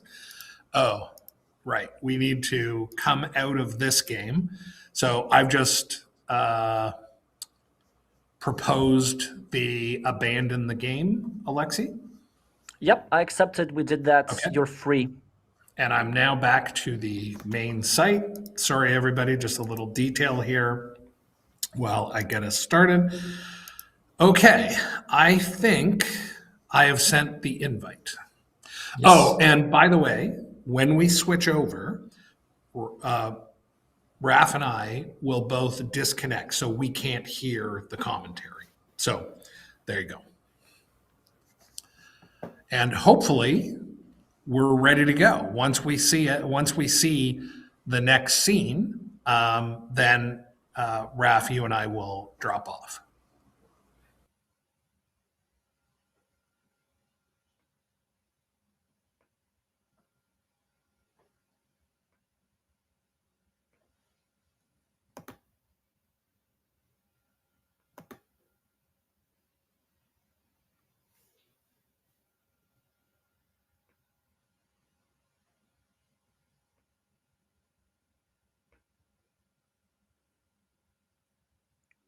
All right, I believe Josh has started his game. And there we go. So Raph is starting first with the red meeples claiming a soon-to-become 8-point city, and Josh is starting a city quite close to it. Raph now with a road tile. Jason, are you seeing the game as well? I am, yes. Somebody asked, I think Madhav asked about the time situation. I believe I was told that we can expect each of these games to go about 15 minutes, but what is the time and what is the penalty for overtime? So we're playing in a more of a casual time format with a 3-minute time bank and a 45-second increment per move. And Raph and Josh agreed prior to the match that there won't be a penalty for timing out. The timing is just a general indication to sort of keep the stream moving along. But the standard time control is 15 minutes per player per game in tournaments. In some countries, it's 20 minutes. I think it should be 25, like Scrabble. So that is the time constraints that the players have. Josh is now building a new city on the right. That's actually a very good sequence from Josh here, because he's building his own city, and at the same time, he's restricting Raph's city. So now there are only 3 tiles that left to fit into this square, and by building around further, Josh could even restrict the city to 0 tiles, perhaps. What else are we having here? Raph has a 4-point road here covered from one end, and now needs to make a rather uncomfortable decision with this here triple city tile the analogy that I like to make is that a tile like this is the same as V in Scrabble, because you can't really score very well with it, but you can make stuff like this. You can use it for blocking. So Raf tried to create a platform to maybe obstruct the city of Josh. But look at this. Josh gets a city cap tile, finishes the city for 8 points, gets a meeple back, and now creates a platform to maybe completely block a Raf city. And this move, this is a defense move from Raf. It just makes sure that there's still something that is going to fit into the square. So Raf kind of covered up that city. So there's still 3 more tiles left. So an 88% chance that this city is going to be eventually completed. Josh, in the meantime, is starting a city at the top. So standard moves for the most part. So then, Alexa, you talked about 3 tiles go in that little area in the middle there. Is this kind of like we sometimes see in Scrabble, like a race to the blank? Is it going to be very advantageous for the next player to find one of those 3 tiles? Oh, that's a great question. And sometimes there is a situation like this, but it's not one of those situations, because drawing this tile really only benefits Raf. Well, if Josh gets a tile that fits into the square, Josh can make a normal move, maybe finishing a 4-point city, maybe starting a new point city somewhere else. So Raf is the only one for whom this tile is a high impact. And let's say if Josh draws the first of these 3 tiles, then it's not such a big deal for Rav, because there's still going to be 2 further tiles remaining for him that he can draw later on. But maybe we're going to get one of those coin flip situations later. So sometimes what can happen is, I'm just going to try and draw around over here. Let's say if there is a hole like this where a monastery would fit perfectly, then very often like a game can be decided by a player drawing one of those monasteries, perhaps.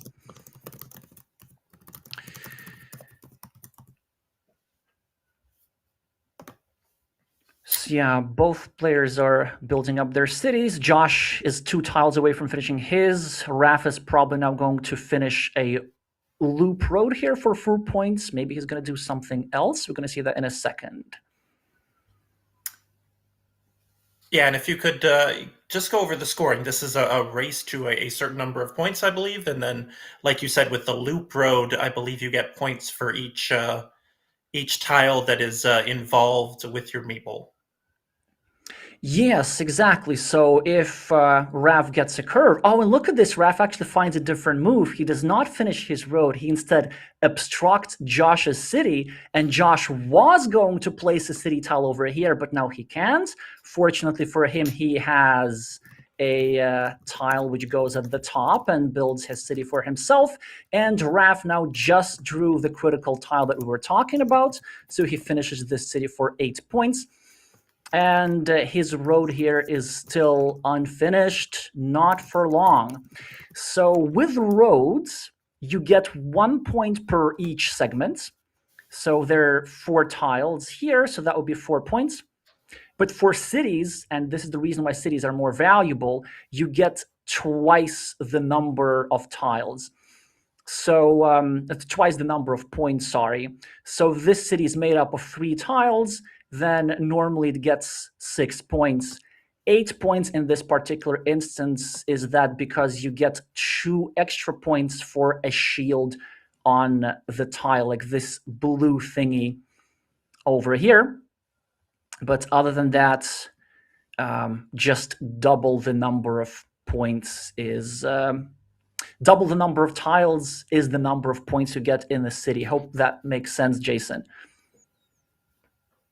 It does. So can you kind of catch us up on these last few moves? I know that Josh got off to a really good start here. Is he still in position to maybe pull the upset? He was right before this move, and so look at what he was trying to do. Like, he was trying to finish his city, and there was 1 tile remaining, but at the last moment, and this is something that happens so often in Carcassonne, at the last moment, Raf meepled this here 1-point city at the top with the intention of connecting to Josh's city, basically negating all the hard work he has done building it. But Josh has come back yet again with actually a rather strong move over here, drawing a triple city tile and now trying to get another green meeple into this construction. So there's still 4 tiles that left to fit into the square, so quite a high chance that Josh eventually is going to draw one. And as soon he's going to get a tile over here, then all this will become one big city under Josh's control for at least 16 points and at least 32 if he completes it. Wow. Okay. So what is kind of the strategy behind placing meeples on the board? Each player only gets 7, correct? Each player gets 7, so there are a few principles that you want to follow. So ideally, you want to place meeples on features that you're likely to complete. Like you don't really, well, actually, ideally, you don't want to have a meeple on a feature like this. So Raf is going to have some trouble building up his city on the left. It's going to take quite a long time. Ideally, you want to have a meeple on cities which can be completed in 1 or 2 tiles. And another thing that you want to have is you want to have meeples on features which score a lot of points. So for example, a city like this is already big enough that from Josh's perspective, I wouldn't even be worried about completing it, because so this guy is scoring at least 8 points. When the city becomes even bigger, it's going to be 15, 16, something like this. And even if it does not get completed, it's not a problem to get your meeple trapped for such a large number of points. Now, perhaps, getting a little out of order here. So on each turn, a player plays a tile and then has the option to play a meeple. Now in Scrabble, when your turn is complete, you hit your clock. I assume that is the same in Carcassonne, because just because you've placed a tile doesn't mean that your turn is over. You have to absolutely press your clock. Well, online you don't have to because the software does this for you, but in person, there have been occasions of somebody placing a tile and then forgetting to press the clock and losing a minute because of that. Pretty much like in Scrabble, like in chess, so the clock management is really, really similar. I just wanted to comment on one really excellent move that Josh made, and this is kind of the essence of high-level Scrabble. So high-level Carcassonne, but also in high-level Scrabble as well. You want to make moves which are multi-purpose moves. And this here move from a few turns ago, Josh is starting a loop road for 4 points. Eventually it's going to be a road. But at the same time, he's blocking Raf's road. He's making it much harder for Red to recover a meeple, and also much harder for Red to build up this monastery. So it's finds like these that give you the advantage.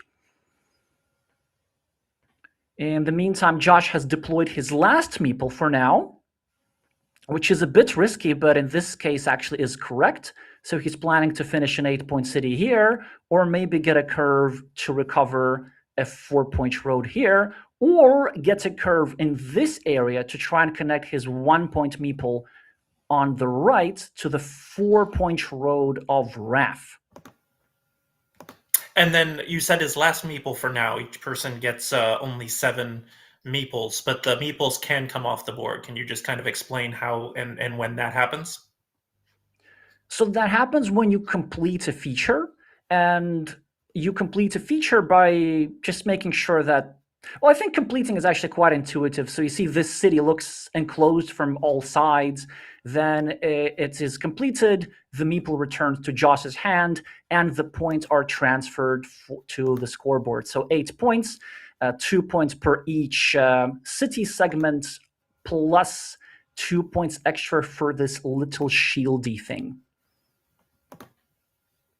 Okay, and that's called a coat of arms, correct?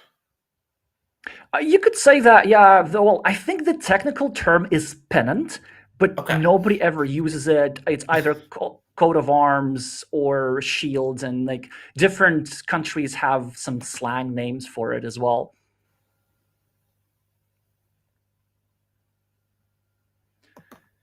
Yeah, Josh with another. Oh no, that was Raf actually. Sorry, I praised Josh prematurely. So Raf here with quite a strong move, trying to again limit the development of Josh's monastery, making it harder to complete. And also, he did something which is in the world of Carcassonne known as the Sophie's Choice block, which is when you force your opponent to need the same tile in two different places. So Josh needs like a city plus road tile here to get his little meeple back, which he actually now just drew. But now he has a Sophie's choice, whether he wants to go here, which he does, but he also could have gone here as well for this square and try to complete his monastery. But yeah, so far it's looking actually really good. So we're halfway through the games, 31 tile yet to be drawn. And Josh is ahead 12 points, ahead on meeples as well. Raf now is the first to drop a farmer. It's a really good farmer because lots of green squares. It is already touching 3 completed cities, so 9 points. And Josh will need to do something about that field in due course. And I think this is a little blunder from Josh, because I'm pretty sure he was planning to drop a farmer here himself. But based on the timing, I can tell that I think he didn't notice that this red farmer actually goes all the way here and sees that city. So claiming a farm here or a field here for green wasn't a legal move, and that's why the next best thing for green is to claim this 1-point city, but Raf now obstructs it. So it looks like the Belgian champion is turning the tide here. Yeah, and we talked a little bit about this, before we were live. But we're talking about an intermediate Carcassonne player in Josh versus the current Belgian national champion in Rolf. But it sounds like the gap between that is a little bit smaller in Carcassonne than say a gap between an intermediate Scrabble and a world-class player like Wellington, who we may see this afternoon, or Wei Bintou or somebody like that. I'm not sure quite how to measure. Just in terms of, I'm sorry, in terms of well. options or probability to win the game. So before this match, like based on what I know about Josh and Craft Giraffe, I gave Josh maybe like 20% chance to win this match, something like this, because he obviously he is quite solid, but Raf can see quite far ahead. So there are aspects like long-term meeple management, like board vision, seeing the fields, also board control. So Raf is just really good at managing these long-term things. I'm not sure if it fully answers your question, but that was just my first thought. And is that, would you say, the difference kind of between intermediate players and expert players in Carcassonne? Because obviously in Scrabble, it's mostly word knowledge, some strategy, some board vision, etc. In Carcassonne, is it mostly just kind of how many moves ahead you can see, like in chess? It's maybe less calculating because, well, there's a bit of that for sure. It's more, I guess, like positional chess, how well you can understand the nature of the position, or maybe how well you can foresee as to which tile is going to go where. I think the best analogy that I can make is something that we're going to see in about 10-15 moves. So how well you can master a pre-end game, for example. So when I started playing Scrabble competitively, just having that Carcassonne experience from Carcassonne pre-end games really helped me with the Scrabble pre-end games as well. So let's say if there are 4 tiles in the deck or there are 4 tiles in the bag in Scrabble, kind of how quickly you can go through the permutations of what tiles can possibly be drawn and then make the best move. So this is something that Carcassonne expert would be really good and quick at.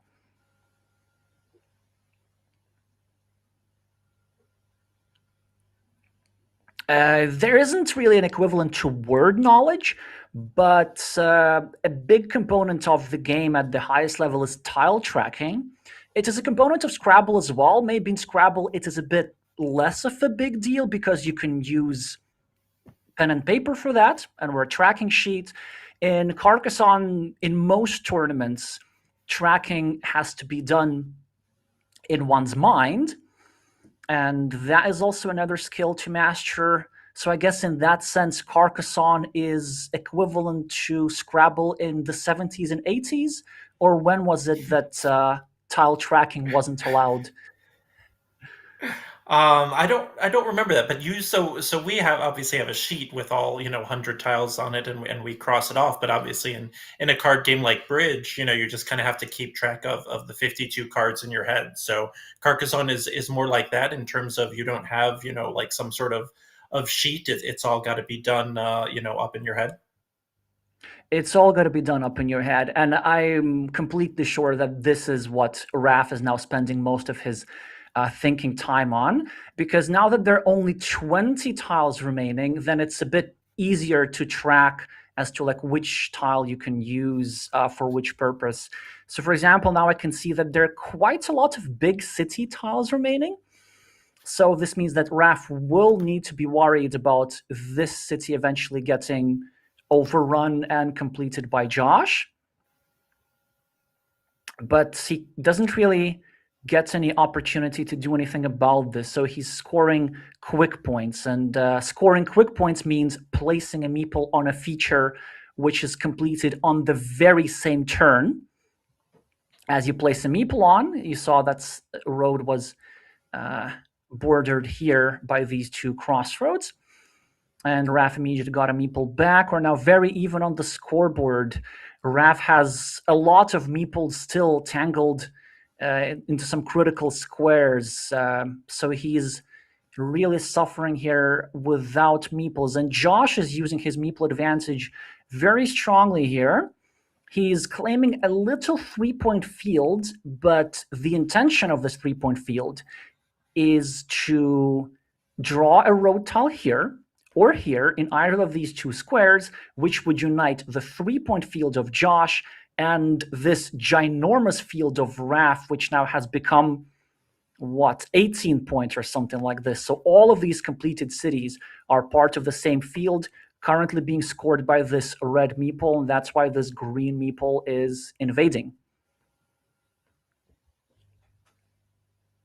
Yeah, I have noticed that that Raph has had a few turns where he just kind of puts the meeple down and then back up. Like you said, the thing is complete, and so he's scoring quick points. Is that, I assume that's one of the keys to success in this game?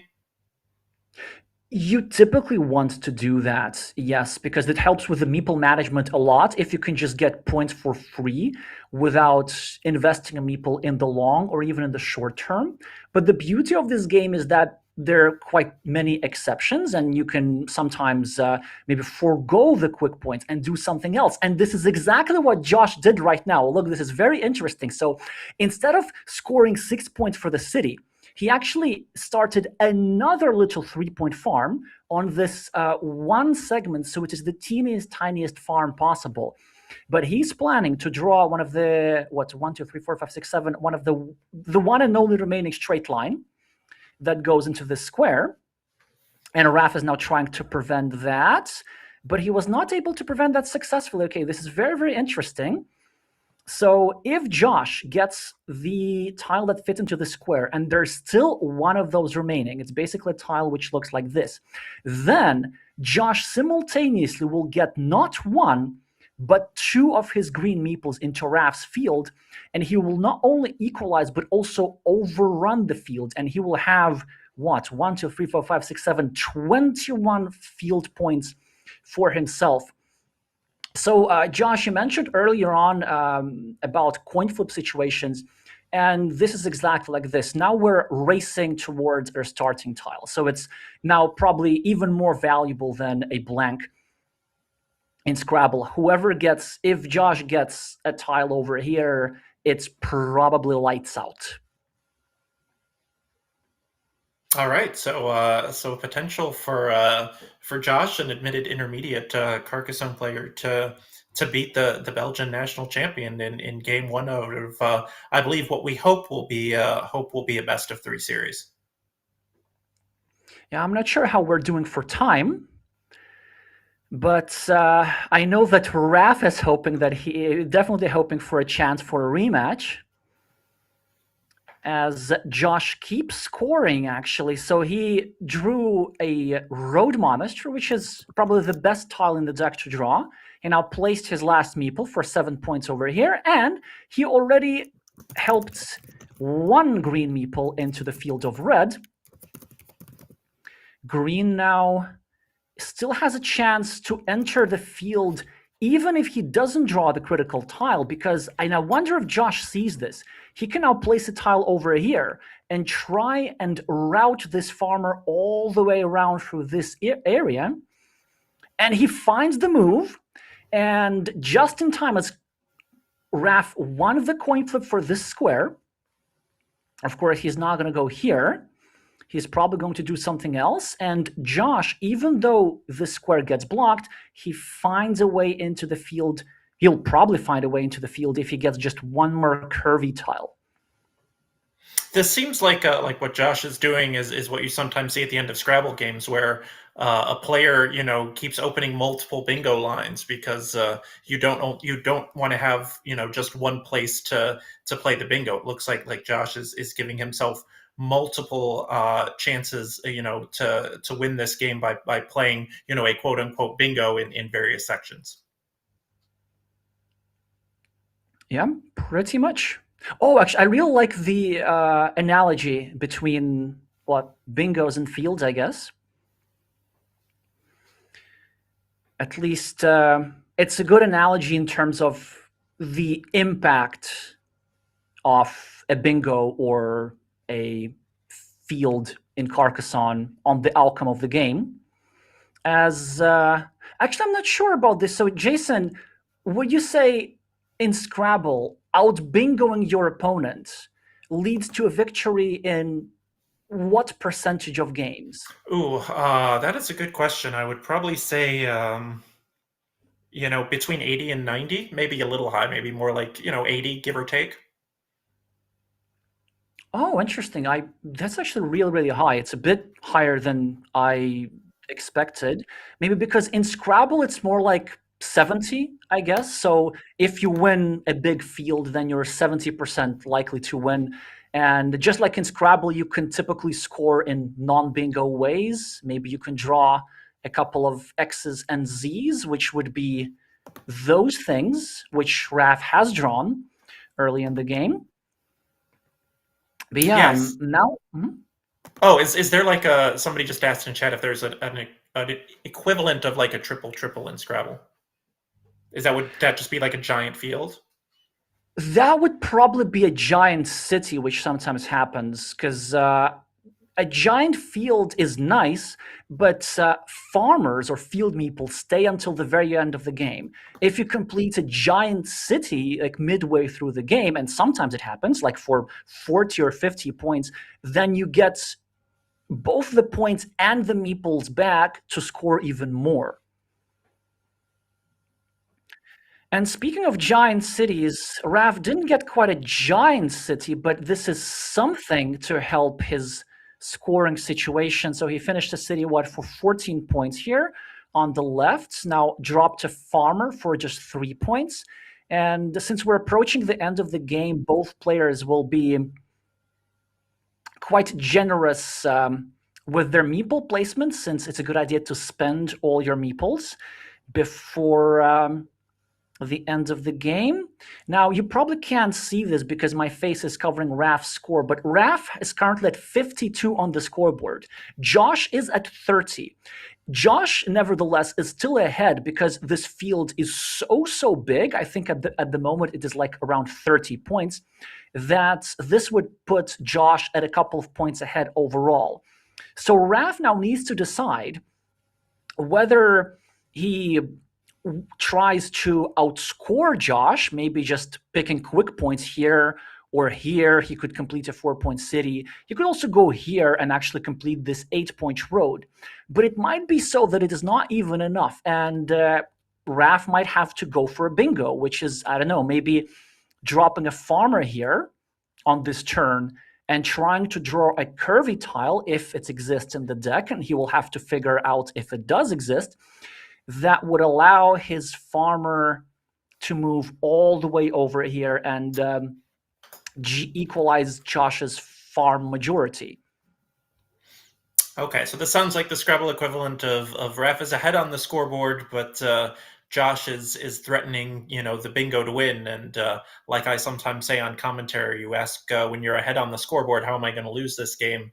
And then try to work backwards to stop that from happening. So it's the equivalent of Raf can either play for the bingo himself or try to stop Josh from bingoing. And it looks like he just got quite a few points for that turn. Yeah, so he got 8 points for the road, but he lost 3 points by adding this here city to Josh's field, so a net 5-point gain, still pretty good. And with that, Raf has decided not to go for a bingo, apparently. He has calculated that just scoring points will be enough. I'm not completely sure that this is the case, because I can't count as quickly as Raf can, but I trust his judgment. And now again, same decision. He can either go for a scoring move here for 3 points, or he can still try and go for a bingo and maybe drop a farmer here somehow. But that would be actually quite difficult to accomplish. Only, 2 tiles unseen to him, 1 in the deck and 1 in Josh's hand. And so Raf will have a good idea what the unseen tile is, though, correct? He should, yes. However, he's in a bit of a time trouble, and just like in Scrabble, even more so in Carcassonne, it is possible to mistrack even at the highest level.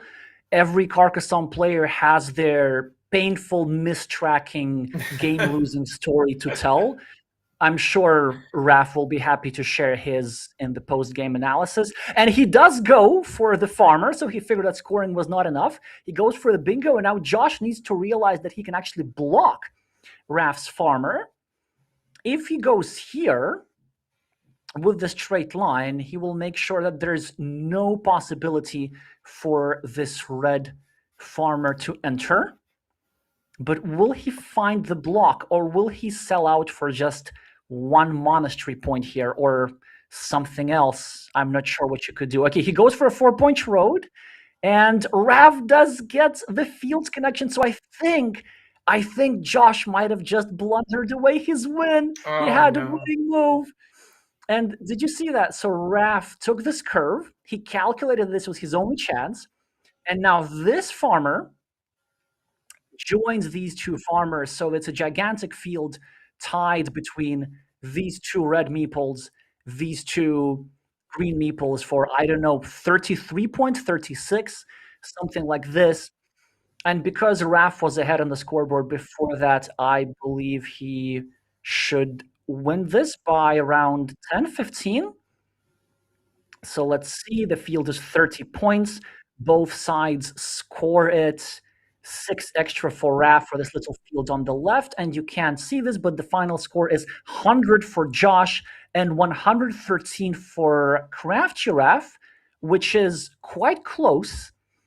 But if only Josh had found the block and realized that he could have even denied Raf the field, then Josh would have taken the upset. So yeah.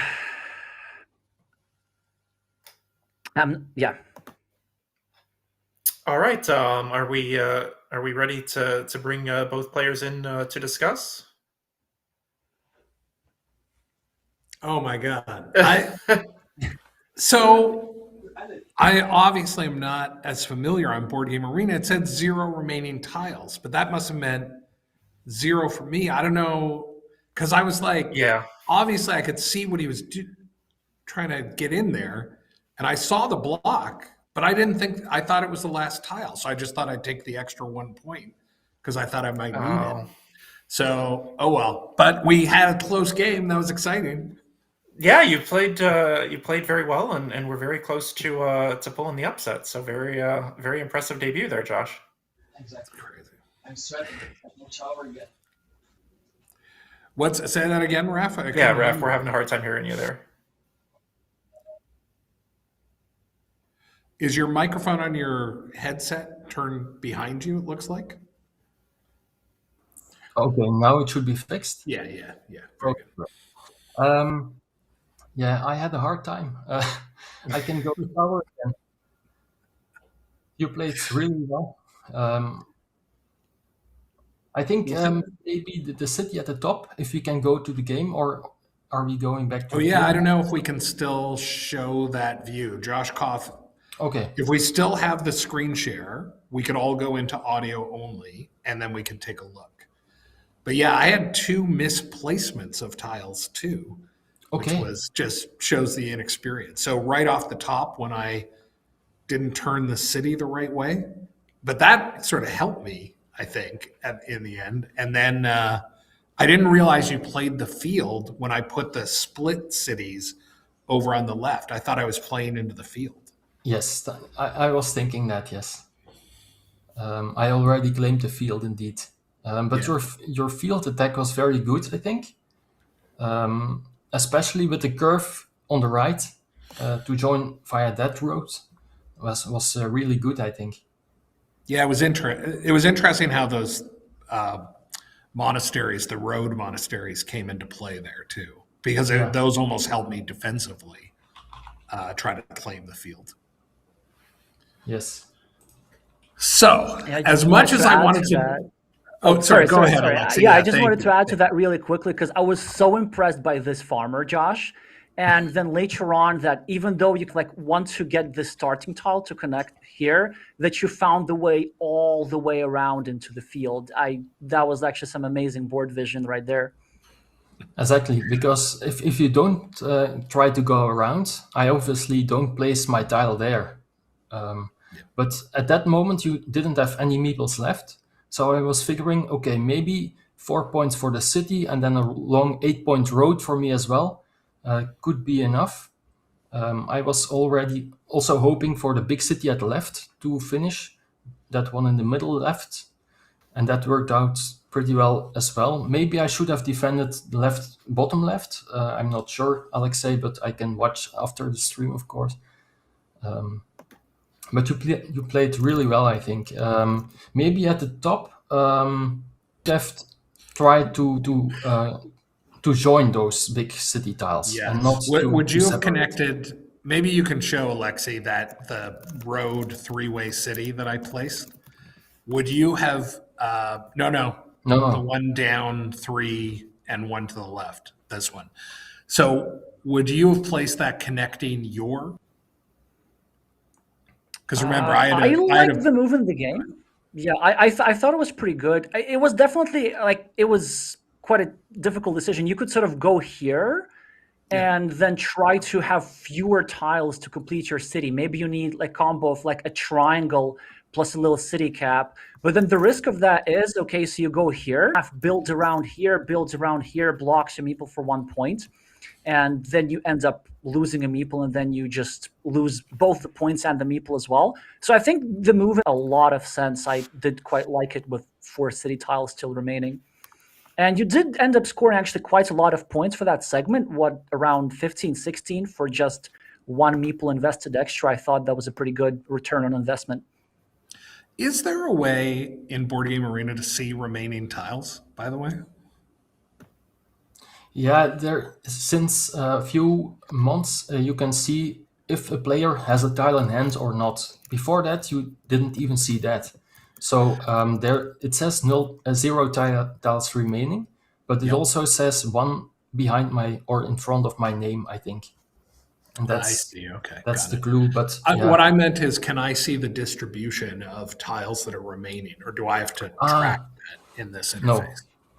Okay. You have to mentally track them. Yes. Yeah, I was hitting every button trying to find them.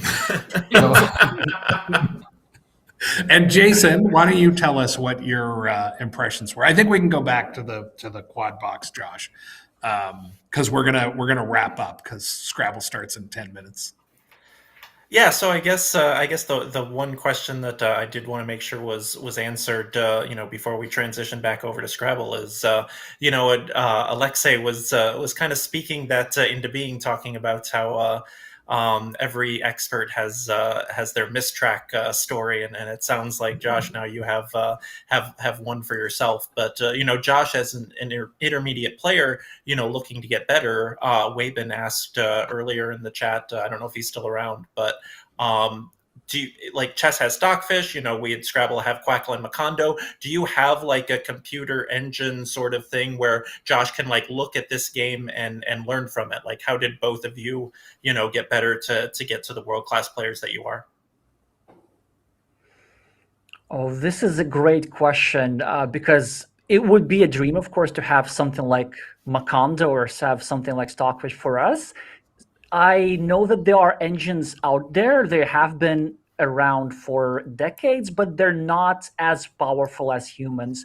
So back in 2010, I think, there was a German engine which could play at the strength of maybe a decent national champion, like what maybe 500 rate in the board game arena, which is equivalent to, I'm not sure, 1700 in Scrabble, maybe. There's a Japanese engine as well on the website called topcarcassoner.com, and I think this can play at around 600 strength, but there aren't engines which are as good as the top humans yet. So Okay. sometimes, actually, when you analyze a game, then you can explain a move logically, but for certain complicated situations, you never get the right answer. Okay, I was going to ask. I just want to ask one more follow up then, because when I started out, it was Maven that was the premier engine, and then Maven crawled so Quackle could walk, and Quackle walked so Macondo could run. Like, do you believe that Carcassonne is a game that eventually, like, the technology is going to get better and better and better, and you are going to have like an engine that is better than any human, or is one of the beauties of Carcassonne that it will be very, very difficult for an engine to quote unquote solve the game? Well, it's a twofold answer. First of all, one is I would definitely love that. I'm sure that many other Carcassonne experts are on the same page here. I'm not quite sure if there's enough push for that to happen. Because there are still other ways of learning without the engine. And we use some other tools. For example, we use probability calculators that some players have built in the player community. There's like a little endgame permutation analysis program developed by a German top player, Matthias Lemacher.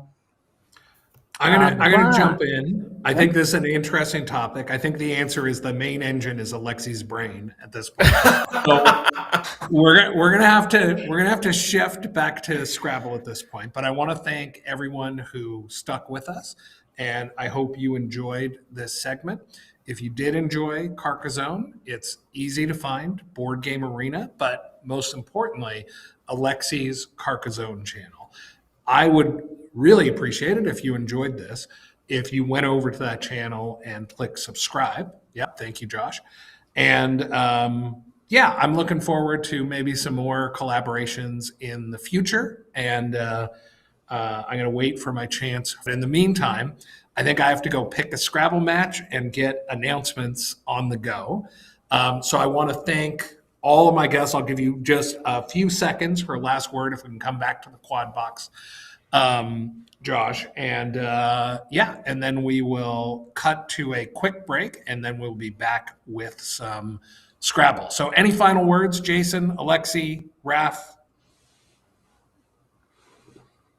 I would say thank you so much for having me, for having this great fight together. I will remember it for a long time. Thank you so much for having me as well, Josh. It was a lot of fun, and let's play Scrabble and Carcassonne. Yeah. All right, Jerry. Very well said. Jason, last word for you. I'm not worthy to have the last word, but I think I just shouldn't have said anything. Let's play Scrabble and Carcassonne is a good note to end on. Very good. Thanks, everybody. And Josh, if you can take us to break, I will run over and we'll get all set. Okay, and we'll bring everybody some Scrabble right away. Thanks, everybody. Sorry, Josh, we jumped in there. If you want to cut to the break. Thanks again, Alexi.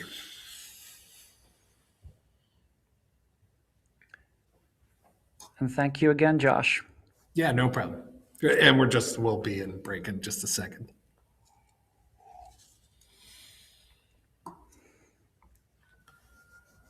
Yeah, so we'll get.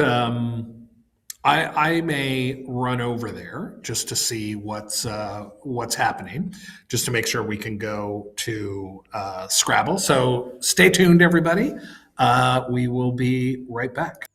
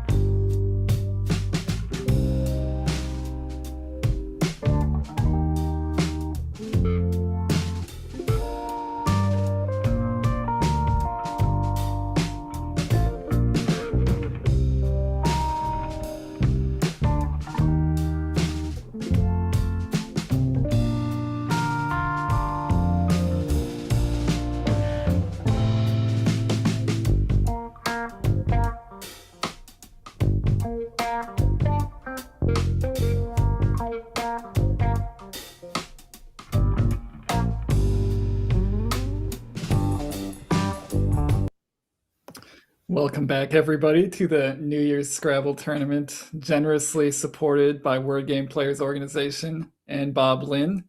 I say welcome back, but maybe people aren't actually coming back at all. Hopefully, everybody stuck around through the lunch break for that Carcassonne exhibition. Jason, you were involved with that. What were your first impressions of that game? Yeah, that was a lot of fun to do, and hats off to Josh. There was a bit of a confusion over like how the website. So you know how Quackle has like tiles unseen, but that doesn't equal tiles in the bag. There was a bit of a confusion over Board Game Arena setup. Otherwise, he would have beaten a Belgian national champion and a world class player. So well done by Josh. But looking forward to getting back to Scrabble, which I have a little bit more familiarity with. Yep, definitely more equipped to, or better equipped to commentate Scrabble than Carcassonne, although that was a nice diversion.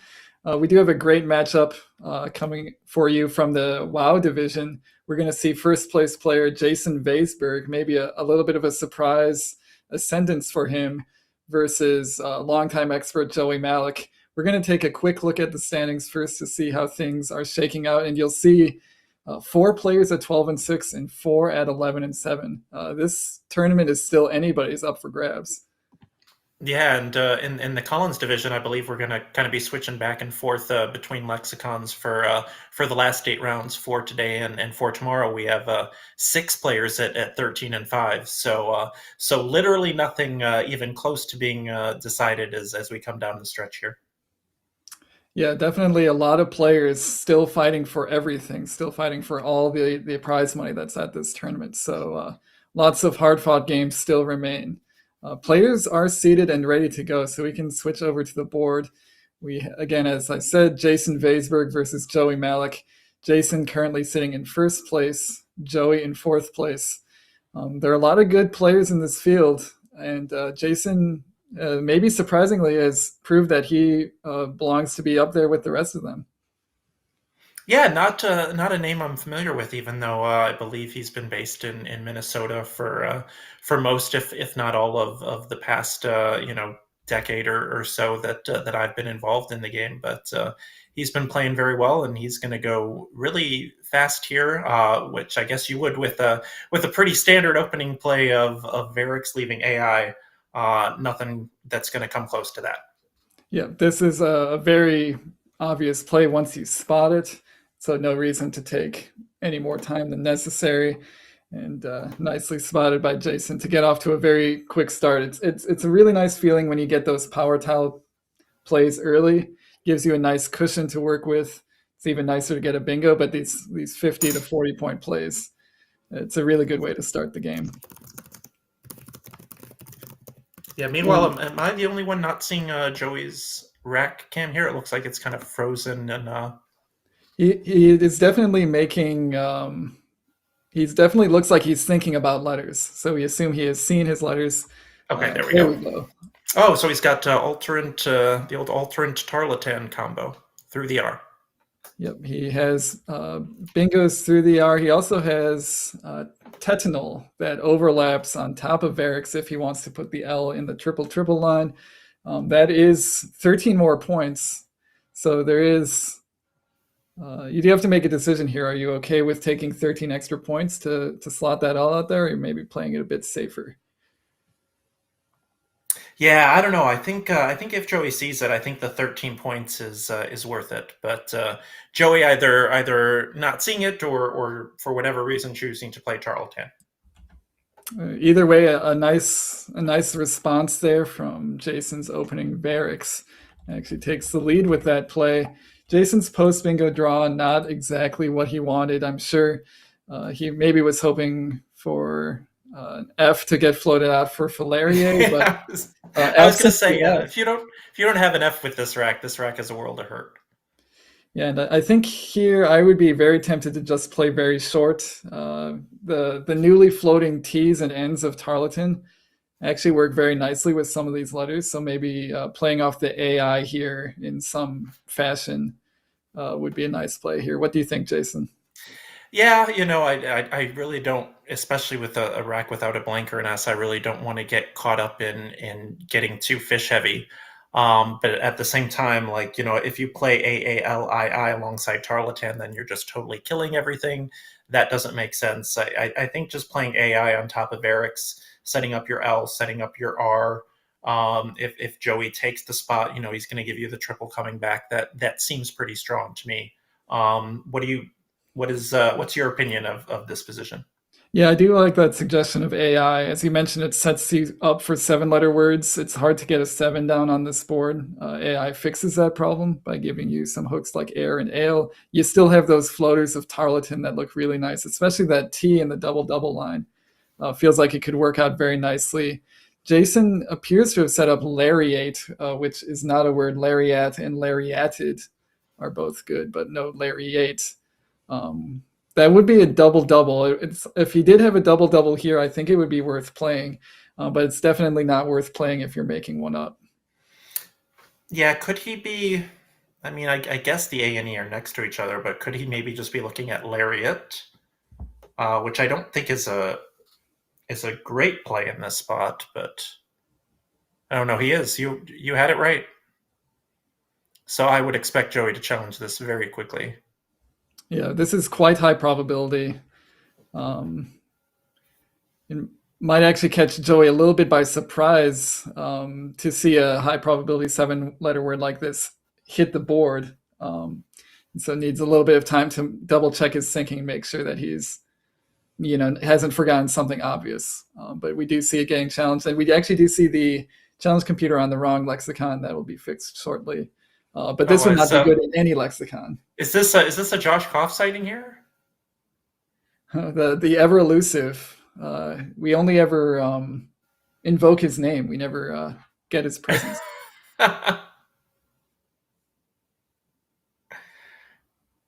All Oh, right, there's and Kieran. Kieran O'Connor siding as well. And And now we've got it's a parade. It's a parade of people, just. All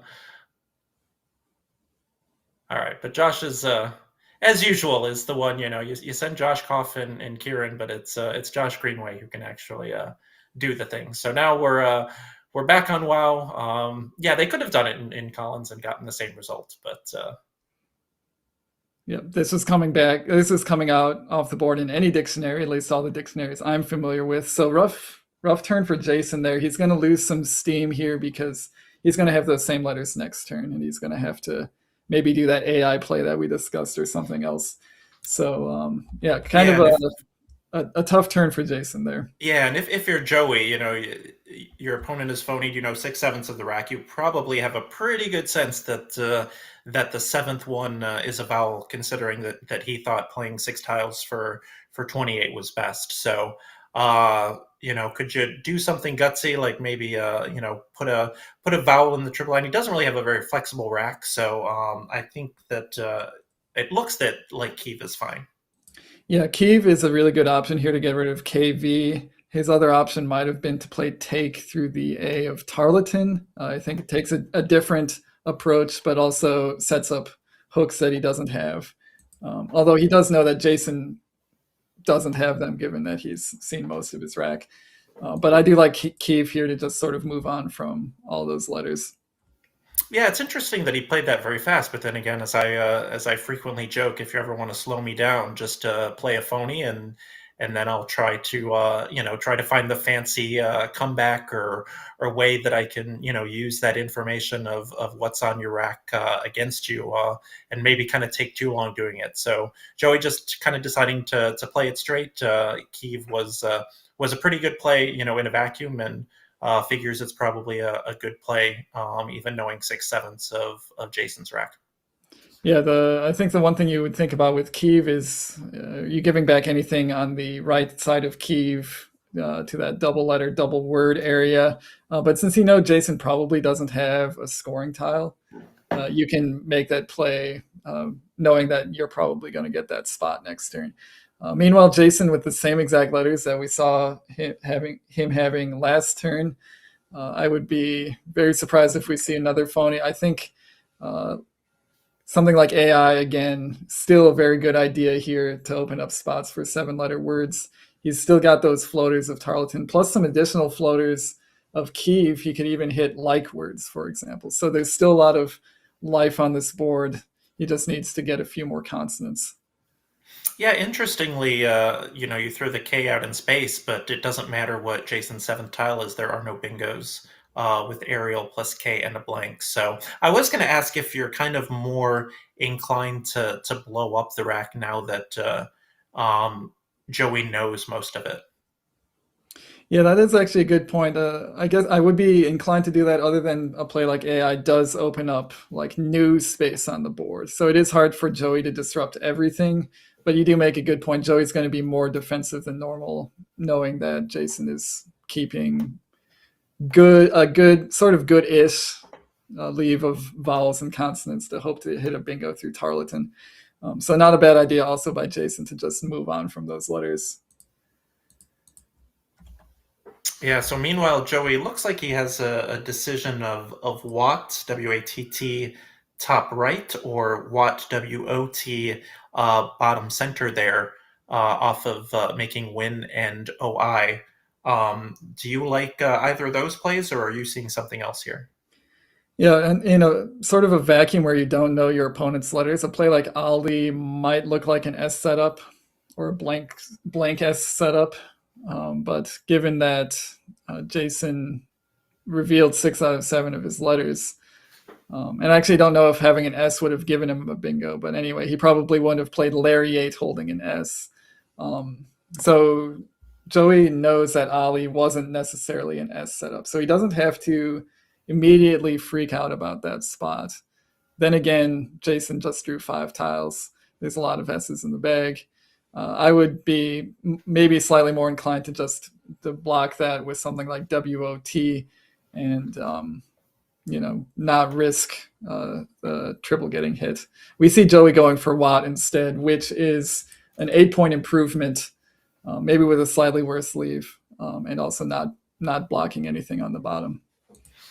Yeah, we do. Well, Joey would know that Jason's leave was ER because he played the ER last turn. So into that ER, Jason has drawn DEEL blank, and oddly enough, he has 5 bingos, and they are all 9s.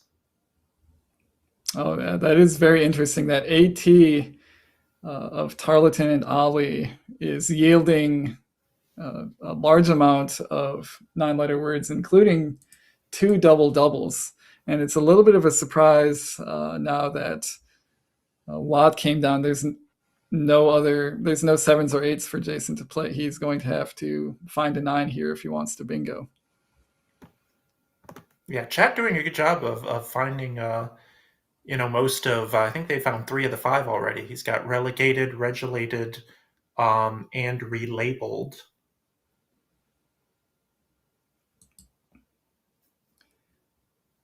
And this is, I think, a turn where you pretty quick, as long as you determine that there's no bingo in this rack when you make the blank an S, which would be a nice way to use that Ollie's hook, you quickly determine that there's nowhere else really to play 7-letter words, and there's very few places to even play 8-letter words. You've got the V and the X of barracks. That's really it. So then if you have to start thinking, all these 2-letter words that are floating in space, one of them has to yield a 9-letter word, and in fact they do. But there's a bunch of them to look at. First thing you should definitely be looking at is the AT, and I think once you start looking for 9s, they're relatively findable. Yeah, you set the D aside, and then you look at the other 8 tiles, the A, triple E, L, R, T blank, and then see if you can find something that's a verb and that sticks the D at the end. So this will be an interesting test of Jason's board vision right now, because I know that the Josh Sokels of the world, the people with great board vision, they almost actively look for 9s in some spots. So especially because those are his only bingos, I think this will be very interesting. If we see a bingo, or if we see something like just a weed or wheel in the top right. Yeah, we haven't seen relegated or regulated come down yet, which is maybe a sign that it hasn't been seen yet, because once you find a double-double, and you will be pretty sure that's your best play once you find it, you don't need to spend too much more time looking. We see Jason's already at a little bit of a time disadvantage, has 5 minutes fewer on his clock than Joey. So it would be something where once you found something that was pretty close to the best play, you'd probably go for it. But Jason has not played it yet. He might be setting it up. It's a little bit hard to tell, but he might have spotted it. I think it is. Yeah, I think he's got it. This would be a very fitting atonement for the previous double-double attempt, which was phony. He would get his double-double in the end, and in a lot more impressive fashion. Yeah, and here I thought Ollie was closing the board, Yeah,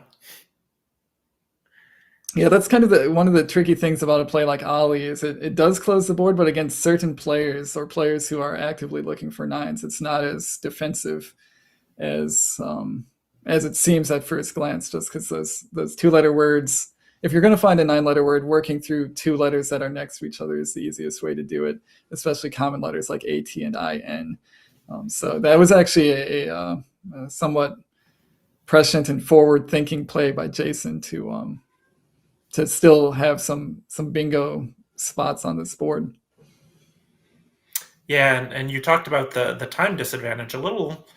I don't know if, any double-double is going to score 86. I'm not sure if he's maybe debating between regulated and relegated, but Joey's a very fast player, especially if Jason bingos. I would expect Joey to play whiny up top for 30 very quickly. That seems like a pretty obvious play. And Joey's a very fast player who would be very happy to run Jason's clock for most of the rest of this game.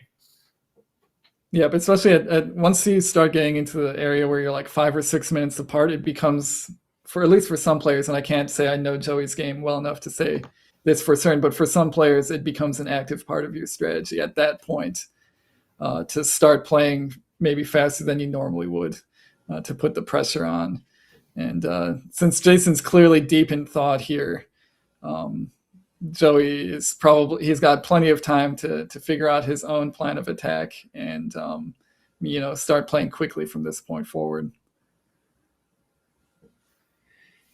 And I'm just not sure what Jason's thinking about here, because he's got relegated set up. I mean, we have seen, we actually saw one a few weeks ago at the holiday party where a player had the word set up and just, didn't see it. But it certainly seems like he's got relegated through the AT setup. So I'm just wondering what's taking him so long to pull the trigger here. Yeah, he might be a little bit spooked by the phony he played earlier, not wanting to play another one. And once you play one phony, things start looking really weird. I certainly have had this experience, not specifically on stream, but just in general, where one lost challenge can sort of make you start doubting more things than you would normally. And Jason might be seeing nines that he's not sure of. Maybe he's thinking like relevated or revelated, which would not be a word. Yeah. And we do see him going for weir here, which is an unfortunate miss because those double doubles were a very nice score. Yeah, also,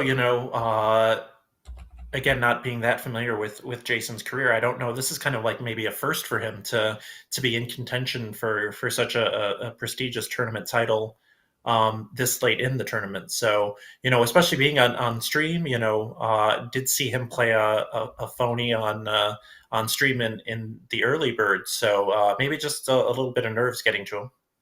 Yeah, I think you might be correct, Jason, that the other Jason Weisberg, has been a good player for a long time, but has never really, as far as I'm aware, been in contention in these big tournaments.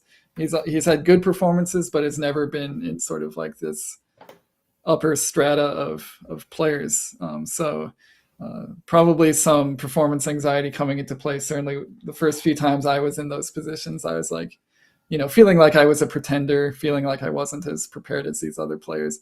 Gets to you a little bit. We hope Jason can shake it off here. He did have an unfortunate draw into his leave of EDL blank, 2 more Ds and a B. So his bingoing is going to be delayed another turn. And now with Jan on the board, it's even harder to fit any kind of bingo anywhere here other than maybe some nines still. Yeah, this is this is a tough spot, and I guess when I saw relegated set up, first off, like as an English soccer fan, as one getting into English soccer, relegated a very common word, where unlike in American sports, the worst performing teams are actually sent down a level. So you talk about Wolves are basically haven't won a game and they're basically already relegated. But like you said, maybe he saw that as a V and was like revelated.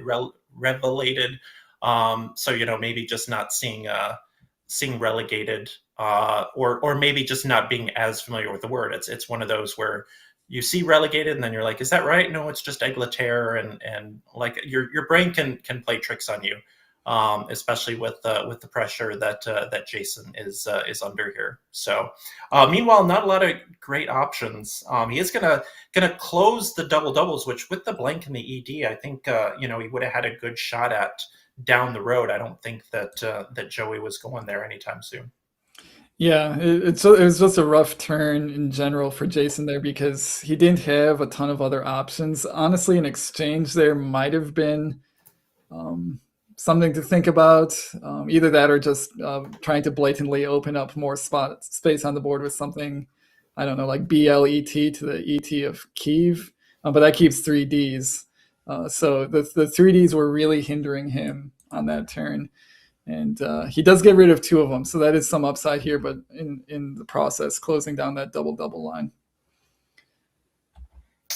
Yeah, just a very difficult spot. And I think one of the problems with Dated is you can see he has, Blender, with the blank E, but I don't see that going anywhere. He's basically in the same situation where he's going to have to play a 9. And now his only realistic 9s, well, he could play from the R or from the E. with different letters. But it's just not a very good board for somebody who's behind. Yeah, I guess the good news for Jason is he is only down 50, and Joey does not have great letters. And a lot of his good plays involve opening up stuff that he probably doesn't want to do. The equity play, of course, would be something like Agio under dated. Given what Jason has done the past couple turns and how much time he's taken on his clock, I feel like Joey has him pegged for a blank at this point, which would mean changing his style to something a bit more defensive.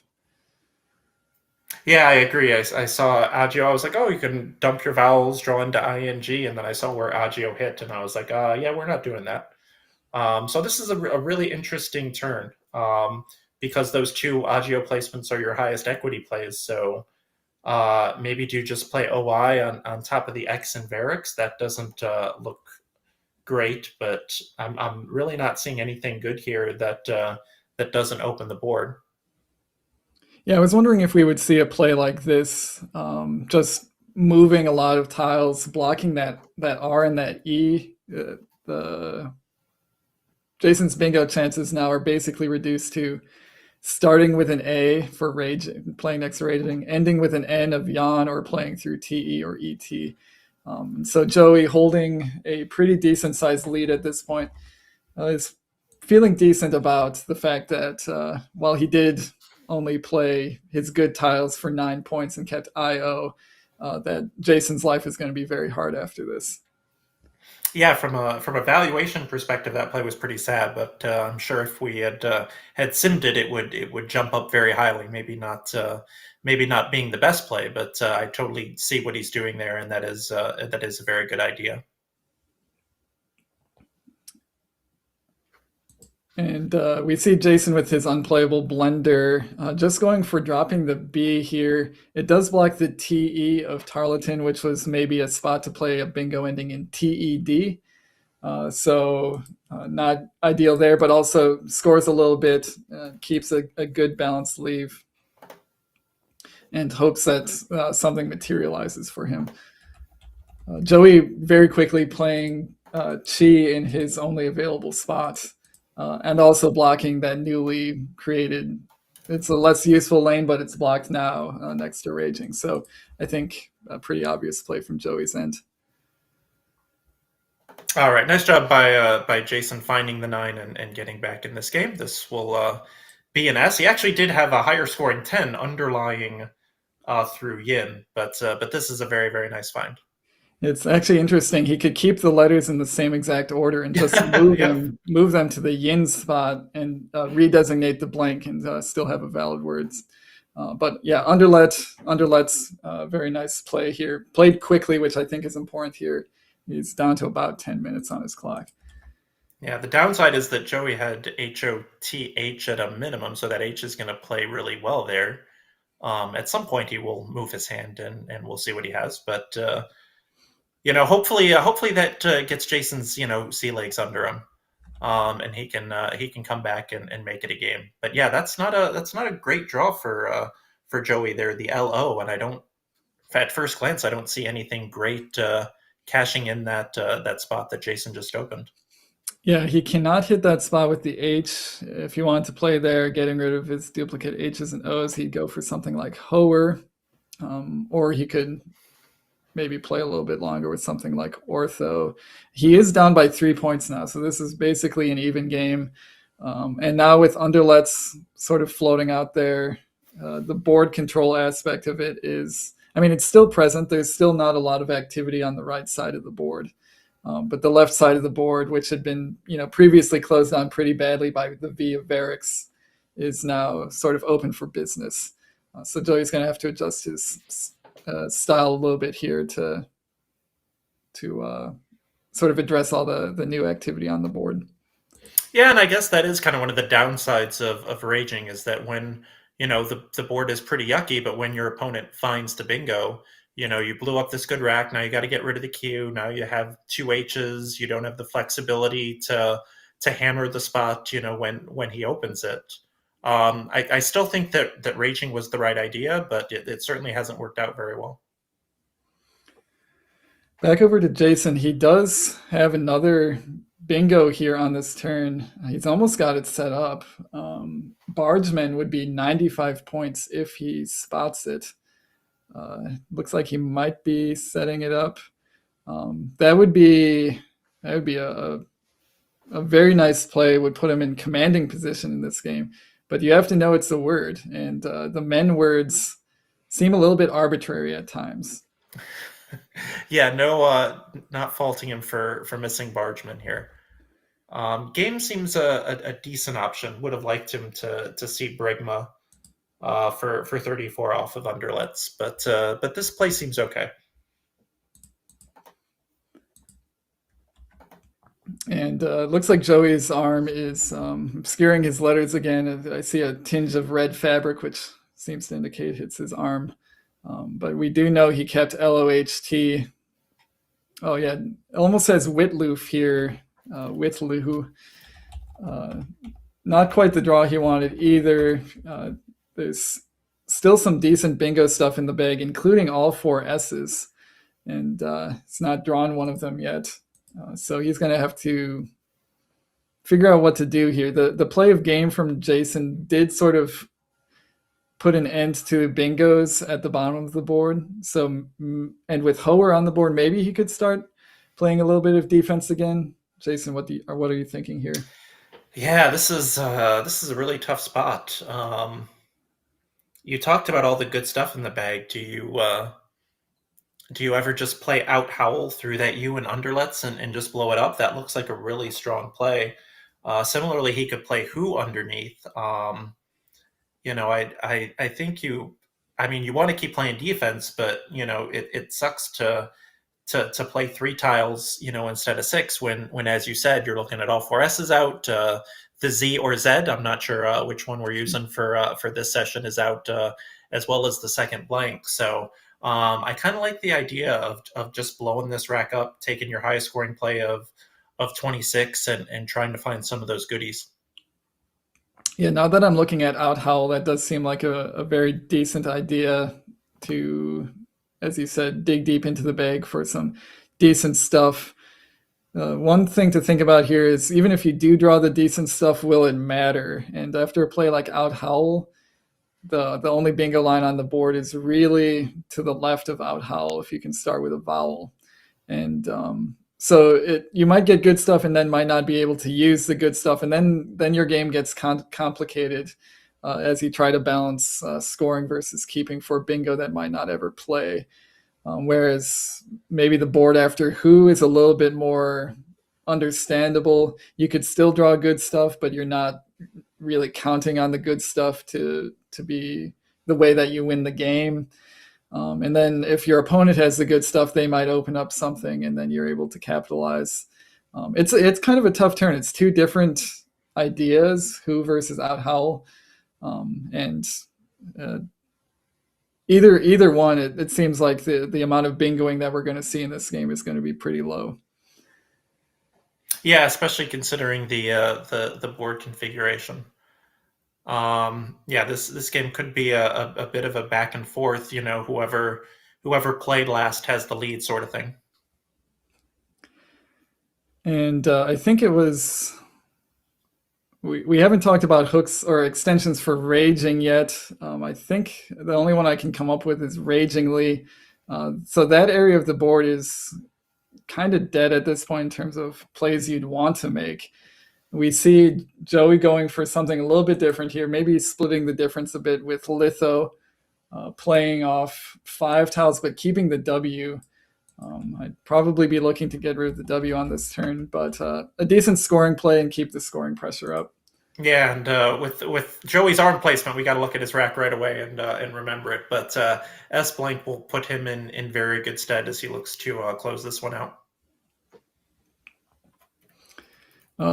Downside of Litho is it does give Jason back a 40-point Colby. This is, I wouldn't say a worst case scenario, but it is more than you would expect your opponent to score in this spot by a considerable amount. You might be thinking there's a 26-point play there or something like that, but Colby is hitting hard for 40, giving Jason a 19-point lead and keeping a very nice lead of ERS. Luckily, Joey has drawn the second blank. And I was supposed to commit his rack to memory, but I didn't. We see it now, ACFOSW. At this point, I think Joey is going to change tactics a little bit, and he's going to try to get a bingo down in sometime in the next few turns.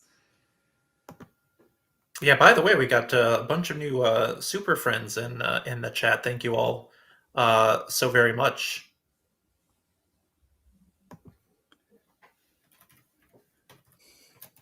So at this point, since Joey does not have a bingo on this turn, I would start thinking about maybe we've been kind of ignoring plays in the area of dated and Variks for a while, and just because it never seemed like the right time to open up that area of the board.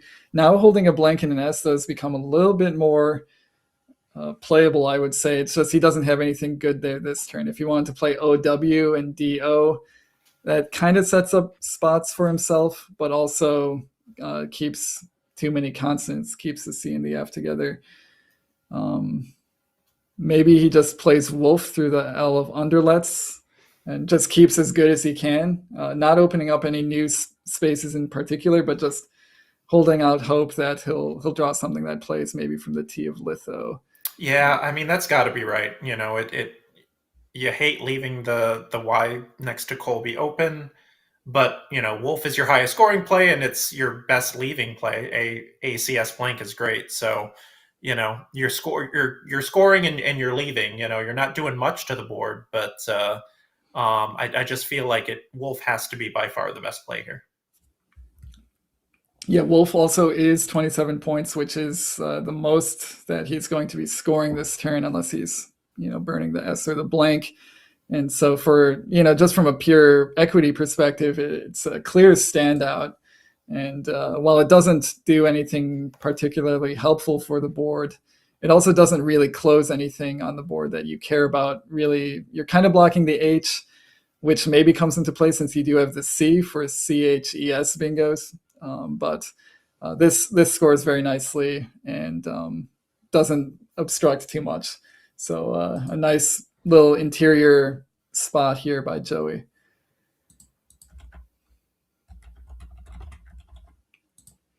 It looks like Joey might have bumped the camera a little bit, but we do see looks like he drew OEO, which gives him caboose, but I don't think caboose is going to play on this board. We'll have to see what his options are, see if looks like our producer is on top of it. We'll be adjusting it shortly. Meanwhile, back to Jason with the clunky F, two I's and a J. What are we looking at here, Thomas? It's not a whole lot of activity here for the J, honestly. Maybe the one spot that jumps out to me is that G of game that Jason put out a couple turns ago. Didn't really seem like a very useful spot at any point. We weren't even discussing it, but it does give Jason a little bit of flexibility here to do something like rejig, which not only scores a little bit with the J, but it also puts out some floaters and while keeping the S. So there's some good aspects to rejig here. Jason is only down by 8 points, so he could try to. He doesn't need to score a lot of points this turn necessarily, but I'm not seeing really anything else that the J is doing on this board. Yeah, I mean, I guess you could just play jig and draw into fires, but this doesn't seem like the kind of board to be doing that. Yeah, and actually, I'm looking at Quackle's suggestions, and really the only other J play it suggests is just dropping the J next to Raging for 10 points. And it also doesn't seem like the kind of board where you expect the J to get better for you over time. I don't think that you can, if you're Jason, you can't expect a good J play to materialize in sometime in the next few turns. So it does make some sense to play it now. It's just the plays that are so uninspiring. Like this play is only 11 points, and you do keep a nice lead, but it's on a board that's not very friendly to your bingo tiles. But he does retake the lead. It's close to an even game. So he didn't, as I said, he doesn't necessarily need to worry too much about scoring on that particular turn. That's a very good point, Thomas, and that's something that I've certainly kind of fallen into that trap where the X is a tile that I tend to keep maybe too much, like hoping for that 50-point EX play or AX or OX, and sometimes it's like you have to look at the board and say, like, where is the X going on this board in the future? I know I don't want to play it for 2025 now, but like my opponent's not going to do anything to give me that 50-point X play. So maybe it's right to just get rid of it now and try to bingo next turn. Sorry, I called you by the wrong name. I'm sorry. I think that's twice. I think 3 strikes and I'm out. So I got to be on my best behavior. I just need to look at the top right of the screen there to know which one I'm talking to. Yeah, well, as far as everybody else knows, I'm Charles, but I actually switched places with my twin at some undefined point in the past 15 minutes, and I think you sniffed me out. So you were the first one to do it. But again, back over to Joey. Again, he drew EOO to his leave of ACS blank. That doesn't quite work out for him this turn, but he has to be feeling pretty good in this situation with the flexibility of both the S and the blank. That he can sort of pull this out, even if he doesn't manage to get a bingo down. Just the flexibility of having those letters for scoring purposes does feel like a really nice thing when you're locked in a tight game like this. So he could do something like coup underneath jig in that new spot. It does score, quite nicely with 19 points. Now I do say quite nicely in relative terms. There's not a lot of scoring options on this board. So on this board, it does kind of feel like 19 points is a lot. I would be expecting maybe something like coup. He might be thinking of eco, I should say. Jason, you like those plays? Maybe do something more drastic to open this board? Yeah, worth noting that, again, this is the WoW lexicon, so no tool case. There are 8s that you'd have to start them with T. There's 7 spaces beneath, but tool case good in the Collins lexicon, but not owl. I just figured he would play Oka, kind of open the board and take that Y spot out. But coup I think is a variation on the theme, and the AES leave is probably better than OES. So and I guess when you draw what Joey drew, you're going to have a lot of flexibility next turn. Yeah, actually, Oka is a decent idea just to open up a lane for 7s. But he might also be thinking Jason, after playing Jig, is close to a bingo and doesn't want to open up more than necessary. With the S and the blank, he has more flexibility to bingo than Jason does. So we do see Jason with a very nice find here of Fjord, scoring well on a board that didn't really have too many other scoring options. So nicely spotted by Jason. Played it quickly. But we do see the time differential is equalizing a little bit. Joey's had some tough turns. And he might have a little bit of a thinker here as he tries to figure out what to do with his blank. Yeah, nice find there by Jason. But it looks like Joey is going to play Aunties or Tunes off of Colby. And even with 3 S's and the Z there, don't see a way that Jason is going to work his way back in. Yeah, it's just there's not enough time left in this game for Jason. Unfortunately, he's got a lot of power on his rack, but on a board where that power doesn't really help him too much. If he does something like sized for 48 to the D of Fjord, that does get him relatively close. That gets him within 12, but keeping RSS, it's hard to. He would need to draw an immediate out, and for Joey not to have any real scoring ability whatsoever. Which you could. You draw OU. You've got Sowers and AYS. Sized is also going to score 48, so you're only going to be down by 12. Like what else can you really do with 2 in the bag? You can't play off of in. on the upper right there to open another line. He doesn't really have a play off of Varix that will open anything. I think you just have to play sized. It feels like there might be no wins from this scenario, but I think if there are any, it all starts with playing sized. Yeah, I think so. There's really not enough tiles in the bag. If maybe there were 3 tiles left in the bag instead of 2, Jason would have a little bit more flexibility to play off some of this stuff maybe on the right side of the board and try to set up a last ditch bingo lane. Then, maybe have that T of litho as backup, something like that.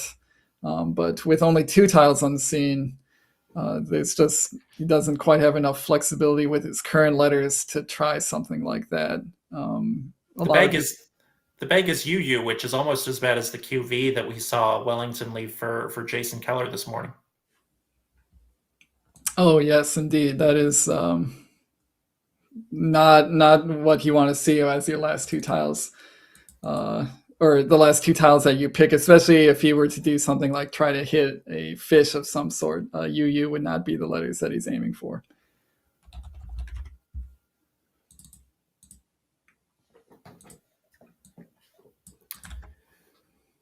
So it certainly looks like this will be Joey's game, and this will certainly tighten up things at the top. Not that they weren't already tight enough, but unfortunately for Jason, just one too many mistakes in the early part of that game, and almost came back from it. Did eventually find the 9, but unfortunately, this is not going to go his way. It looks like.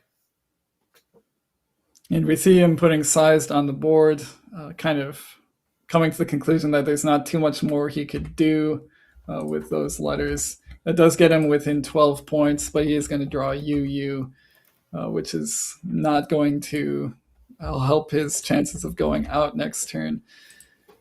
And meanwhile, Joey does have the whatever scoring power remains in the bag is his. He's got the M and 2 Ps, so he does have plays slotting, or I should say just one play, slotting in between coup and sized if he wants to go for emo. That would be certainly enough points to just put this one out of reach. Ragingly is the only extension to Raging, by the way. So well spotted by you. So maybe Jason could have saved that Y of Colby for Ragingly, but it seems that was 40 points he drew into ERS. I think that was a pretty obvious one. Yep, and I think all the L's had been played. Litho was the last L, so no hope of drawing Ragingly there. So if there were mistakes on Jason's end this game, that was not one of them. He definitely would like to have that Lariat turn back. Not going to get away with a high probability phony against a player like Joey. Yeah, and then missing the 86 point double doubles, the relegated, regulated. Did a nice job to play underlets through the ET at a time when Joey had just blown up a very good rack for 9 points to kind of kill the board. Kind of got him back in it, but Joey finding the second blank and in a balanced rack and was able to play antes to put this away. I do see it noted in chat that this UU draw actually does let Jason go out. I don't think it's going to make a difference unless Joey phonies or otherwise loses his turn here. But the rack of RSSUU actually does play as a 6-letter word from the T of litho. That would be Tussier if Jason has gone that deep into his word study. He could pull that one out, but that's only 6 points. Probably is not going to be enough in this game. So we see on the top right there, it looks like those fun little notifications in the top right there that have been unveiled for this tournament and are a real benefit. It looks like Zach Ansel has just won to be one of the first players to get to 13 wins. Yeah, again, thanks to Josh Koff for that innovation.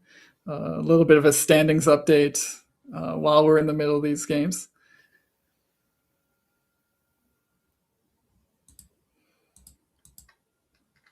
Yeah, so somebody's Noah Walton saying last turn if Jason plays ES, leaves, it would have been IRSSZ. He sets up a draw for Caesars, Seizers, so he would have needed EE. I'm not sure if that was in the pool. I think there might have been only one E.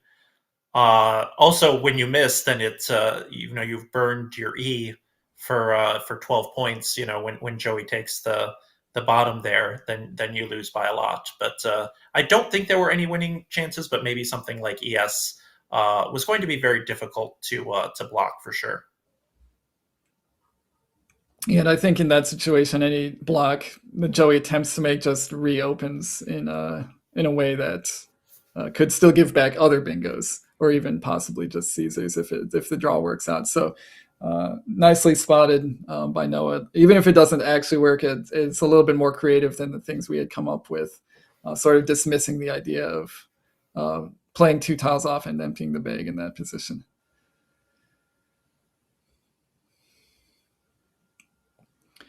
Jason, down to his last 40 seconds, has not spotted Tusser, which we don't blame him for. That is way, way deep. If you're studying it as a 7-letter word, I'm going to look up the probability.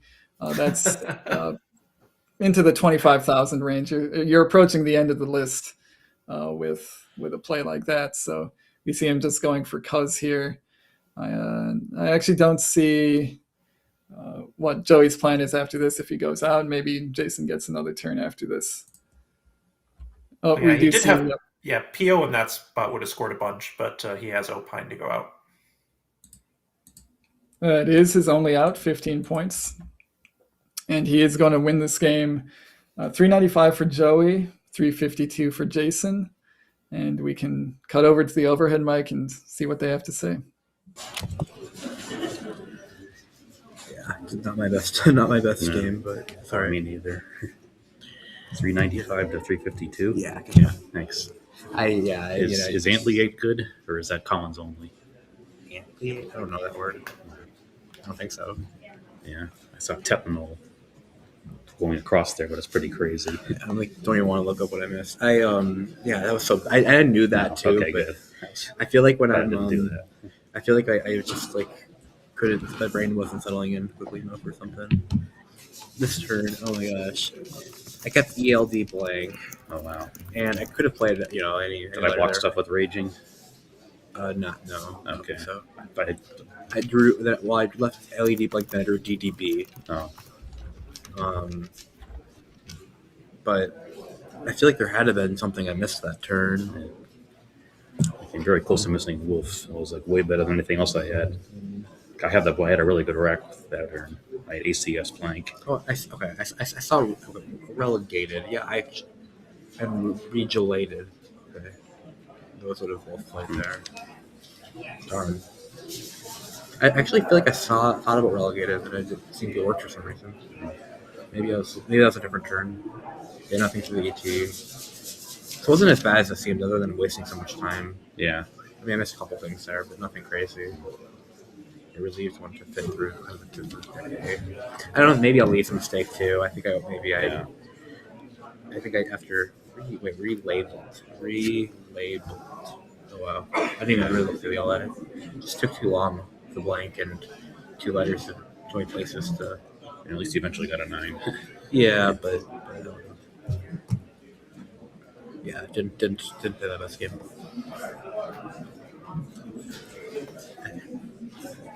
Because if I played Ali immediately, you still play Kiev, I assume, or do you have something you prefer to do here? I think that I had 2 T's with Kiev. It was kind of an awkward rack.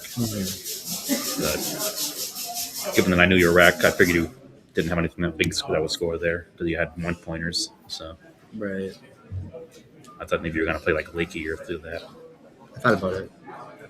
Yeah, because if you, I mean, I would have had bingos.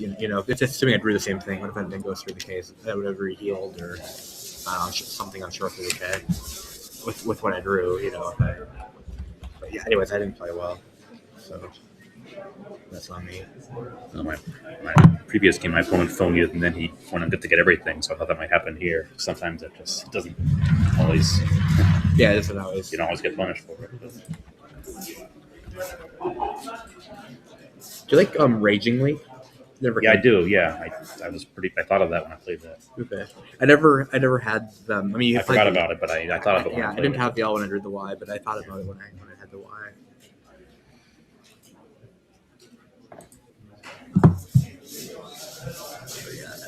Last 2 letters in the bag were UU, by the way. Oh wow! Not that it mattered, but yeah, I saw there were 3 S's on scene from me. all right, good job, Joey. Thanks. All right. Good game between these players. Jason, of course, expressing a little bit of regret at the phony of Lariat. Certainly a play he would like to have back. But I think other than those, couple mistakes there, I think a very solidly played game from both players. And Joey comes away with the win. Yeah, like he said, obviously Jason Vaisberg disappointed, and but like you point out, it was really those 2 turns. But when you're playing a player of Joey's caliber, sometimes 2 mistakes is at least 1, if not 2 too many. I also liked how he said, I don't even want to see what I missed in that spot, which I thought was like maybe really healthy, like, put the game behind you, go on to the next one. And then within 30 seconds, he was checking his phone and saying on the stream what he missed. So I've been there. I was like, I don't even want to know what I missed. And then 15 seconds, they're like, yeah, I got to look it up. So. Yeah. The lack of knowledge gnaws at you more than the yes, maybe than the piece that you're trying to attain by putting the game behind you. But a nicely played game from both players. We're going to stick with the WoW lexicon for this next game. We've got Zach and Sel versus Evan Chester, 2 young up-and-coming players, both doing very well in this tournament. We're going to take a quick look at the standings and see where they're at. We're getting word that they are actually at 1 and 2. So table 1 matchup, so to speak, between these 2 players. Yeah, it looks like we have round 19 in for everybody in the top 10 except for Brian McCarthy and Ari Sinke. So yeah, we've got a 3-way tie for the lead now, and those 2 have the biggest spread. This will be a fun game if I can put past my shame of commenting 2 people whose combined age does not equal mine. Yeah, I'd have to do the math on that one. I think I'm still good in that category. I think you're good. I don't know exactly how old you are though, so the mid-30s. So I think I'm still there. Yeah, you should be safe because Zach's I believe a senior in college, and Evan, Evan's got to be at least 18. So I think it definitely looks it. We'll maybe try to get some inside information on that. But yeah, I still am underneath the combined age of these 2 players, so I don't need to retire yet. I don't need to hang up the tile bag. These old men still got it, kind of, so to speak. But yeah, these 2 players have been sort of stratospherically rising through the ranks in the past couple of years. Zach and Sel really kicked it into gear around the time the pandemic started, and over the course of a few years got up to roughly a 2,000 rating, which is where he's been ever since. Always seems to play well when he's on stream. Evan Chester just sort of emerging on the scene a couple years ago and quickly raising up to sort of an 1,800, 1,900 level player, and maybe the fastest ascension that we've seen in recent memory. So nice to see some young active players in the scene, keeping the rest of us on our toes. We can't rest on our laurels. The kids are all right, to borrow the movie title. The kids are all right. So it looks like we have players are just getting ready. I'm getting my Quackle ready, and we can look at this head-to-head. Both players, I think, are kind of currently in like the Ohio, Pennsylvania area, so they probably meet each other quite often. We see Zach Ansel currently rated about 1950 and has raised his ranking all the way up to 12th. So sort of cementing himself over the past year or 2 years as one of the top forces in this game. Yeah, Zach. Oh, sorry. Go on with Evan. Oh, yeah. Well, I said we'll just take a look at Evan here, but Zach. Oh, just that you mentioned that you think he's in the Ohio, but he's a senior at Case Western Reserve. So Hope to see him at the 2-day tournament in Ohio, which is now in April this year. He's been there the last couple of years. And now we're looking at Evan Chester, currently rated 1843, so certainly a little bit of an underdog in this matchup specifically, but has shown through his results in this tournament that maybe we shouldn't. We do see it noted in chat that this time last year he won Division 3, and now he is squarely in contention for winning Division 1. So quick turnaround for him, becoming sort of an intermediate player into dyed-in-the-wool expert. Man, what a great stat there. Division 3, I think it's just 2 divisions in WoW this year. So to go from winning Division 3 at this tournament to 8 months later winning Division 2 at the Scrabble Players Championship, what an impressive rise, and it's been really cool to see. We see the head-to-head, maybe not as many matchups expected. Then again, Evan is sort of a new entrant into these Division 1 fields, where Zach has been a Division 1 player for some time at this point. Zach owns the head-to-head at 2-1 with a massive average score advantage. And we see 2 of those games were actually collegiate Scrabble championship, which I think was played in your neck of the woods, Jason. And I'm not sure if Zach won it, but he certainly did very well in that championship. Yeah, that's kind of a cool addition. Fred Moreland kind of took the lead on saying, hey, we should have something like that. So yeah, Kentucky, a few hours, not too far from where Zach was going to school in the area. So yeah, I'm going to go out on a limb and say that this 4th head-to-head meeting will not be their last. And we do have players ready to go. We got the handshake. You see both very young seeming, but as mentioned, not so young that they utterly put us to shame, just partially put us to shame. And I like Evan, but I cannot root for somebody in the Philadelphia Eagles hoodie. I'm sorry. Go Zach here. Not a great start for Zach here, drawing the UW together, but he does have a nice 5-letter word involving the W that I think once he sees it will come down pretty quickly. That would be wooer. Jason, do you see any reason to do anything other than that? Nope. I think that, I was going to say, you could even argue that 35 seconds or whatever it's going to take him is a little bit too long. This really the only play worth considering here. And Evan also dealing with a U on his rack, and so that W as a floater doesn't really feel that promising. But there is actually something, there's plays from the W that he can make if he wants, and it looks like he has one of them set up already. Yeah, very quickly finding what seems to be his best play of inwound. Also got one of my favorite 6s of add noun on his rack, which sounds ridiculous at first, but you're like, yeah, if you can have adverbs, why can't you have add nouns? And I'm even as a former copy editor and a grammarian, I'm still not 100% sure what an add noun does, but I know that when you put an S on it, that alphagram also, when you look at it in alphagram form, you're going to see add nouns right away. So Evan clearly thinking, I guess just trying to decide if he wants to keep the slightly synergistic AIN or just plop it on with inwound. We do see him maybe moving over to something else like Donna. That would be a significant downgrade. Anything that doesn't use the U here, it feels like a mistake. Definitely with a very nice looking play of wound. You should be looking to play the U off on this turn. Yeah, maybe just not sure of inwound. So he's going to play wound or wound, I suppose. Alexei asking a very good question about Zachary's opening rack, about exchanging.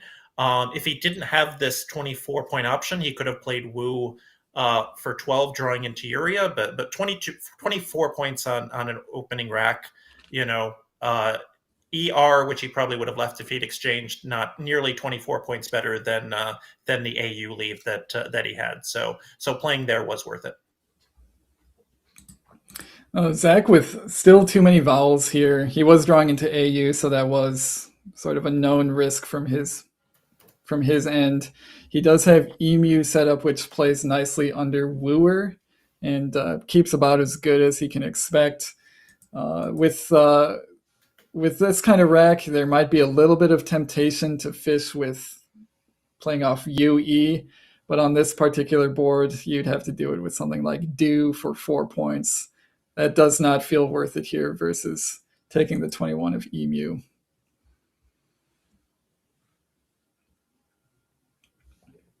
Yeah, and Evan with anti-paw setup is making me wonder, is anti-pawn good? Is that what he's looking at? Or is anti-paw or anti-pawn good? Or does he just have his rack set up that way? Yeah, that might be a reference to something. He also, I'm thinking the word southpaw is a word. So if southpaw is a word, why not anti-paw? That would be like the reverse pawedness, I suppose. But that's not going to work. I'm trying to remember. Yeah, I think War Paint is good and was just blocked. So good timing from Zach there to obstruct some of those floaters of Wooer. And now Evan's going to have to figure out something else to do.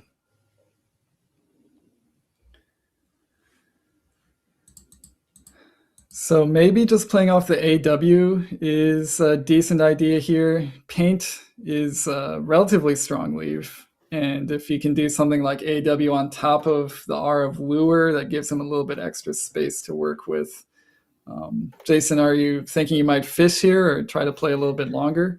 I mean, yeah, like I said in the last game, like I hate to get caught up in fishing, in a rack with no S's, no blanks, and even no E's. But like, what are you going to do if you play longer? It looks like his highest scoring play is 23 by playing PAAN to the right of Wound there. But wit is not that great. It certainly seems like Awe just seems super gutsy. Maybe you play Gnaw from the end in Wound, but he's going to go with Pan, which I guess makes sense. If you're not going to leave, well, you might as well just take your highest scoring play. Yeah, there's something to be said for just taking the points when you have them, and this might not be quite the right board to fish on. Then again, keeping the W just never feels right, so I would be a little bit tempted to do that. And we do see Zach actually with Airhead on his rack.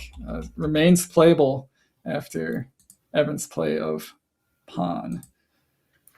Yeah, Zach somehow with 6 consonants through 3 turns, and yet he's going to take a nice leave here. And Evan, without a vowel that goes under that D, he does have the S to hook, but I'm not seeing anything super awesome immediately. Yeah, he might just be reduced to doing something like Swig. It would be really nice to have a W play underneath Airhead, like if he had an R and a better vowel. That would be a great place to play. But he's not going to be able to underlap Airhead, and that S hook is just sort of screaming to be used. I'd be surprised if anything came down here other than cashing in that S hook. I suppose now that I'm thinking, he could play something like Wiglet through the E of Airhead and save the S hook, and hope that Zach has to play somewhere else next turn. At this score, maybe it's justified to try to leave that S hook for yourself at a later turn.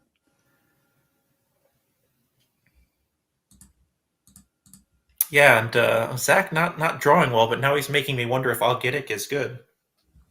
That does sound correct. It's kind of hard to know with those minerals which one's taken icy, but Augite does.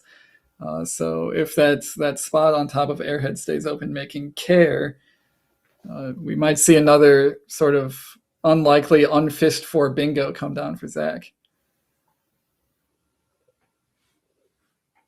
Evan, I think, setting up white on his rack, WIGHT, kind of a similar idea as Wiglet, scoring a little bit more, scoring 2 more points, but also kind of setting up some double levered or double word shenanigans.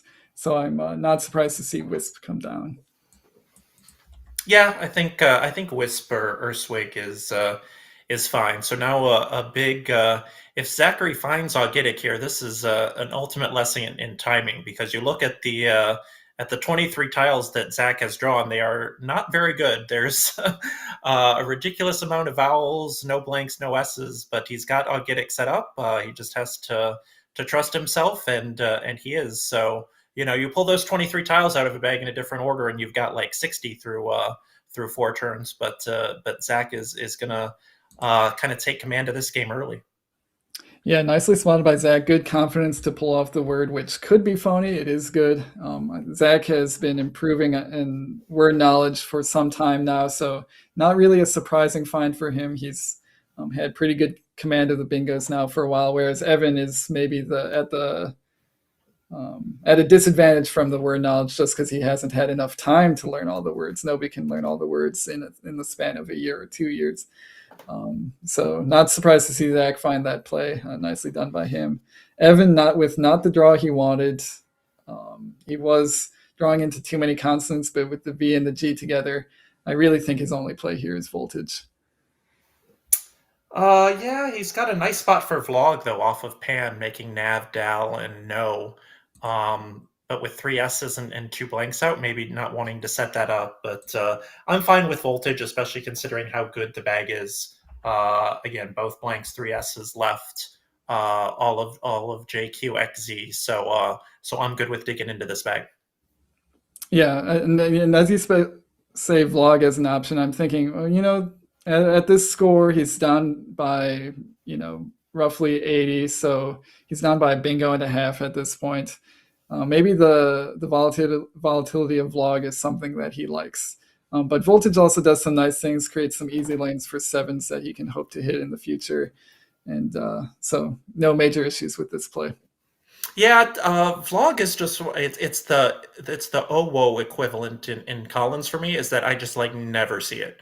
I know it's a word if you put it down, I'm not even going to hold it, but it's just when it's on my rack, it just doesn't come to me to consider that, I can get rid of and those V's, G's, L's and O's are tiles that you usually want to get rid of a lot. So that's a block, and with the 3 overlaps there in the bottom of the board, maybe Evan not seeing the word, not seeing the spot. So a bit of a forgivable error here. So now we go back to Zachary, who continues to draw vowels at an incredible rate. I'm looking forward to this end game in which each player has 6 consonants and 1 vowel on their end rack. But Evan does have valuated through the A and Augitic for a decent score. So his decision to blow up the rack with voltage looks like it's going to get rewarded, and we're going to have an interesting game again shortly. It looks like Zach wants to play Ba, I assume on top of the ITI and Augitic. That will score very well. It's a vowel heavy leave, but you can't draw vowels forever in this game. Yeah, eventually the consonants do come out, and he would be hoping that they come out sooner rather than later. Ba does look very nice. It doesn't specifically block very much on this board. In fact, it doesn't block much of anything other than maybe Q or X bombs. But with the newly created bingo lines of voltage, plus the S hook on pawn, you can't block everything at once. And certainly the A of Augitic, it would not be your first priority to block, nor would it be very easy to block effectively. By trying to block it, you would often give back triples or worse. So just, making a scoring play here, maintaining a 100-point lead does feel good here. I think I do prefer Ba over How, just for 5 more points and the knowledge of what the bag has for you. But I don't see a major problem with this.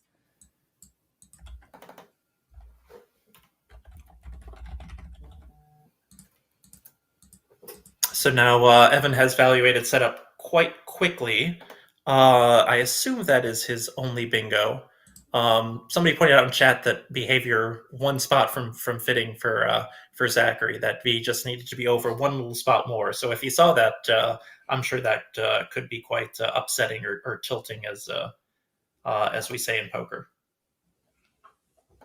And Evan is finding one of his few playable bingos, the other one being ovulated. Not a whole lot of difference between those two. This one more conclusively stops triple plays on the upper left. All of these plays have the downside of just opening up that middle left triple word for Zach in a very, very easy to use spot, but you have to take the bingo, and there's nothing else to do on this turn. Yeah, but Ovulate did quite the miss because now he set up that super juicy E-hook. I think Ovulated did the same.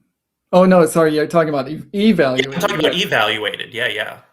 Yeah, that is maybe I assume that might have been intentional to try to create. Oh, I see. Because the one spot for each of us sort of thing. Like if he plays ovulated, Zachary takes that spot, which it looks like he's going to do with Burl or maybe Bice. Although I'm sure with valuated on the board, he's going to keep these. So it's kind of like a one for each of us. You can't take them both, sort of thing.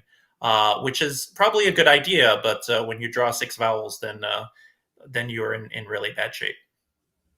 Yeah, or 6 consonants in the blank as Evan has. Yeah, unfortunately, that if that was Evan's plan, it's not going to necessarily pay off for him. Zach does have Burl set up, which retains the E for evaluated, and Evan's going to be, I was going to say hard pressed to block that spot. It's basically impossible unless he wants to burn the blank to block that spot, and so it's that sort of idea of a comeback that hinges on evaluated. Unfortunately, not going to happen for Evan.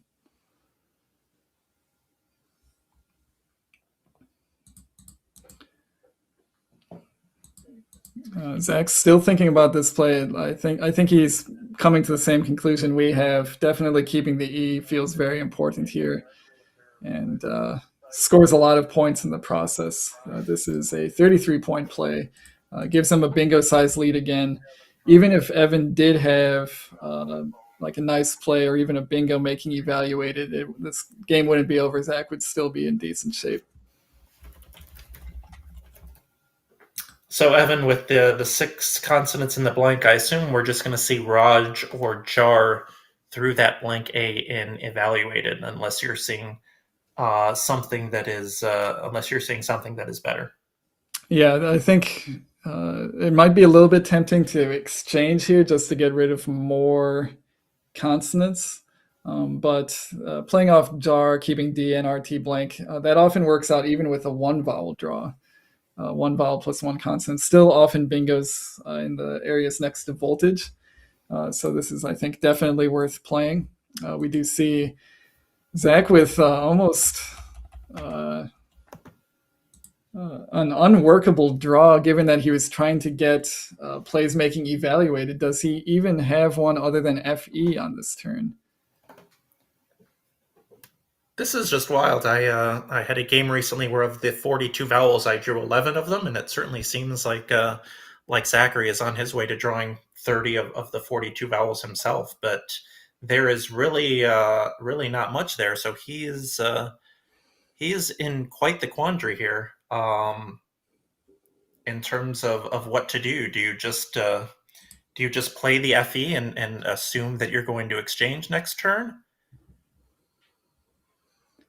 Yeah, this is tough because his best plays are probably something like Fish through the H of Airheads, maybe playing Feist next to Voltage.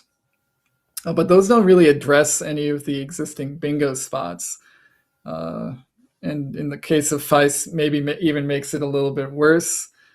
Whereas FE does actually achieve something at the expense of keeping 3 eyes with a not a lot of hope for being able to play them off effectively next turn. So I think I would probably play FE here, making evaluated, and I would not be happy about it, but I might have to anyway. Yeah, I'm not happy about anything I'm putting on the board in this situation. He has the FICE set up, maybe Fish through the H, maybe considering Feist off of Voltage. That would be a 3-point sacrifice. Yeah, somehow Evan, of course, we're getting into this one player cornering all the vowels and one player cornering all the consonants. Evan playing 2 consonants, drawing 2 consonants. So right now the vowels are beating the consonants, but usually it's the other way around. But this is going to be very interesting next few turns here. Yeah, both players trying to get themselves out of opposite quandaries. And I think in this case, Zach actually with the extra flexibility compared to Evan, who really he did draw a Y, so maybe a little bit of flexibility there, but still just struggling to build into a bingo rack. We do see Zach playing off his E for fiche. From Evan's POV, this might feel a little bit weird. Like, is he missing evaluated? Like, why isn't he playing evaluated? We see from our end, it's simply because he didn't have a good play there. So is Yerk going to come down here? Does Evan just take the spot? That is a very good point. 56 points for Yerk versus his best non-blank burning plays are going to be in the realm of 18 to 20 points. So we do see him taking a different strategy here, and I think this is justified, especially there's still a bunch of E's unseen. Zach could hit that spot hard next turn and maybe even nullify Evan's bingo if he draws it. So I think a good idea here. So meanwhile, I cannot believe that Zach has the lead given what he has drawn in this game so far. This is just absolutely wild. And drawing into AII has drawn AFQY. Like I said, just absolutely wild that he is still leading this game. Although, it looks like he's holding. I'm not sure why. Yeah, Yerk might look a little funny to him. I'm sure he knows the word evaluated. It also could be a situation where if he didn't see evaluated, he's just surprised that a play was made there and has to spend a little bit of time collecting himself, sort of readjusting his mental map of what the board was supposed to be. But we have switched from Collins to Wow, and this is double challenge. So Zach stands to lose a lot of momentum here, especially holding the bad letters that he has. If he challenges, and actually we might be misinterpreting this. I think Evans just has his tiles face down. Yeah. Zach didn't really have a lot of stuff to do with his Q on that turn. QI in this spot was really the only option. We see him going for it kind of begrudgingly. And it looks like we're going to get a rack cam refresh. Thank you, producers. And we see Evans still struggling mightily with lack of vowels. He has drawn one, but he has 3 ends to go with it. I'm feeling Evans head in hands at this point. That is the posture I would take if I had drawn these letters. Yeah, I know that Evan really working to improve, and I know that I saw him once on stream, and Matt Canick kind of admonished him. You don't want to give your opponent anything, especially somebody like Zach who's super struggling himself. You just want to keep that poker face on and make it look like you're totally in control of things. So that's something that Evan will get better at as he goes in terms of not having the head in the hands here and kind of giving off the negative body language. So we do see Evan possibly thinking about just playing off NN here. That would be 5 points for the play of none through the U of evaluated. That would be a quite blatant fish from Zach's POV, and he might sort of react harshly to it. Then again, it's hard to block all the bingo lines around voltage.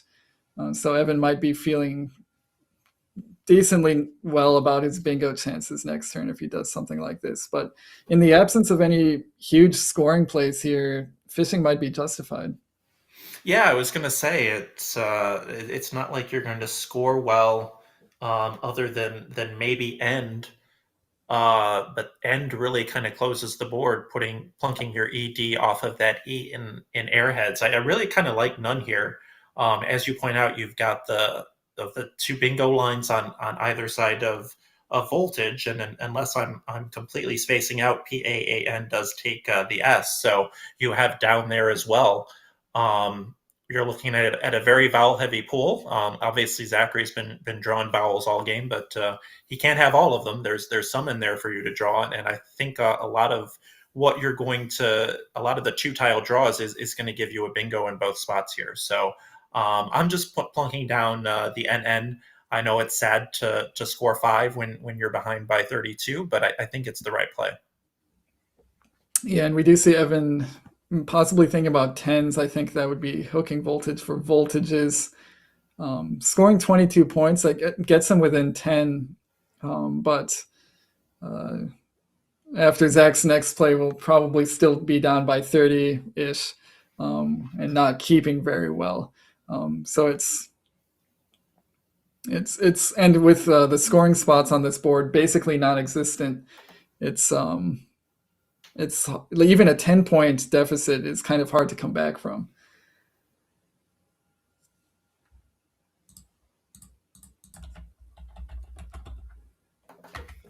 And we do see the first 2 tiles that Evan drew were AE. It's a very dangerous game to play. If I played that, I would have drawn AE and then bingoed. But if you do play that game, I don't recommend it. Evan might have bingoed. Yeah, I was going to say AEEIN. Just about any 2 of those 5 tiles probably would have left him in very good stead for next turn. I don't like this play, but I do understand why he did it.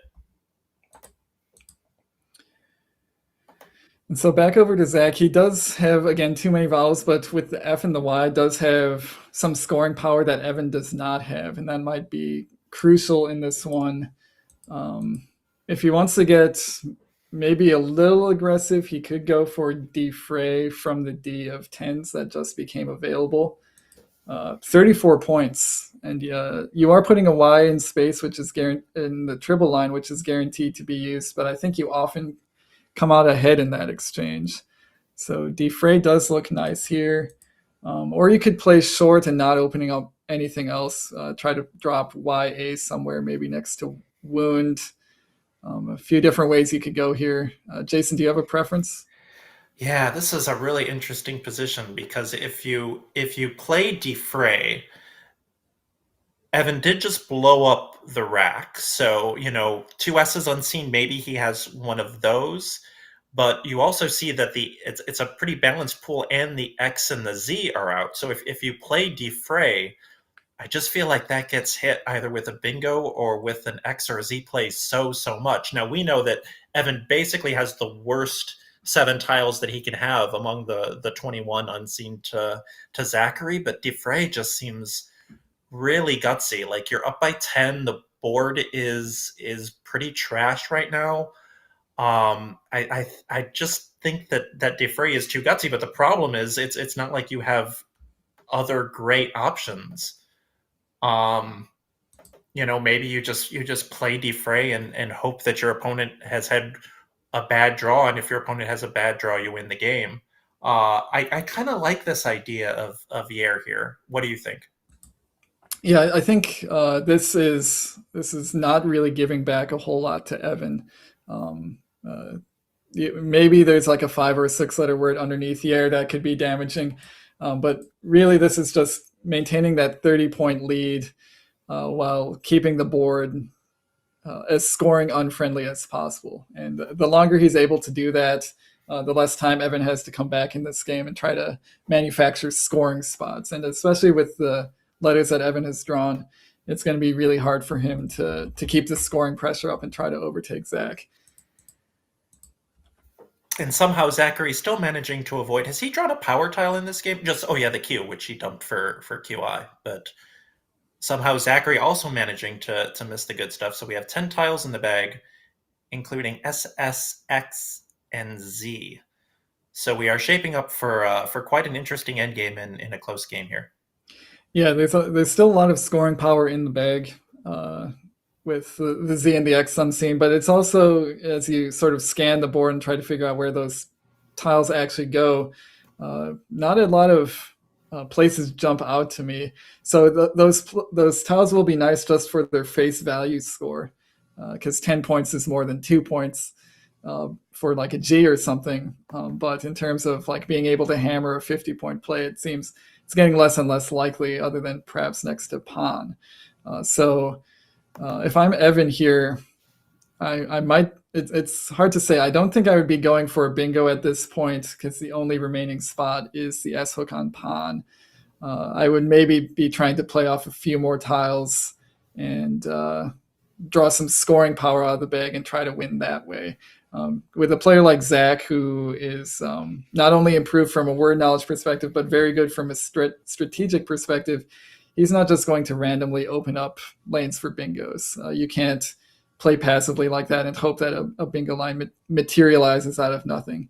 Against a player like Zach, it's almost never going to happen. So Evan maybe needs to play a little bit longer. All that being said, I actually don't see what he would do to do that. He was just checking the bag, and he's got those 5 set up. Yeah, I think he wants to exchange 5, and I don't mind it. Yeah, this actually does make some sense. He's kind of going all in on either drawing the Z or the X or both, or just drawing one of the 2 remaining S's and sort of returning to the idea of getting a bingo down in that spot. Well, I mean, 4 of them, he's I was going to say the odds of him missing all 4 are incredibly slim, so watch it happen. And I've kind of jinxed him over here. Nope, there's the S. And 2 of them. So that'll help him having both of the case S's. The problem is, he's still down 33, and we're back on Zach. Yeah, now Zach's got something to think about here. What did that exchange 5 mean? Might come to the conclusion that Evan has decided that S is important. He wants an S, and he's going to try to bingo on pawns. So then Zach's question becomes, well, if I think Evan's going to try to bingo in that spot, how can I block it? And it is really hard to obstruct that spot without giving things back. You might be just looking at something like OF, making Oda. That doesn't fully stop it, but it does stop some of the plays that happen there. Honestly, if I'm Zach with 10 in the bag, I kind of like just playing the 3.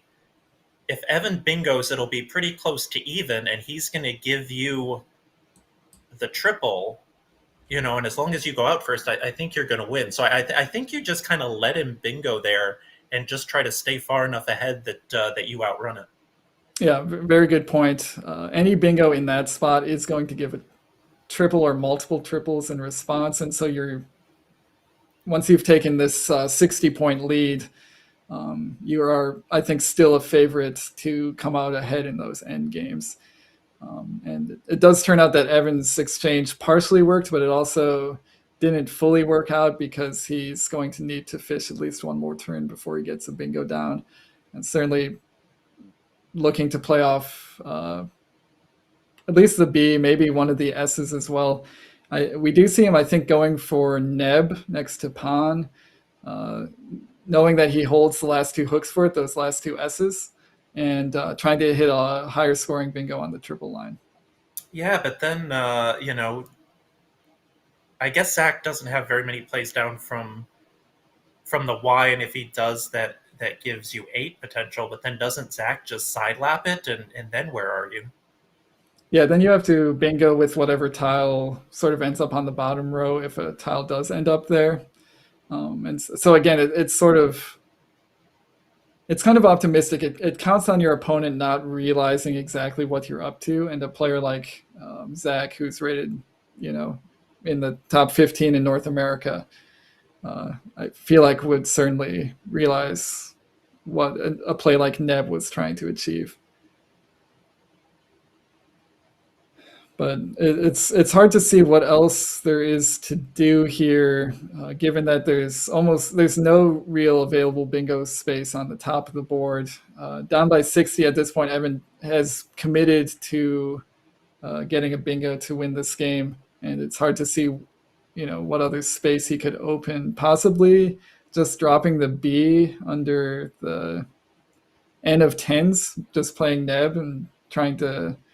I don't know how often that works out. It maybe doesn't work out very often at all unless you run an E. I would like it better if it hit with the O, but I don't think it does. Like if he has something that hits with like the O and the 2 I's, give yourself a slightly 50-50-ish chance. I kind of like that.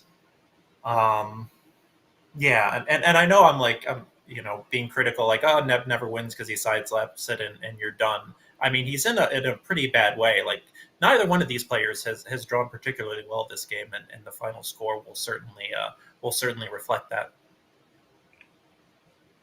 Yeah, actually, now that we see it mentioned in chat, I can't believe I overlooked it. The O draw actually does work with that leave of ELN-SST. You can draw Telsons. Oh, Telsons. I forgot Telsons. Yeah, so that actually is maybe sort of, you're fishing for the O or the E or the I suppose, in that situation to hit that spot. But we do see Evan going for Neb here, trying to, when he does hit a bingo, trying to make it as damaging as possible and hoping to win that way. But again, the draw is just really not working out for Evan. Really, the second half of this game has just been some very weird racks on Evan's side. I can't believe I missed Telsons there. My bad. That's I actually made one of my favorite plays I've ever made was with a rack of Telsons. If we have time, I'll tell the whole story later, but I don't want to detract from this game of cat and mouse that we're seeing. Yeah, Zach's going to certainly have to deal with that new spot, and with 11 or with 4 tiles unseen, he's possibly thinking about just playing Yogin from the Y of the air. That would empty the bag. He would have to do some math here, or some, maybe not even math, but just iterating through some racks to see how often does Evan actually bingo from the G or the I or through the N of Yogin, and does it win often enough where he's comfortable doing that. I would be more tempted to just make a 3-tile play next to Neb, maybe put the N at the start of that triple line and force Evan to sort of bingo exactly in one spot with an unfriendly letter. Yeah, I was going to say, now you got to worry about that X, and Goo seems like it makes a lot of sense, but then Evan plays socks off of it, and maybe he wins the game by just outscoring you. So this has been a really, really fun game. Very super tactical, super cat and mouse. This has been a really fun one to call, and it's not like your typical 470, 450, like, oh, that was a really fun game. This game to me has been fun in its own way. Yeah, certainly when you see scores like this between two experts, there is a lot more thought expended in the game than those games that end for 470 to 410 or whatever, where everybody's just slapping down bingos. This has definitely been a very tight board for most of the game. A lot of intricate little turns. It's still intricate right up to the end here. Zach is by no means feeling secure. He's looking at that pool. It's all bingo stuff except for the X and the Z, and actually the X and the Z do work with some of those draws, some of those 7-tile combinations. So he definitely has to be worried about Nebs. That is certainly something he's going to have to address. And I think, again, if Yogin, by his calculation, results in few enough bingos, that gives him so much cushion that any Z or X sequence from Evan is not going to be enough. Yeah, this is a how do I want to lose this game? It looks, Zach has like a concerned look on his face. It looks like possibly missing a tile. I think he was counting letters and possibly missing one. Yeah, it looks we'll like get confirmation. Yeah, it looks like we have a director call here. We know that there should be 4 tiles in the bag. So if Zachary is only counting 3, then there may be a situation where the tile is under the board. I wonder if we can or if we should cut to overhead mic here to see what they're talking about. Okay, never mind. All right, so whatever the issue was, it's either been resolved or decided that it could not be resolved. And moving on with the game as is. I think Zach correctly trying to make sure his tracking is in order, because if he does elect to empty the bag with something like Yogin, knowing exactly what remains in the bag is really critical to figuring out if that's a good play or not.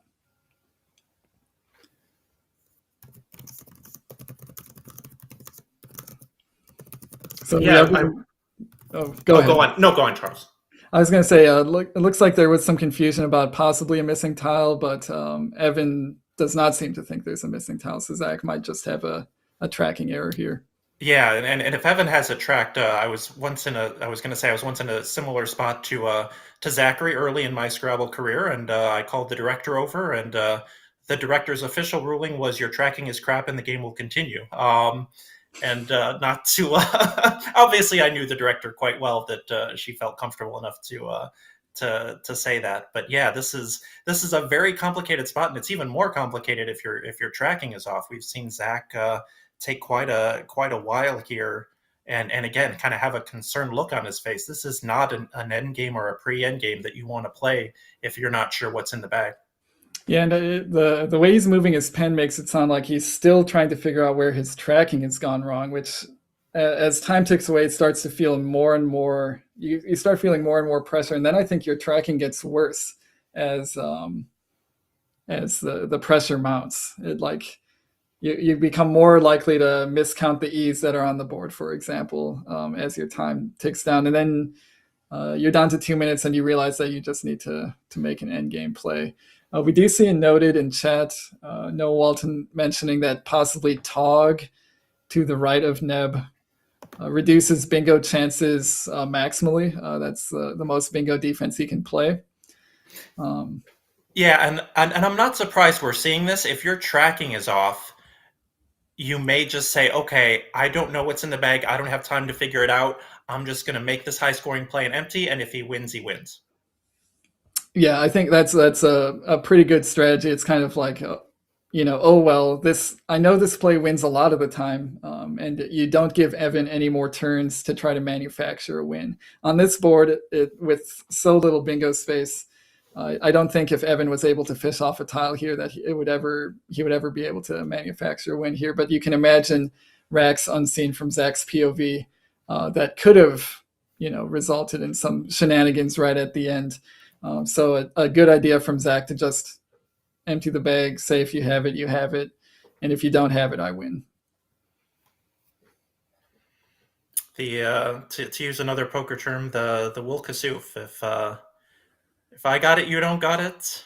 And if you got it, I don't got it. So either you got it or you don't, basically, is kind of the thought process. And fortunately for Zach in this case, Evan doesn't, and a bunch of vowels, but he does have the Z. The Z is a good tile to have when you're burdened with vowels. So looks like Zach is going to escape. Like I said, this has been seriously, and I did the Mrs. Owen game in Albany over July 4th, and this has seriously, I've probably been one of, if not my favorite games to commentate. Every turn, it seemed was very interesting, a super tactical game, and a super fun one to watch, even though, again, the score will not maybe reflect how fun it was. Yeah, definitely a lot of things to talk about in this game, which is when you're a commentator, exactly what you want, unless you're a fatigued commentator, and then you're just kind of okay with players bingoing over and over until the game ends. But yeah, this one has been very fun to watch. I think a lot of instructive positions, some creative plays from both players that would warrant even more discussion than we're able to provide now. I think I will note that Evan does have a Twitch channel where he analyzes his own games. And if you're interested to see what he has to say about his own games, and he always has a lot of insightful things to say about his own games, definitely check out his Twitch channel. We might be able to get a link to it in chat. And I think even a player like him who's only been playing for a few years, you can still learn from his insights. Yeah, I would be very interested to. I think he's on Will Anderson's Discord, so I may try to send him a message there and see if he looks at this one, because this is going to be a very interesting one to look at for sure. So we do see Evan going with nexts, which I think was his best play. Zach with the Z is going to go for something like Azote, which is again, does appear to be his best play. And he's going to win this one. He's going to actually crawl up to 392 points. It did seem like both players might not make it to 350 in this game. But Zach ending up with 392, Evan with a 339 after the IO from Zach's rack. And we can cut to overhead, Mike. 339, 392. I have you 382. Okay, 240. Yep. 266. I see where I made an error. Yes, you're right. 392. And 339. Yes. Yeah. Good game. Good game, man. Yeah. There's yeah. Just nothing really came together too much late in the game. There's a lot of decisions that felt very close this game, especially like early on. Like AIN here, I was not 100% sure on inwound. Yeah. But yeah, either way, it's AIN is still better than just a lone A marginally, so I didn't feel too bad about that. Yeah.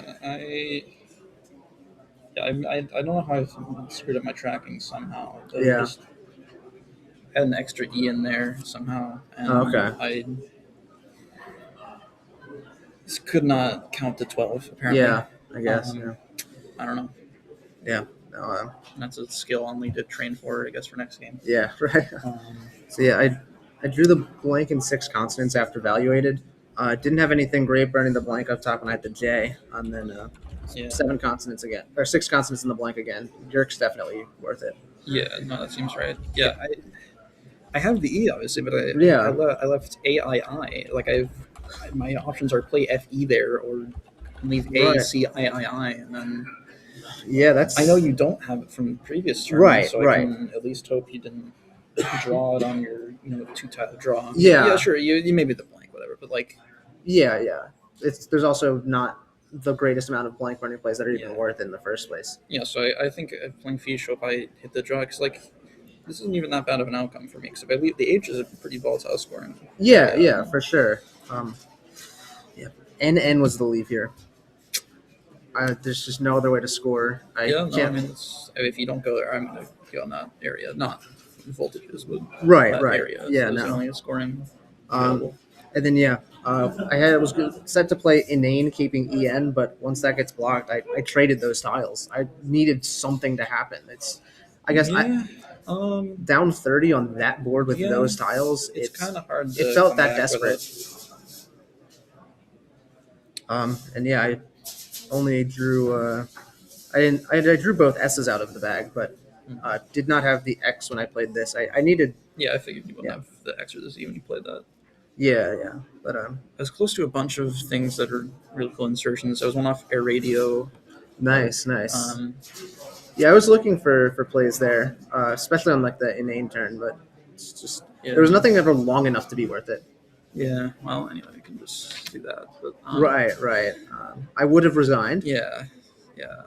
But Yogan, I have no clue if it's correct because I don't have the correct tile pool. Like maybe I'm supposed to do booting, but then it's still so what was your rack there? EOT. EOT. Yeah. So. Well, if you play booting, then EX is in play. I outrun that is a thing. Yeah, outrun that? Okay. Obviously drawing the Z, you'll outrun that. But if you draw just like 2 consonants that... I don't know. But like the thing is, then there's 6s here and still 7s as well with overlaps. Yeah. And like putting a Z there is a lot. I don't know. Yeah. I have to look at this with the actual tile pool in hand because I couldn't take the time to do that. Yeah, that's entirely fair, yeah. I think evaluated is right over ovulated because I'll still be down a good amount. I mean, it's forks the board. There's not really other scoring spots. I didn't see any bingos anywhere else. Like the 7s won't play. I didn't really look. I wouldn't have expected you to. But, this was another tough decision. Kept ITW. And turn 2 ITW. There, this scores better than a lot of stuff. The other player being considered was Paw, but that just gives back a lot. It sets up your N, which is nice. It does set up my N. If I have the correct vowels, it's very good for me. Yes. One seems very reasonable then. Yeah, I just really didn't like what Paul gave back. You could consider AW, but maybe that's too much of a point sacrifice. It is a lot, yeah. It's like 10 or so points. Yeah. That feels like too much. Maybe. Yeah. This kept GLT. It's probably either that, white, or plight, but it felt like enough points to use the S. It's close. It's definitely close. That leave is kind of bad. Yeah, that's true. Also, if this V were 1 over, I would have had behavior. As a Oh, natural. okay. Nice. Yeah, that's interesting. I think the thing is, if you use the H, I really don't have a lot that goes there. Yeah. If I don't draw the S, then Yeah, I guess there's maybe some 3-tile underlaps that'll be worth it, but maybe. But like, yeah, it's not going to be the end of the world, obviously. And I'm saving the S still goes here, so Yeah. I could see white being White. correct because the S is very powerful on the board after that. It was 15 points though, so I just opted for that. I'm not sure. Yeah, I'm not sure. it seems close. I have to see some analysis, but Yeah. Yeah. No. yeah. And I couldn't fully remember if Bent took an S. I think it does. Bent? Yeah. Probably I could have played that here instead of Neb. I think so. Anyway. It creates another separate spot to set up my S's, but in addition to pawns, but it doesn't really threaten much with the power tiles is the issue. Yeah. But also it's one more shot at a vowel, which I'm short on. So yeah, definitely some stuff that's close to this game, but yeah. Bro, I left CEI, so obviously I can just play the E for 6 more points, but then this is still open. yeah, you should I don't know, definitely, because I feel like keeping the E is right there. 6 points is 6 points, and you're so likely to use this because you've just drawn 7. Yeah. So maybe I don't know, it didn't work out, and then I drew like 3 more eyes, but 2 more eyes, but yeah. There's not really a play up top worth making it other than like Relic. No, and I definitely. Yeah, I mean, I can do Seal or Seal, but I definitely want to use this first on the because you're guaranteed almost to have a spot here. Right. You're not guaranteed to have an E. I wouldn't have actually used that spot if you left it open, just based on my rack. But I don't think like Raj for mid 30s is worth it there. Probably not, but I can't reasonably expect. You that. can't reasonably assume I've drawn like that. Yes, makes sense. All right, lots of good conversation here. We're actually going to cut them short because I think these two are friends and would probably, and it was such an interesting game. I think they might have gone almost over every turn. So they could keep going forever, honestly. Yeah, they probably could go on like into the next game, but we do have a tournament to hold up. But yeah, what an amazing game! Two great players, 2 super analytical players playing a super tactical game, and that was just so fun to watch. So we are going to take a quick break here while we figure out the next matchup. But everybody's actually, no, we can get a standings update. I think most games should be finished by now as we figure out our next matchup. And while we get up the standings, make sure to like this video. Make sure to subscribe to Let's Play Scrabble. Last time I looked, the like count was lower than I wanted. And through the power of tracking IP addresses, I know where you live. And I won't do anything bad, but I will come over and click the button for you if you don't do it yourself. So make sure to click that like button and do all those other things, and make sure that for the last 2 games of this day, we've got as many viewers as possible. But let's take a quick look at the standings here. Zach still in first place with that 13-6 record. Actually, well, now 14-6 since he 14 he and won that 6 last game, and he's the only 14-6 now. So very interesting with the highest spread in the division, other than Jason Lee. So Zach proving that he's one of the best players here in NWL/WoW with a very strong record. We might also be able to take a look at the column standings if we have those on cue. That division was also extremely tightly contested, with I think Wellington, Jiggery being in first place as of the start of last round. And it does look like these were updated, sitting at 15-5 with a monster spread of plus 1,600.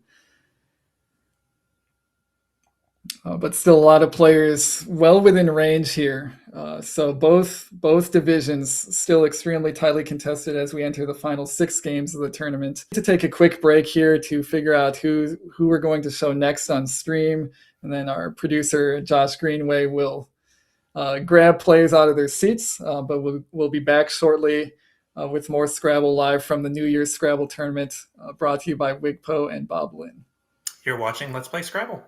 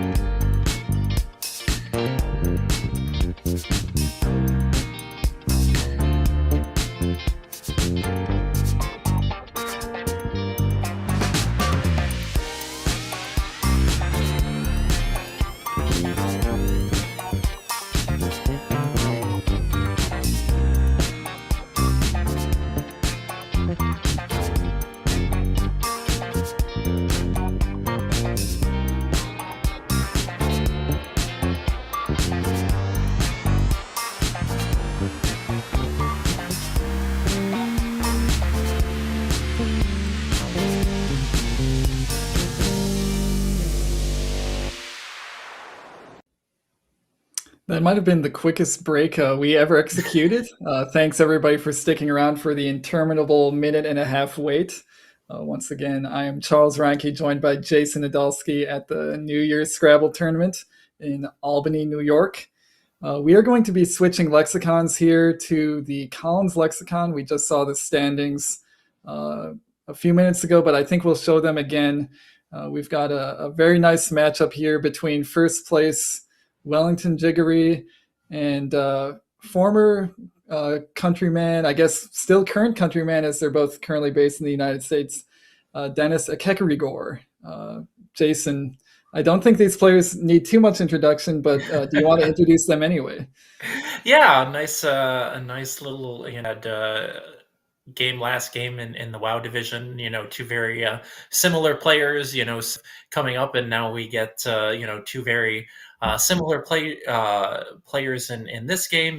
Two of the famous Nigerians, two of the better Nigerians. So it'll be a very fun game between two of the top seeds in the Collins division.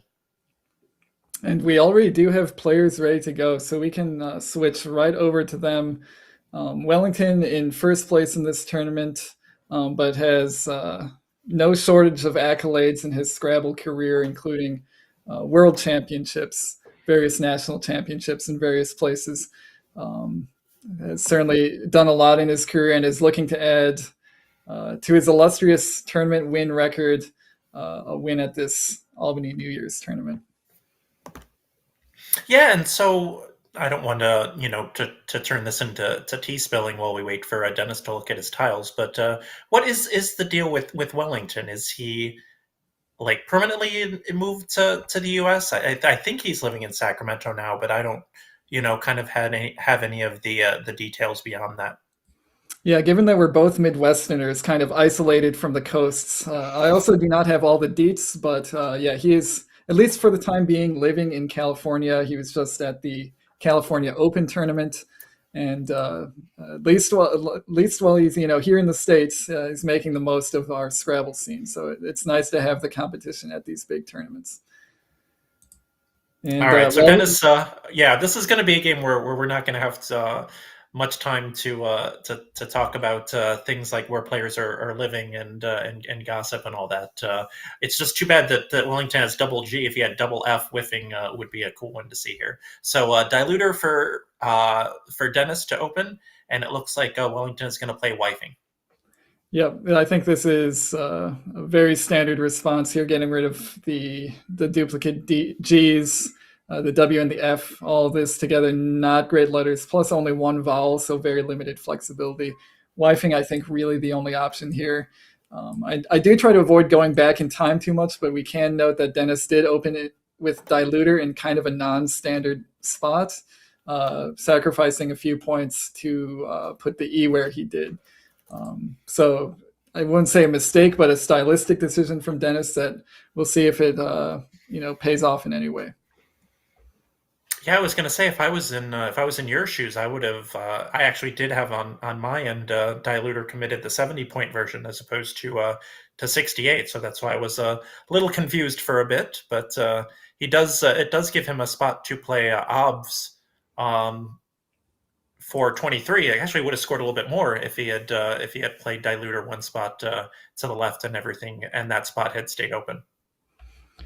And OBS, a good way to get rid of the B and the V together. Unfortunately, having to play off the S at the same time. If he wanted to avoid playing off the S, I think his primary option would be to play Bruv. I believe that's a new addition to the lexicon, BRUV.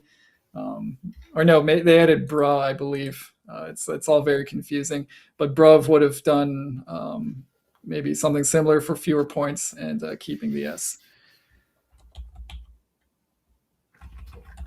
So it looks like Wellington is going to play what seems to be his best play of Kaugh, K-A-U-G-H, for 37 off of wifing.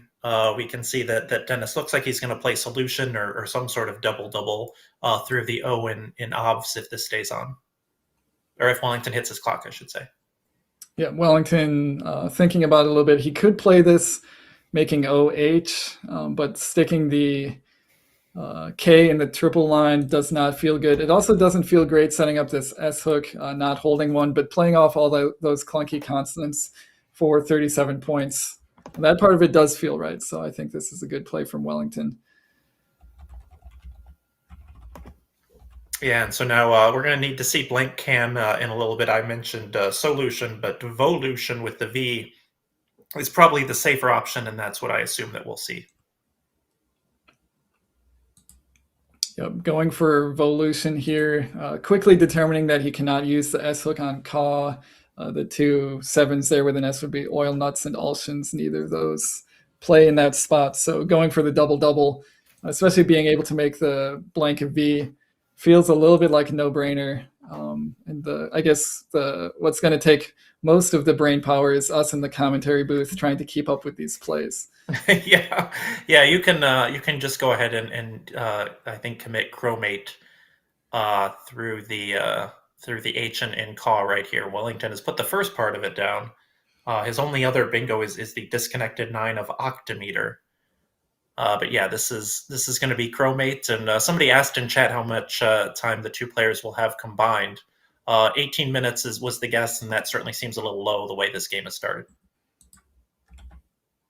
Yeah, I think we had a very quick break between this round and the previous round, but if these players keep up this level of play, we might honestly have like a 30-minute break as we wait for everybody else who's playing at a normal pace to finish their games. So Chromate is the play that actually, even though it does score 92 points, Wellington does not take the lead with that play. He is still down by 17. Dennis holding a very nice rack of AE, NRST, Z. For players out there who've studied their stems, Santer is one of the ones that you study first, so you can determine pretty quickly that there is no bingo, at least no 7 with the Z. But he has no shortage of high-scoring Z plays on this turn. He just has to figure out which one he wants to play. Yeah, very interesting spot. He could play Zeta through the T and score 69. However, that would get rid of all of his vowels. NRST, the best 4 consonant only leave, but maybe not a risk that you have to take. He could play a Zanti, also 69, off of the E in Chromate. Are you liking one of those plays, or do you get greedy? Do you play Za and fish into rents and try to bingo again? Yeah, I think with Zeta is just too many points to pass up. And I do like this considerably more than Zante. Zante does set up your S, which is nice, but the possibility of very damaging underlaps under Chromate involving the Z, or even not involving the Z, is just too high. Even a bingo could go down there. Chromate with the very friendly consonant, vowel, consonant, vowel, consonant, vowel makes it really easy to underlap. And Zeta really just takes care of that issue. So I think clearly the best play here from Dennis. Meanwhile, Wellington, one of the worst post bingo draws you can have, and so the question is what he will exchange, and he will decide to keep the J. But this feels like the exact opposite of our last game, which was low scoring, very tactical, closed board, players taking a lot of time, and this one is just high scoring play after high scoring play, whack, whack, whack. But the beauty of Scrabble is that we can see 2 games on stream that are basically exact opposites of each other. Yeah, and even the low-scoring plays are happening quickly as Wellington scores 0 with his exchange. I think making the decision to move on from those letters correctly and quickly, and we do see it pay off with the blank draw. Meanwhile, Dennis, he was keeping NRST, so that is vulnerable to a draw of 2 or 3 consonants. We see he's drawn 2 more consonants, including the V. At this stage, I would be probably looking to fish off the V and the T, but he's just going all out for points here and going for vents. Volution takes an E for evolution. That is still in play here with evolutions. This is actually, the more I think about it, the more I like this play. It is 32 points, and it's not really leaving him vulnerable to a bad fish. Yeah, I kind of liked, I don't know if I do like it. So you could have played Vant through the AN bottom left there. The problem is that you're setting up that juicy A front hook, and you could, very easily draw 2 consonants into rents, and there are really no open vowels to play through other than the E and the A at the bottom. So I think, especially with the lead that Dennis has had and has now, I do think that this is right to take the points, but it's very close. We see Wellington now going for Jebel. Now I think we're seeing the reason why he kept the J on his exchange was there's that natural J spot for, at the minimum 38 points or whatever. If he draws any of the right letters, even a T draw there would give him a jet. And so we do see the logic behind keeping the J, and he cashes it in immediately. Yeah, that's this game is an easy one for somebody like me, because you just go, yep, right play, yep, right play, yep, right play. I do want to double back. He could have played Vents off of Chromate, which actually would have scored more points and not have been nearly as aggressive. I'm also curious if you approved of keeping the J on the exchange. I did, but I guess you can make an argument either way on that. Yeah, I think with the JA spot, you keep it. Without that spot, the J is not really a good enough tile to keep on an exchange. I think that's a trap a lot of players fall into, is they think the J is worth 8, so it must be good. You can imagine situations where you score 50 with it, so it must be good. But it's really not that good of a tile and not worth keeping on an exchange unless you've got a specific plan in mind. Dennis, meanwhile, is drawing... didn't draw very well into his Leave of RT. He has 3 R's and 2 I's. This is really his best option to fix all those issues at once. The downside is it scores 8 points, but it's still maintaining a decent lead. I think you definitely have to do something like this. Yeah, I guess you Terry through the E was an option to kind of blunt that V, but then that would have left IRR, I believe. Which is quite unpalatable. So nice board vision by Dennis to see the disconnected 7, and over to Wellington, who does not have any playable bingos, even though it. I wonder if Dennis blocked something through that E with Ruddier. I'll have to look, but interesting turn here for him.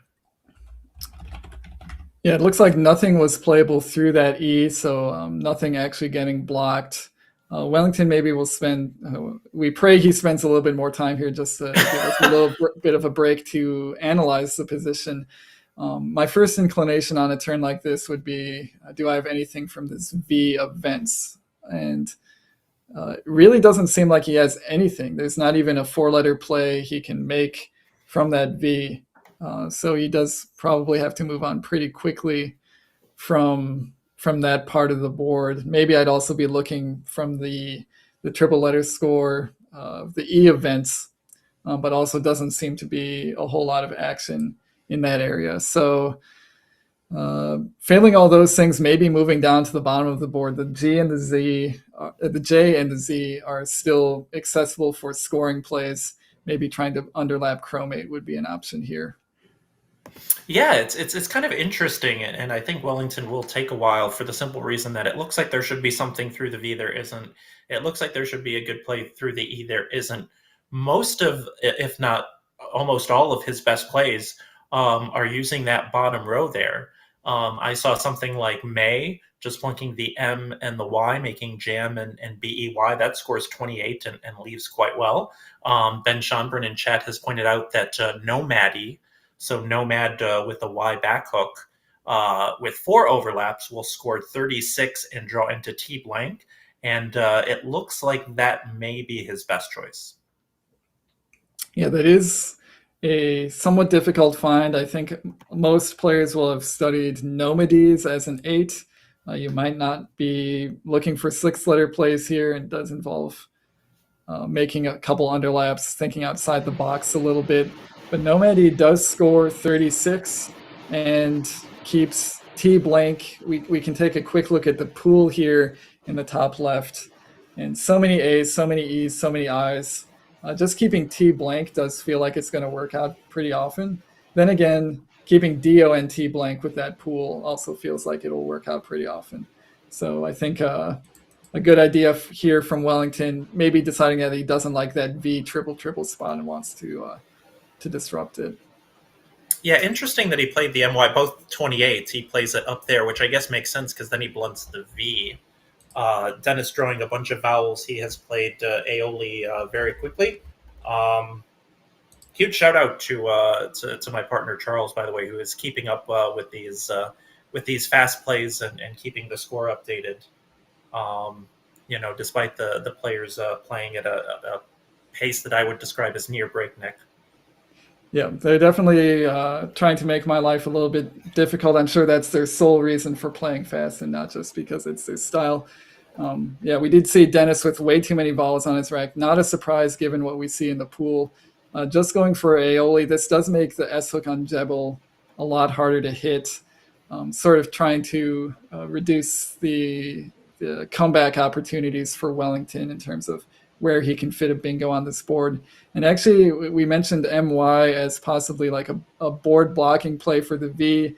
Maybe not what Wellington wanted to do here, given that he was actually down at that point by a considerable amount.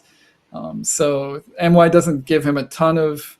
I guess it does. NY does take an E, so I should rescind my my scolding of him a little bit. He does have that new spot to the right of MY that he can hopefully hit with some more vowels, but we see he's only drawn the 2 O's. So not the vowels that he wanted to see if he's trying to bingo in the near future. Yeah, I was going to say it was interesting because they each scored 28, so same score, same lead. It's just what do you want to do to the board, and I think that E hook to NY. I think this is right. Like I said earlier, it blunts the V, and it's also going to give you more options. So when Dennis not totally killed the S hook to Jebel, but blunted it as well as he could, now you at least have that spot on the right to bingo to later. Meanwhile, it looks like I don't know if he just maybe didn't see or Nomady or look at the spot down there, but it'll be interesting to see if he plays Dopent, again DOP through the A and Z NT. That certainly seems to be a really good option here. Although there are a lot of things fairly close in valuation or statically. Is there a play among them that's jumping out to you? Yeah, it's hard to say if I would do some. I don't know if I would like Dopant just because it plays off all those nice consonants that I have, especially holding on to the last T. That does feel, it's not crucial to your bingo chances, but it really does help when you're trying to build towards the bingo. And at this score, that's certainly what Wellington's trying to do. So I would probably be disinclined to play off my T here, which might lead me to something just like Dopa, leaving off the NT for 26 points, keeping ONT blank. That feels like a good middle ground between scoring points and limiting the amount of damage you can do in terms of what you're drawing to your rack. Even just an E draw to NOT, any 2 other tiles you draw are probably going to result in a bingo. Whether that bingo actually plays on this board after Dennis's next turn, that's another question, because there's really just the R of Ruddier, that new spot next to MY. Not seeing a whole lot else here in terms of bingo line activity. Yeah, that's a really good point, actually, and something. This is 100%, in my opinion, worth the sacrifice. I'm a little surprised that Dopant is still simming kind of even with Dopa, but when you look at the unseen pool, number one, it is very vowel heavy. So drawing into blank O, I think, is far inferior to drawing into blank O and T. You can see Wellington has the case T. There's only 2 N's left. There's only 2 R's left. If you play Dopant, I feel like you're going to get into a situation where you're going to be missing the vowels that you needed to bingo because you played them last turn for only 7 extra points. So Dopant is still simming best, which I find very odd. He also he had the DOP set up. I figured he was going to play Dopa, but instead he will play it alongside aioli.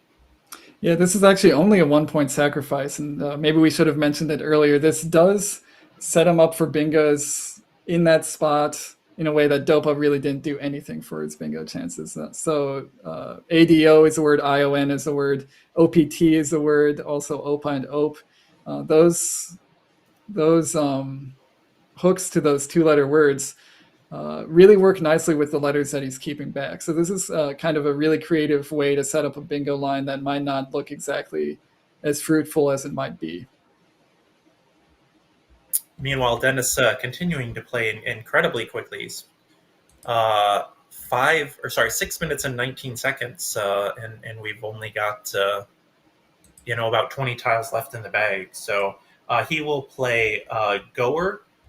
Deciding to kill that E hook does kind of create something. Although now this would have to start with E as opposed to potentially some sort of SE bingo starting in SE. Yeah, and Dennis keeping the X back. There's not really a specific X spot that jumps out to me, but we'll have that for future scoring. Wellington, I think, set it up, and he has found what appears to be his only bingo to the R of Ruddier, making the blank a K. He can play keynoter. But with letters like this, it feels like there should be something else. There should be something maybe ending in RY in that Ruddier spot, or starting with an E in that new spot that Dennis just gave you. So Wellington has slowed down a little bit here. Dennis has not slowed down even one little bit. But Wellington, I think, would do well to spend some time here and make sure he's not missing something really nice on the right side of the board, or even in that new spot of DOP that he set up. Yeah, I like how you put it. It's like you feel like you should have more than one option, and you feel like your highest scoring bingo should score more than 72 and throw the triple lane open. Although if you're going to throw the triple lane open, putting a blank there is probably the way to do it. So I do expect him to settle on keynoter, but this will score 72 if my math is right. It'll only give him a 14-point lead. A lot of clunky stuff. We know that Dennis is sitting on the W and the X right now. So looks like Dennis jumped out to a really big lead, then had a few bad draws there, and now it looks like we're going to be set up for another interesting endgame here. Yeah, definitely. If Wellington does find his bingo here, which we expect him to, it'll be a close game once again. Whereas after Dennis's Zeta and then the exchange from Wellington, really felt like it was Dennis was in full control of this game. And in fact, he was. It's just when you're playing a player like Wellington, who's a world champion, they don't give up very easily, I've noticed. They always find ways to get back into games. And Wellington, assuming he finds his bingo here and plays it, will again have found a way back into this game.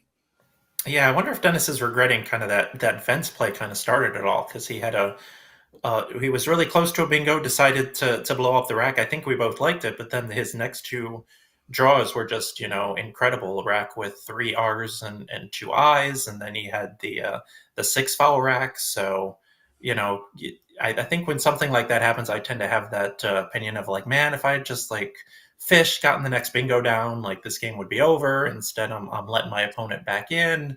Obviously Dennis is probably not thinking that way, but certainly, couldn't fault him or couldn't fault anybody if that kind of slipped into their mind.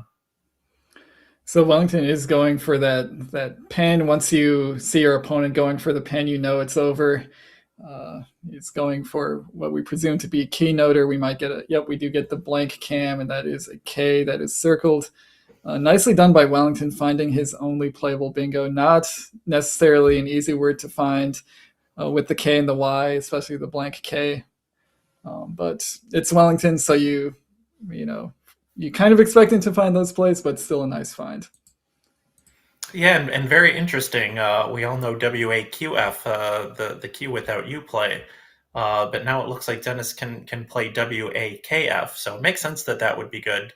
Like with Fakir and Fakir, a lot of those, the one with the K and the one with the Q are both good. So are you playing Wakf here, or are you cashing in the X? Yeah, the one spot to cash in the X here is also a newly created spot that's sandwiching between Keynoter and Volutions, making OXO. You can score the X for 37 in that spot with something like AXE. But the nice thing about Wakf is it actually retains AXE. So you could just play that next turn. So if Dennis does spot Wakf, I think that is clearly the play, with the note that Wakf with a Q is already a deceptively hard word to find. I think it gets missed on a regular basis. And with a K, it might be harder to find because it doesn't come up as often. And then it's a blank K. So there's a lot of reasons why you might not generate Wakf as an option. Totally agree. And between those three, he has decided to play Axe and take the lead. And considering Wellington's five vowel draw here, it looks like Dennis is back in control of this game. Yeah, he still retains some scoring power, especially if he finds Wakf on a subsequent turn. Part of the reason why we might not have seen it last turn was Axe just looked like a really good play, and so you find a good play and you make it. If he's forced to find something like Wakf next turn, he might find it if he doesn't have other better options. And again, as you mentioned, Wellington with way too many vowels on his rack, it's going to make it a little bit hard to come back here, but we do see the bag has sort of corrected itself. And so if Wellington does make a play here, leaving 2 or 3 vowels, it's not the end of the world. There are still plenty of consonants now in the bag to sort of bail him out. Yeah, so this is unseen tiles from Wellington's point of view, 6 and 12. We know that Dennis has 3 and 4, so that means that the bag is 3 vowels and 8 consonants. It looks like Wellington is set up, has laid off of the Ellen diluter setup. This would score 29. It would give him a 6-point lead, and it certainly seems right. I think, kind of the fishy plays like Awa or AA, dumping both of your A's for 13, maybe works on another board. I guess he could play AA off of Keynoter and set up a potential bingo for later, but I just think this board is too close to do something like that. I think you have to take the points and just try to outscore your opponent on the way in. Yeah, one other downside of late, it does use up your E. That spot next to goer has been sitting there for a while, and also NYE takes a D. So if you could get a 6-letter word starting in DE, something like denial, that would be quite nice in that spot. But I think just taking the points here with laid, hoping that the consonants in the bag help you out a little bit, is a really good idea. So another test of if Dennis sees Wakf, apparently. Yeah, it does seem like Wakf is the best play here by a considerable margin. A quick Quackle Sim gives it 10% winning chances over some of the other next best plays. So it would be a good time for him to maybe slow down a little bit, evaluate his options. We'll hopefully see that, although as I mentioned last turn, that is an extremely missable 4-letter word, possibly one of the most missable 4-letter words, and that's assuming you have the letters and aren't working with a blank as well. So if he doesn't see it, is it just endow off of that R in goer scoring 33? Let me just look at that would leave 3 in the bag, so that would probably be pretty good for endgame tempo, or he has some shorter plays as well. Looks like we're going to see endow though. Yeah, I think this is a good play. Scores nicely. It does sort of set up a new lane for 7-letter words to the left of endow, but Wellington's last play of laid doesn't really feel like a fishing play. It just feels like a scoring play, especially given what's unseen. So I wouldn't, if I'm Dennis, I'm not too afraid of setting up that line, but we see him taking it back. Maybe he did see what that did to the board and thought he didn't like that risk. Yeah, I guess you look at the unseen pools from Dennis's perspective. Wellington probably didn't have the Q when he played LADE. He did, block the U in diluters. So you look at the pool other than the Q, it is definitely potential for bingos in there for sure. Yeah, and I guess if Dennis doesn't play Walk 4 endow, it's hard to see what he plays. Maybe playing on top of Keynoter, something like OF. Doesn't really block the K as much as you like, but then again, it's not a real K, it's a fake K. And it's not worth 5, but in fact worth 0. So probably not really worth expending too much time trying to block it. We do see Dennis going for endow, which I think, again, indicates that he's not seeing Wakf. So you're saying that blank K is a fey K? Yes, we could put it that way, a fake K. So meanwhile, Wellington, it looks like just going to play Cotty through that AD at the bottom. and make this game close again. It also has the advantage of leaving one in the bag. However, it does set up a nice S hook with two S's unseen. Dennis only has the one, however. Yeah, and this actually looking at the pool is pretty. It's pretty hard to imagine that there'd be a 7-letter word for Dennis next to endow, or some kind of bingo threat. But you are blocking that with Kadi, as you mentioned, Jason. The major downside of Kadi is it could possibly give Dennis back a high enough scoring S play making Kadis that you can't come back from it. If Dennis is able to score, 30 points in that spot, and it seems likely that he would, given that there's CFHP unseen, all good letters and all work synergistically with the S, maybe with the exception of the F. It's a little bit hard to see if that Wellington could actually expect to outrun a situation like that. And so maybe for that reason, we see him possibly thinking about playing Qua through the U of dilutors, making FAA, and maybe trying to hit something to the left of endow. That certainly seems like what he's looking at. I think, yeah, after Kadi, with two S's unseen, you can't expect that both of those are in the bag, and it's just hard to see a way that you win. But it's also, I don't know how you win after Qua. You have to either bingo along the right side, and Dennis is going to block that a large majority of the time, and then you have to bingo through a K, and it has to be first, second, or third. So he's just gonna take the points and take his chances with the bag. The bag consists of HIS. If he draws something like HS, which he has, that could make things interesting at least.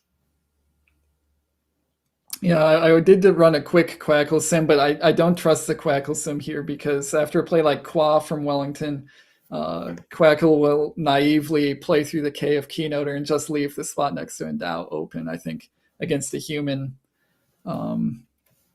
you can't ever expect that bingo line to stay, and so Wellington thinks his best chance is just to run here. And he has drawn somewhat nicely here with his draw. Unfortunately, Dennis not only has Kadis, but he also has Aolis. And something like Spica will score 42. Yeah, I wonder if that's a point in Kadi's favor, is that if he has a 5-letter word starting in S, he's just going to play it off of Aoli. So it really doesn't harm you. I guess the only harm in Kadi is blocking your bingo lane. Although you'd really have to shoehorn it in, something with the S in the middle, overlapping endow. But this is looking very much like Dennis's game. I don't see a way he can lose from here, especially having Spica or Scapi for 42. Yeah, it's kind of interesting to know Dennis is actually down by 7 at this point. So he's at a deficit, but it really does feel like he's in command of this game, given that he's on turn and has a very nice scoring play available. Again, his arm is blocking it. His letters are A, C, F, I, N, S, P. If he plays Spica, actually, I don't know if he always goes on next turn. If the E of Keynoter gets blocked, it's probably relatively likely unlikely from his perspective that he goes on next turn.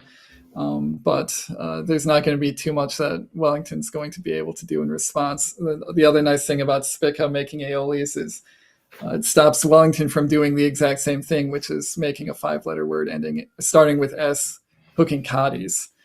So it achieves a lot of things at once. Yeah, maybe just considering, like you said, he definitely doesn't go out if he draws the H. So maybe considering, okay, if the H is in the bag, if I have FHN, if Wellington has aerials, like just kind of confirming that you still win from that position. Yeah, and that's where having all this extra time really comes in handy. Dennis, I think, made it about through 2/3 of this game with 17 minutes on his clock or 18 minutes on his clock. And now he's got the luxury of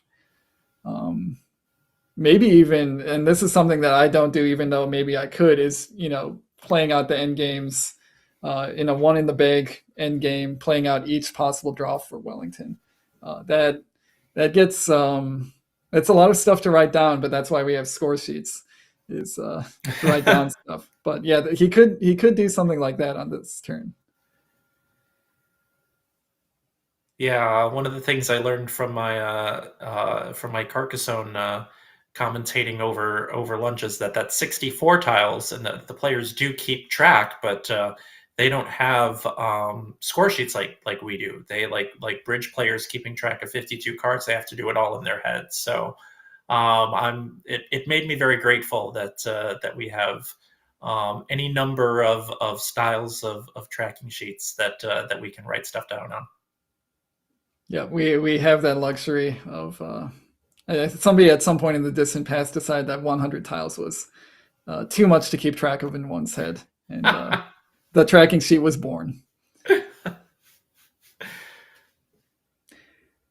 So we are seeing noted in chat that Dennis does have to be a bit careful here. If he puts a P out in space, trying to block the K or something, he could give back bingo starting with a P.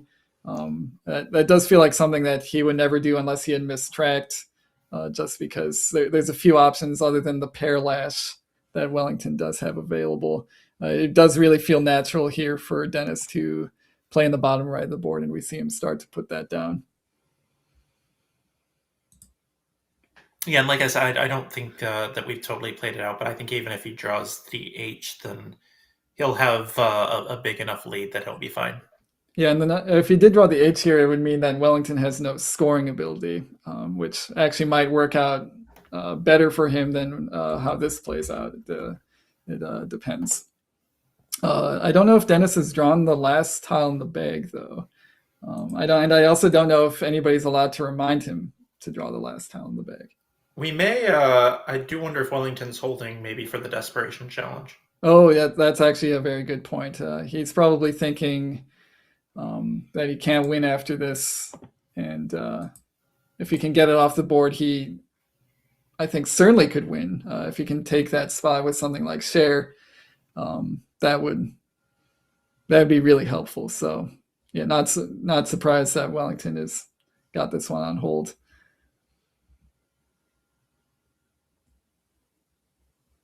Yeah, he does have Halser. Again, that what we were talking about, kind of a word with the S in the middle, overlapping in Dow. It scores 38.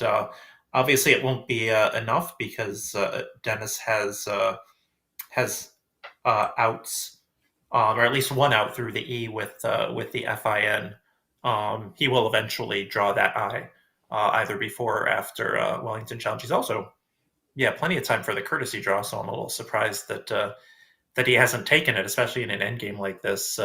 I guess he's got 9.5 minutes, so there's really no rush. But also may not be familiar with the North American rules about courtesy draws and all that. But anyway, Halser does come pretty close, and if Dennis didn't have an out, it would certainly be a very interesting endgame. Yeah, for sure. Luckily for Dennis, when he draws that I, he'll have Nia for Fenny through the E of Keynoter plus FINI to the I of Kadi. So he will be guaranteed to go out next turn, and it doesn't really have anything to worry about, but you could definitely see situations where he doesn't draw an out, and things start to get a little bit complicated with a play like Halser. Wellington still appears to be holding. He might hold until the end of his clock. Dennis is either taking his courtesy tile or just taking his normal draw. Wellington, given that it's still face down, I think it's a courtesy draw. Yeah, it appears to be a courtesy draw. Wellington does have 1,600 spread points, so I think he can spare the 5 on the challenge here. He can afford it. Yeah, he can afford it. He's got spread points to spare for this tournament. Although there's some other good players in this field. Somebody like Matthew Tunnicliffe also has a tendency to rack up huge spreads. So you never know when those 5 points could come in handy. Yeah. So while Wellington is thinking, I should probably explain. So the courtesy draw rule you can't just, put your opponent on hold every word that they play in order to stop them from drawing replacement tiles. So, when your opponent puts you on hold, within 15 seconds, you can draw your replacement tiles. You just have to keep them separate from the other ones in case the word is challenged. It comes back no good, and then you have to put those tiles back on your rack. So kind of glossed over that. My apologies.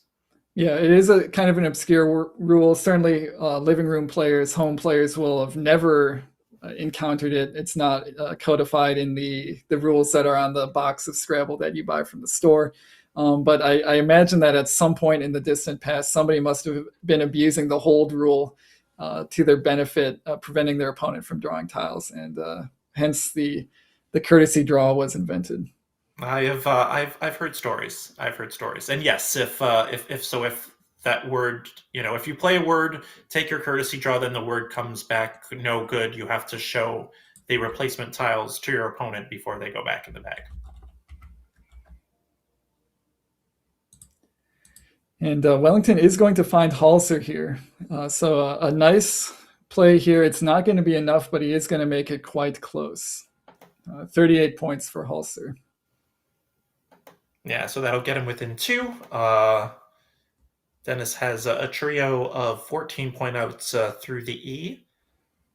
And then after he takes Wellington's A, it looks like it's going to be a 13-point game. So very interesting game with a lot of momentum shifts, but Dennis coming out on top. Yeah, definitely for a little bit there, it felt like after Dennis's big lead, he was untouchable. Wellington made sure he was touchable, and then Dennis was able to pull ahead at the end. He's going to commit his final play of Fenny for 14, win 448 to 430. We'll see if they have any endgame post-mortem. We might not get any, but we'll cut to the overhead mic anyway.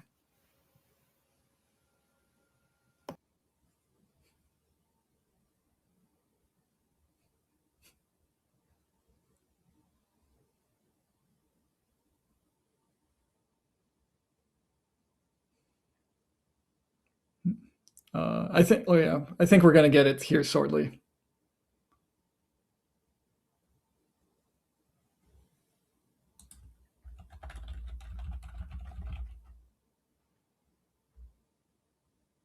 It's just 18, but the good thing with Kwa is that it leaves this.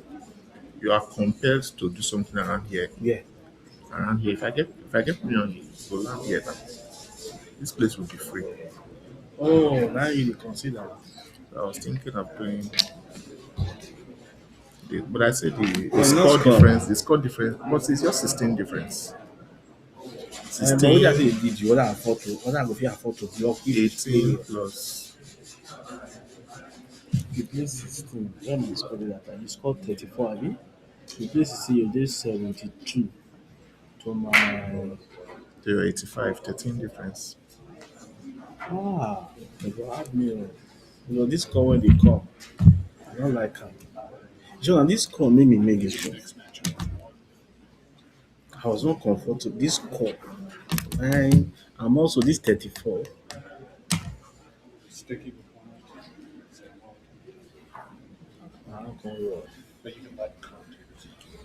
It's done.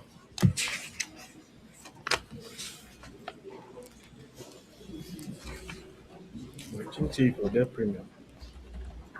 But if you get back premium plenty. You see 3 eyes, and you see the Q. I say, let me just take my score. Because I win, I won't play here. I say this win, not score.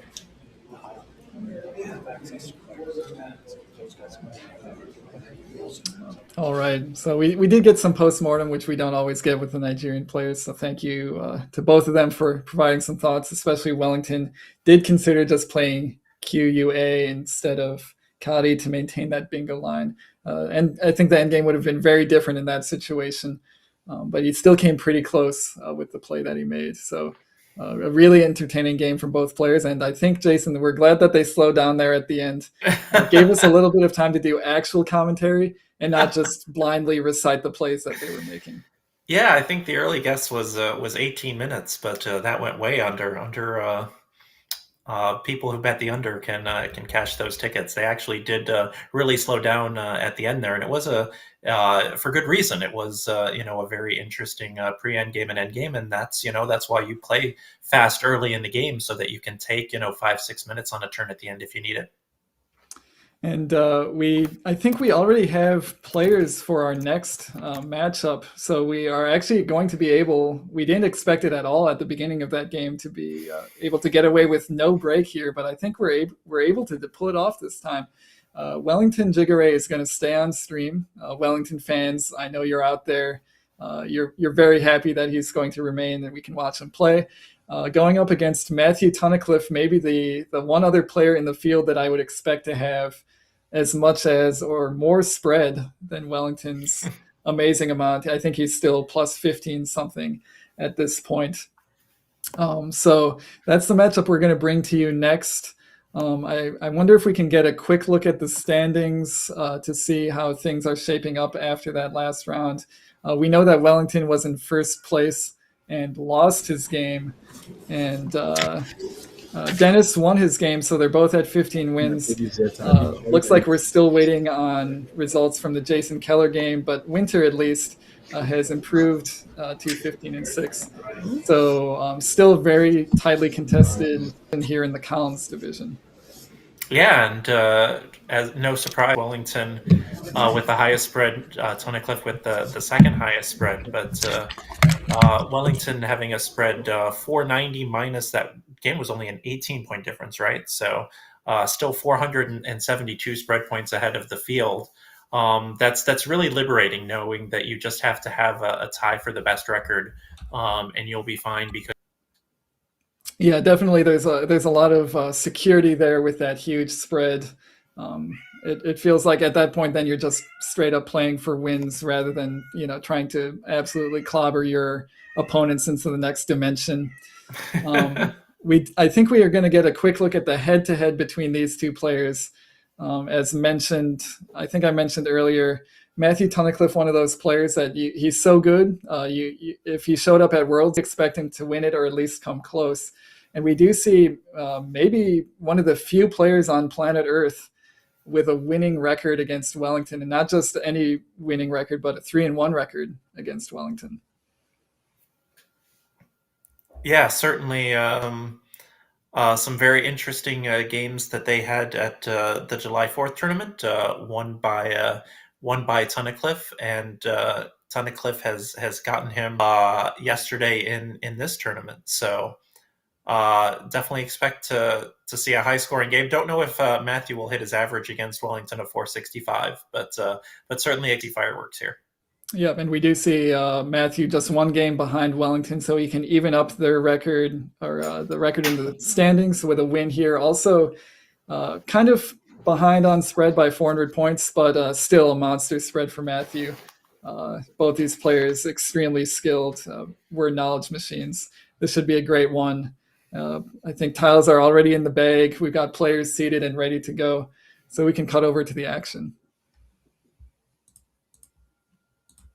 All right, Charles has done what I always do and not reset the scores after the last game, which makes sense. It was a quick turnaround. At least Charles has an excuse, unlike me, who just never resets the scores ever. So it would be cool if Wellington got to start with the 18 points he lost the last game by. But Wellington going first in this one, a battle between the top two spreads, and this is a big one for Tunnicliffe. You definitely don't want to fall 2 games behind somebody who has a spread that is 500 points higher than you. Yeah, that definitely feels like you're losing too much ground with a loss here. So Matthew, I mean, as usual, he's trying to win, but maybe that little extra bit of motivation here. Wellington to go first. Draws some stuff that looks like it could be slightly bingo prone, but sadly just a little bit too clunky. And rather quickly going for Todd here rather than something like Ditto or Tandai or Droit. He had a few options for 5-letter words, but pretty quickly determined he wanted to go the short route. Yeah, he must have looked at if not this rack exactly, racks very similar, and just knows that that he wants to play short and leave the best leave. But yeah, just kind of getting back to my point, you hate to call a game must win with 5 to go, but for Tunnicliffe, this is pretty close to a must win, I feel like. Yeah, definitely with just 4 games left after this one, and he'll be 2 games behind Wellington, and a lot of other players sort of vying for those spots. Every win counts, but some feel like they count more than others, and definitely at the end of the tournament, they start feeling more important. Matthew, not with the draw he wanted to start off against Wellington, with 2 I's, a U, a V, and a Y. He can sort of solve all of this at once by playing unitive through the T of Todd. That actually does retain the Y for Toady, so it has some upside. Downside is unitive only scores 12 points and opens up some triples for Wellington. Jason, do you think you just do unitive here? Do you maybe try to do Ivy and Toady? Maybe something else here, maybe an exchange even? Yeah, I don't know. I just I think you have too many decent options to justify an exchange. Ivy making Toady is nice, but it especially after your opponent has played short and played a T, it feels like he did that because he had a double T, 90% of the time. But Matthew going to throw caution to the wind, give him the T hook and take his considered veiny in that spot too. But I think Ivy, if you're going to do that, is better. Although I think unitive might be the best play, but Ivy is fine. Yeah, and this does feel a little bit dangerous for the reason you mentioned of setting up the T-hook, but also unitive gives Wellington a lot of floaters for 8s, and that actually might bail him out more often than the T of Tibby. So for that reason, maybe after an 8-point fishing play, I think pretty clearly a fishing play, or at least partially fishing, Matthew wanted to play it a little bit more tight, and I think that's understandable. It turns out it's not going to matter too much because Wellington did draw the blank and has tons of options here, hooking Tivy, underlapping Toady. He actually does have 1 bingo to the O of Toady that he can play if he wants to. So a lot of options here to immediately bingo and immediately take command of this game.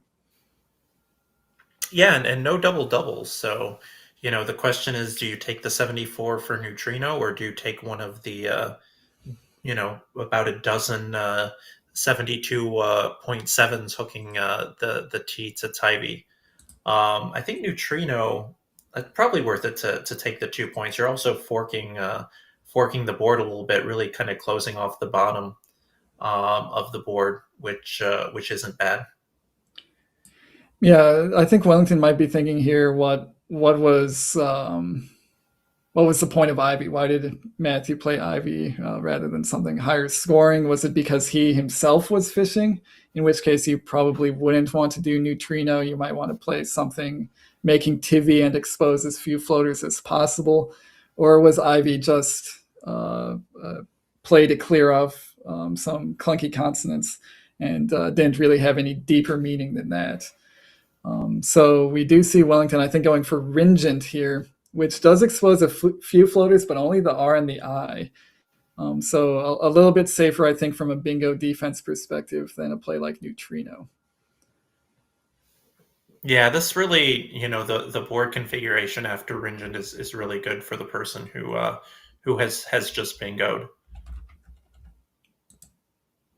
One downside is it does set up big plays on that triple line. If Matthew had the Z, for example, he could score 75 in that spot. But not going to happen for Matthew this time because he has drawn 3 E's, an I, and a U. It also looks like Wellington might be on hold here.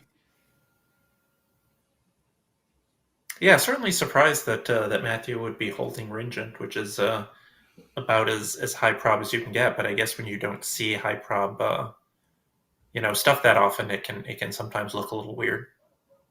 Yeah, I certainly run into the problem where I perceive the lower probability stuff as more in need of review because it's weirder.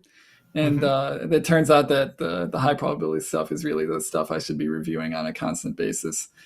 Wellington is taking tiles, but it might just be courtesy tiles. And sometimes with a bingo play, it's hard to tell courtesy tiles because they can just appear on the rack. But either way, ringent is a good word. It does not take an S. And Matthew's going to have to sort of navigate this extra amount of vowels here. Does he just do something like VEE? That seems kind of, maybe EVE, I guess would be a little bit better version of that, to set up a new line for sevens. And then you're keeping the U. That doesn't feel nice. Jason, do you have thoughts here? Yeah, I was seeing the Tue through the T in Toady, although I don't think that's a very good option either. Urine through the. Oh my, he's going to challenge it. I'm surprised. Yeah, well, I think everybody out there who's watching should feel a little bit better after challenges like this. Even the good players at the top of the standings could stand to do a little bit more review of the high probability sevens.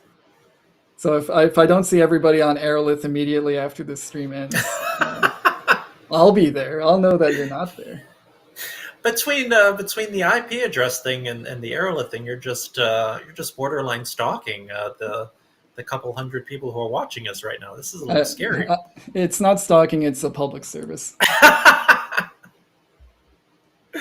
I was about to say when the challenge happened that urine through the R in Ringent was something that I also saw, and I kind of like that one. It scores semi decently, and it also is going to open up the board. It's going to open the top of the board. You've got the front hooks there.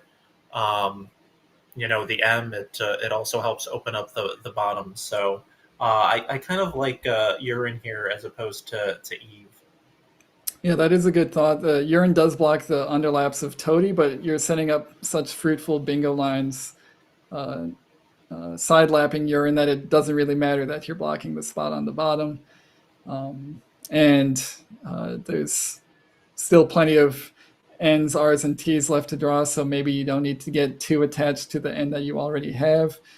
Another option here that we haven't discussed is the more blatant fishing play of just playing huge EUGE through the blank G. This is only 4 points. Pretty clearly reads as a fish from Wellington's POV, but it does keep the best leaf possible of EINS. And does set up a new E to play through for 8-letter words. So another, I think, reasonable fishing option here. Just 4 points. It's so rare to see an expert player score 4 points on a turn, making a 3-tile play. Yeah, certainly not something you see very often, and certainly not something that will help Matthew in his 465 career average against Wellington. Meanwhile, Wellington with Cotty, he has it in his hand. I assume that's going underneath Toady with the 3 overlaps. But maybe there's another spot that I'm not seeing. Yeah, I think something like that definitely looks good. And going back to Matthew trying to attain his average, I think he only needs to make 100 more plays like huge to reach 400. So if this game continues indefinitely on an infinitely large board, I think he can pull it off. Yeah, I was going to say the infinitely large board and the infinite number of tiles, though, is the problem. Scrabble is a game of scarcity, and there are only 100 tiles, and your opponent is not going to let you draw all of them. So, Cotty underneath Toady for Wellington, continuing to pad that lead. And it doesn't look like Tunnicliffe has something playable unless I'm missing something. Yeah, this does feel like a very nice set of letters, but it doesn't actually make 7-letter words. If it did make a 7-letter word, it might not matter. I guess it often will play under Cotty, but not always. It does not make any 7s, and the floaters that Matthew has, basically just the R and the E, don't help him here. So he will have to probably play short here. I'm sure he's going to stay committed to the cause of trying to get a bingo down. And maybe the most obvious way to do that would be to either play OI or IO underneath Kadi and try to keep those consonants together and hit something either underlapping or through the existing floaters. Yeah, this is this is rough because playing IO or OI kind of blocks your nice IES type bingos that might go there, but you have to stay within hailing distance. So scoring 20 and leaving well. You've still got the R, you've still got the E, and now Wellington going to open a triple after seeing your opponent play 5 vowels and no consonants the last 2 turns. I don't know if I would be doing that. Yeah, this is a very bold decision, I would say, from Wellington. He's kind of daring Matthew to have a bingo in that spot. This is his highest scoring play, keeps 2 eyes, but scoring 32, taking a 110-point lead. Even if Matthew triples here, he's not completely sunk. So I guess he figured he just wanted to move on from those letters. I think in that situation, I may have just done HAH next to huge.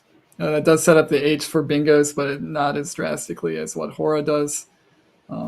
So a little bit of a difference there, but we do see Wellington going for Hora, and it does block Matthew's reasoned through the R of Ringent.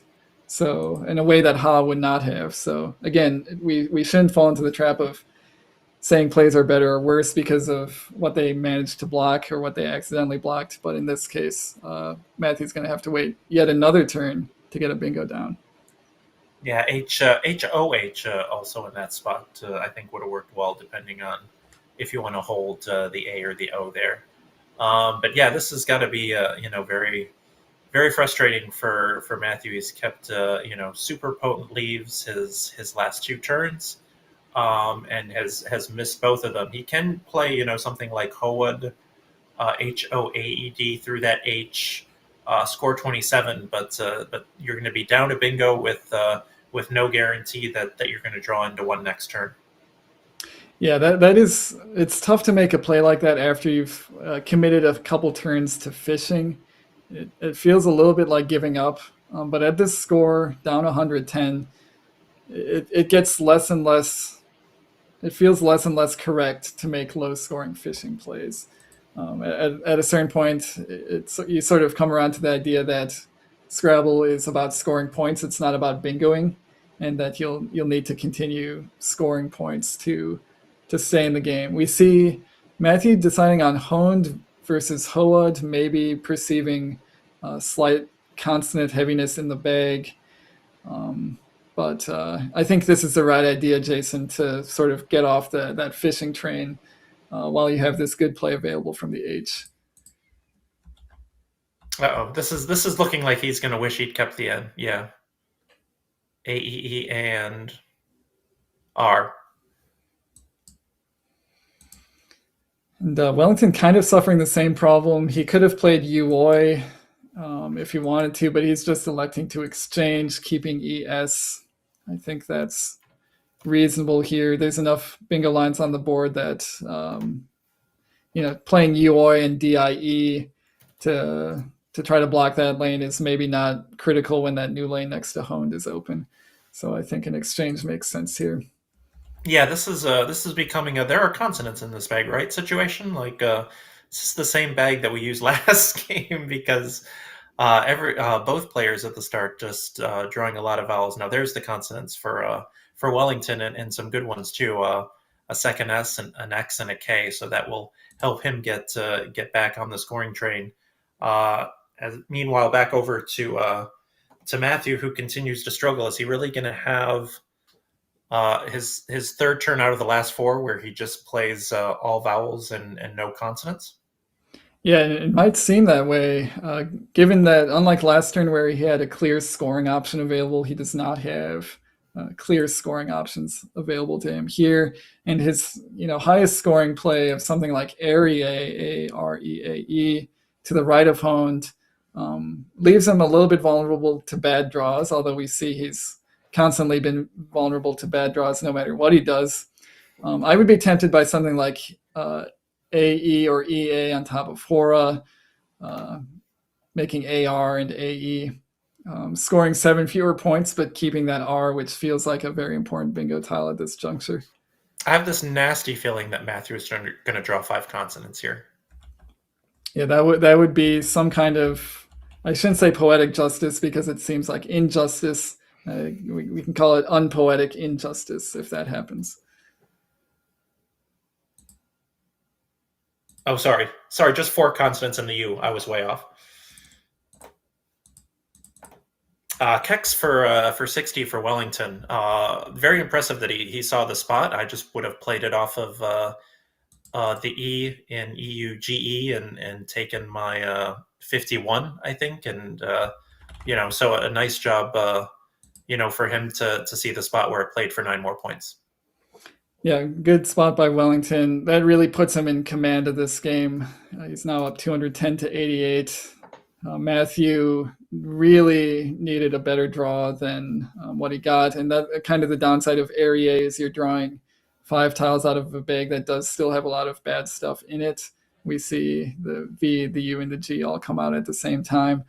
Now he has a little bit of a decision here. My first instinct here would be I'd be so fed up with the whole bingoing expedition. I would just play something like Govs or Vugs making QIS for 28 points or whatever. He can do better than that. He can play Gov on top of Hora, for example, or he could even score 40 points with something like Venge to the E of Ringent. But we see him going for something else entirely. A nice scoring play of 46 here. But I'm wondering if he overlooked Venge on this turn. Yeah, I think the problem with Venge is and Venus is that now you only have 4 E's left to draw.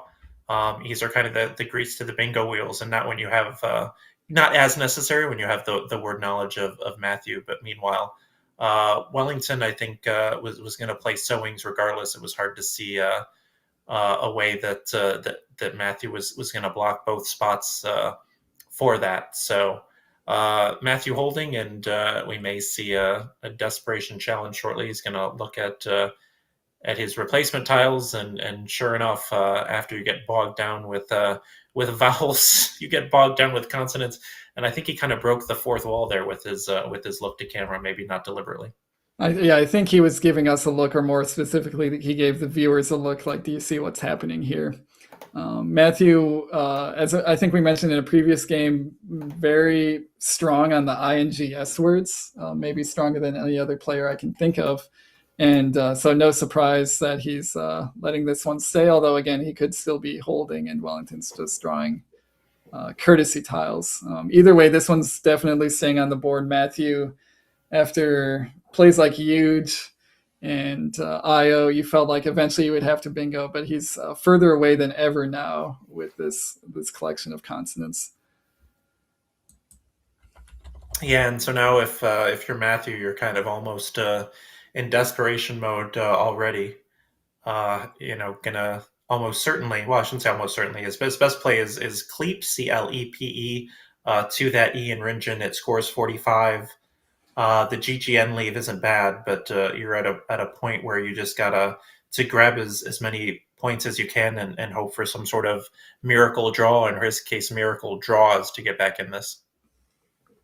Yeah, and that spot to Ringent is a little bit tricky. We're not sure if he missed it last turn, but it's very possible to miss it this turn, especially because he only has really one play that plays there.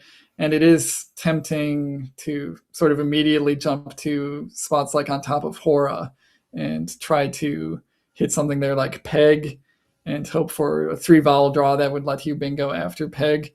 But he can improve on that with something like Cleep, which keeps GGN not great, but it does open up that C on the top row that will be difficult for Wellington to deal with unless he specifically is trying to block it. So sort of an escape valve to, try to get back into this game. Again, at this score, down by 150, he would need a lot of help, but something like Cleep might be the start to the comeback. Yeah, and it's one of Matthew's many strengths is his ability to find winning sequences, to find those Hail Marys when all seems lost.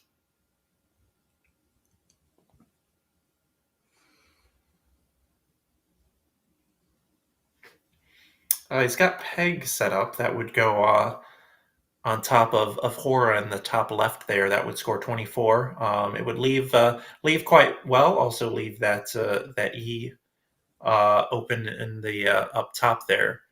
Again, Cleep is almost certainly the best play if he sees it, but it is kind of an awkward spot, especially when you're probably not in the best headspace as Matthew is right now. Yeah, I think if he's not playing Cleep, one of his priorities should be leave that E of Huge open, leave the S of Sowings open. Try to leave as much space for bingos as you can so that if your draw does work, that you're still able to play here. And that's maybe why I don't like Egg quite as much, although getting rid of both G's is nice and it scores quite well. Scores one more point, I guess, but it does block that lane for 8s with the E of Huge. Which feels like he will probably need that spot as any type of a comeback. Yeah, I wonder that kind of had shades of Nigel. Gosh, this would have been like maybe 15 years ago playing SOS in a lost game. I wonder if he was. Part of me is wondering if he's just playing that for the stream and for the content. Gauzy coming down very quickly from the G for Wellington. Yeah, nice play by Wellington here. Again, he's seen, I think he's gotten the feeling that Matthew's attempts to fish have gone badly wrong at this point. With a play like Egg, it seems like Matthew's just getting further away from a bingo. So he's not really afraid of putting that Y out there. Really, at this point, I don't think any indication that Matthew has the blank. Otherwise, he probably would have bingoed by now. So not really afraid of triples or anything like that, and just taking... that was 44 points for Gauzy, keeping his own blank. I should say Wellington, this is kind of an error on my part. Wellington knows Matthew doesn't have the blank because Wellington has the blank himself. Good job, Charles. Good observational skills.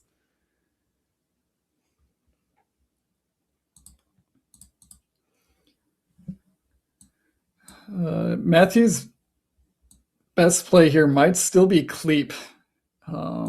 That would be sort of maybe the upside of Egg is you get to play Cleep on future turns, but I think we're just missing it here.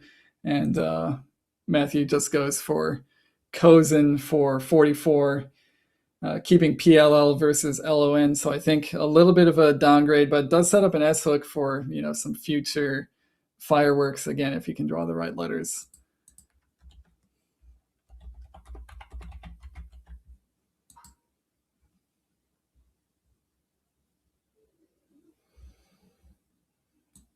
I feel like I haven't heard my co-commentator in a while. So Jason, if you're muted, you can unmute yourself. Otherwise, I will assume that you've went and started doing Aerolith instead of.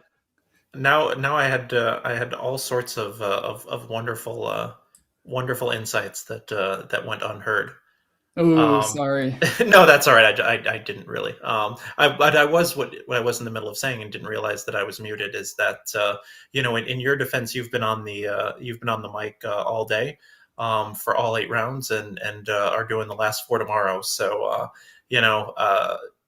playing 8 games in a day is tough enough, but what you've done, being the one to update the scores and all that. After 8 games, that's actually even more tiring. So we'll forgive you for losing track of the second blank there. Yep. I'll accept everybody's forbearance with me as I finish out this day of commentary. But it's been a lot of fun with some really great games. This one maybe not going in the list of all-time, most exciting, greatest games. We do see Wellington electing to burn the blank here for 50 with Fabric. Maybe just thinking he can get this game over with quicker if he plays 6 tiles. I think a decent idea. He goes up by 180 with this play, basically a 3 bingo lead. I feel like even with a hard-hitting Cousin's bingo, for example, or maybe something from the C, it's really hard for him to lose this game. Yeah, and meanwhile, that spot up top is still beckoning. Now it's Blame that he can play for 45 there.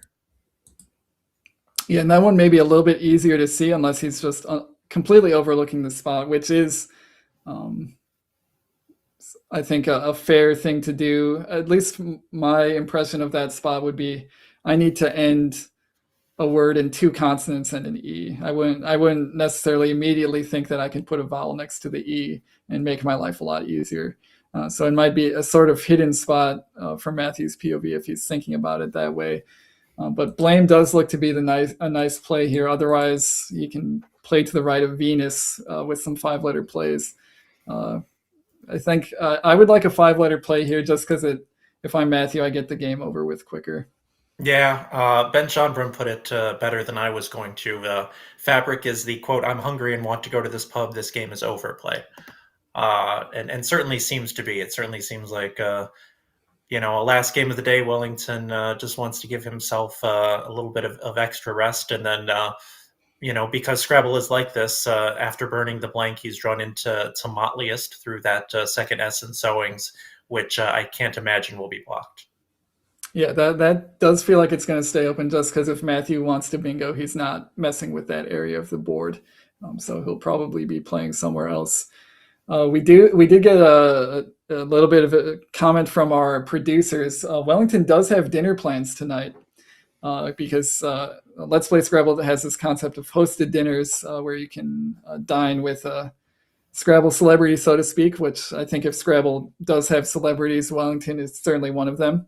And so Wellington does have plans for this evening and maybe wants to retire to his hotel room for a bit before having to go out again. I'm trying to. Is Wellington going to get dressed up for this dinner? I don't know if I've ever seen Wellington in clothes that I would describe as dressy. I would be disappointed if he was dressed up because then he wouldn't look like Wellington. So I hope Wellington shows up to the dinner looking exactly like I expect him to. Okay, not a dress-up dinner. We have, that's the kind of I love doing commentary, and I don't play nearly as much as I used to, and that will probably continue into 2026 and beyond. But I do kind of miss those group dinners. So you have this has been the first thing kind of giving me a FOMO that I'm not actually in Albany. Yeah, not the Scrabble, not the playing room, but the dinner with Wellington at the end. You're like, man, I'm missing the dinner with Wellington. I'm missing the group dinner. Yeah. No, obviously I don't really miss playing all that much. Like I've certainly made some some mistakes commentary wise this afternoon. Just had myself muted and for who knows how long, because I forgot to unmute myself after coughing. But I'm still undefeated at this commentary thing, and I don't have to put up with ridiculous draws like what we saw from Matthew in this game, like we saw from Evan Chester in our second game of the afternoon, drawing 12 of the 42 vowels and barely losing. Like you just get to watch that and be glad that it's happening to other people. Yeah, we just get to enjoy the pain from afar and not experience the pain for ourselves. The pain continues for Matthew here as Jasp comes down for 80 points, turning this game from an utter rout to a complete blowout. Actually, I don't know how you define the intensity of a blowout versus a rout. But either way, it went from bad to worse for Matthew on that turn. He's not going to bingo this game. He's sitting on Burial plus a T, so he can, take up that last little bit of space on the top of the board by playing for 28 points. Wellington, meanwhile, has drawn Deuter. I don't believe that's going to play anywhere, but if it did, I think we'd be seeing a 600 game. I was going to say, the way this game is going, Matthew will probably unwittingly give him a spot for it, although I don't even see how he could possibly do that on this board.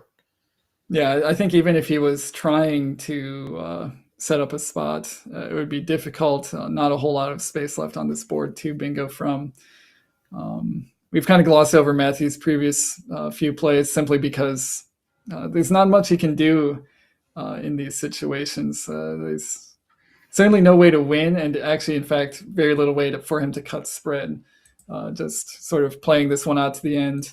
Assuming that Wellington does not have an out bingo, something like Burial would at least get Matthew over 300 points, which does feel like a psychological victory in a game like this, where it went horribly, but at least he scored over 300.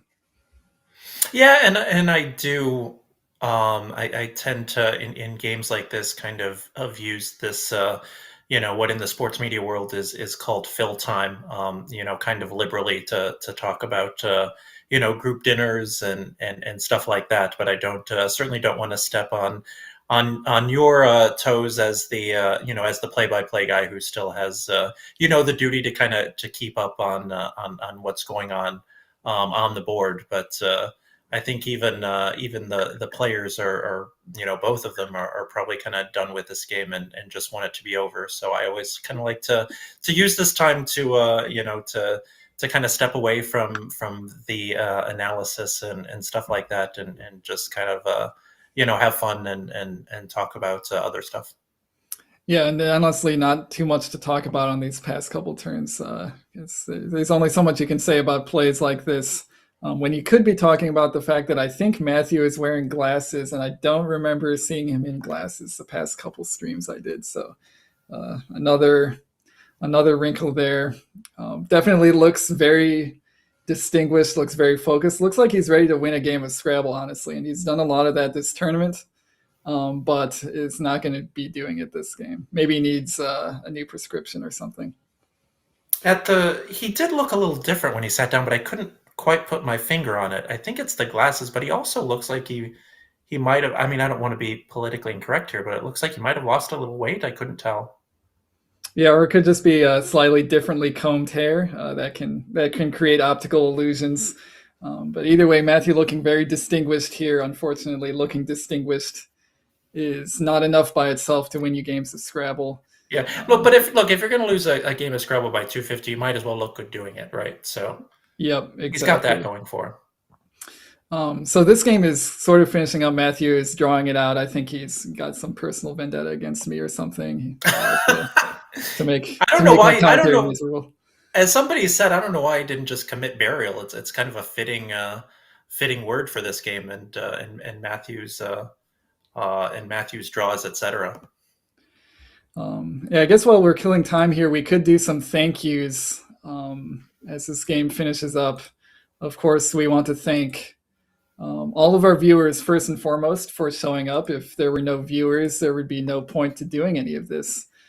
So thanks everybody for sticking with us. If you saw one game, if you saw 4 games, if you saw 8 games, if you saw 8 games plus a bonus Carcassonne game, thank you for tuning in and making this all worthwhile. And of course, we do need to thank the donors that are making this tournament possible, Word Game Players Organization. Check them out at wordgameplayers.org. Lots of tournaments all across the country, including many of them that are donated to by the organization, so lots of good prize funds. Bob Lynn specifically has been doing a lot for Collins in North America and has donated prize funds to many tournaments, including this one. And so a big shout out to Bob for making these sort of destination tournaments even more of a destination with some really nice prize funds. Yeah, and really quickly, so we can kind of turn it around quickly after this game ends. Shout out to Brentus Firmus in the we had Hangman going in the chat. The chat lost. The word was blowout, which is a hard one because no A's, E's, I's, N's, R's, or S's. But also want to thank, we did have a few new super friends this afternoon. Natalie Decu, Jeffrey Nelson as well. And then I believe a friend of Josh's by the name of Sam Hill. And I think there was one more. I think we had 4 new super friends to the Let's Play Scrabble channel this afternoon. So just wanted to shout them out individually, even though I'm missing one by name. David Firstman, apparently. Thank you, producer, for cluing us in. So thank you all of those new super friends If you're interested in being not just a friend of Scrabble, but a super friend of Scrabble, you can click that join button. It does involve some nominal donation of money, but then you get some swag in the chat. Everybody knows you're total boss, and you feel good supporting what I think is one of the best developments we've had in Scrabble in some time, which is these live stream tournaments. I almost want to keep the chat. Now we got another game of Hangman going. I just kind of want to keep the chat going all night. See if people can just pop in and play Hangman. Apparently, it's a better use of YouTube chat than trolling Scrabble games. That's for sure. Oh, Matthew did commit labia and then tryout, and then I saw Going burst out in with- that spot. The burst works. I feel like there's not much to say about this one, but I will leave it to you if you want to cut to overhead mic. We can cut to overhead mic. We'll see if there's anything to say here. 7 plus 2, 9, 3 or 8. Yeah.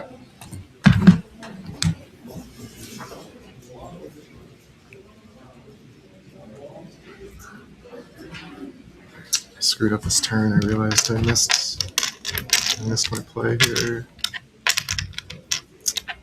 Much better. Oh, Yeah, keep my S. Didn't see it till too late.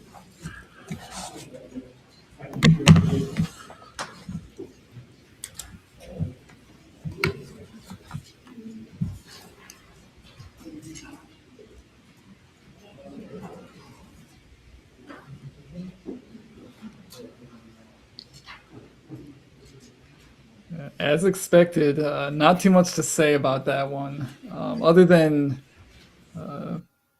seeing your best play a couple turns after you missed it adds another layer of pain to what was already probably a very painful game for Matthew. Yes, indeed. So that was the final game. Kind of ended on a whimper here, but we had some great games on stream up until that one. Of course, not blaming the players, since we're going to blame the tiles for that one. That is going to be the final game of this session, but there are 4 more games tomorrow morning, so don't fear. There's more Scrabble to come. I think we're going to do a few quick thank yous. I don't think we have updated standings, so everybody just check the pinned link in chat and to apprise yourself of the standings. But I guess first of all, thanks Jason for doing 4 games of commentary with me. I think we had some good ones, some really good ones, maybe some not quite so good ones. But it was a lot of fun to go through these games with you. Yeah, a bit of a down note to end the session on, but 5 games technically, counting the Carcassonne game. Although I don't know if you could count my contribution as commentary, more just question asking as a novice. So, but it was super awesome to be asked to do that. Many thanks to Josh Greenway for that. Many thanks to you all in chat, and yeah, I got nothing else to say other than I'm looking forward to watching you and Andy Wong bring it home tomorrow. Yep, I was just going to say, tomorrow I'm joined on the mic by Andy Huang. For the last 4 games, we'll do a mix of lexicons based on whatever's most exciting / whatever players are available at the time. Josh needs to pull them on stream. But the standings are still very tight in both divisions. Certainly, there's going to be a lot more great Scrabble to come in the next these last 4 games of the Albany New Year's tournament. So everybody should be tuning in, I believe, at 9:30 Eastern time. Everybody out there is responsible for doing their own time zone conversions. I don't understand time zones very well, so I would be the last person to provide those conversions. Figure out what time 9:30 Eastern means for you, and make sure that you show up here ready to watch 4 more games of Scrabble.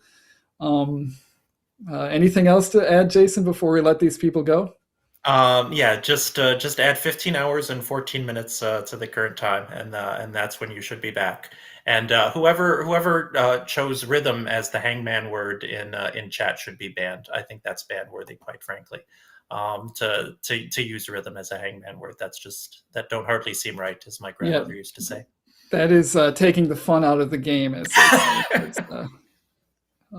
it's against the spirit of the rules of Hangman to pick weird words like rhythm. So Very everybody much thinks so. you're a try hard when you do that. No, we love everybody in chat.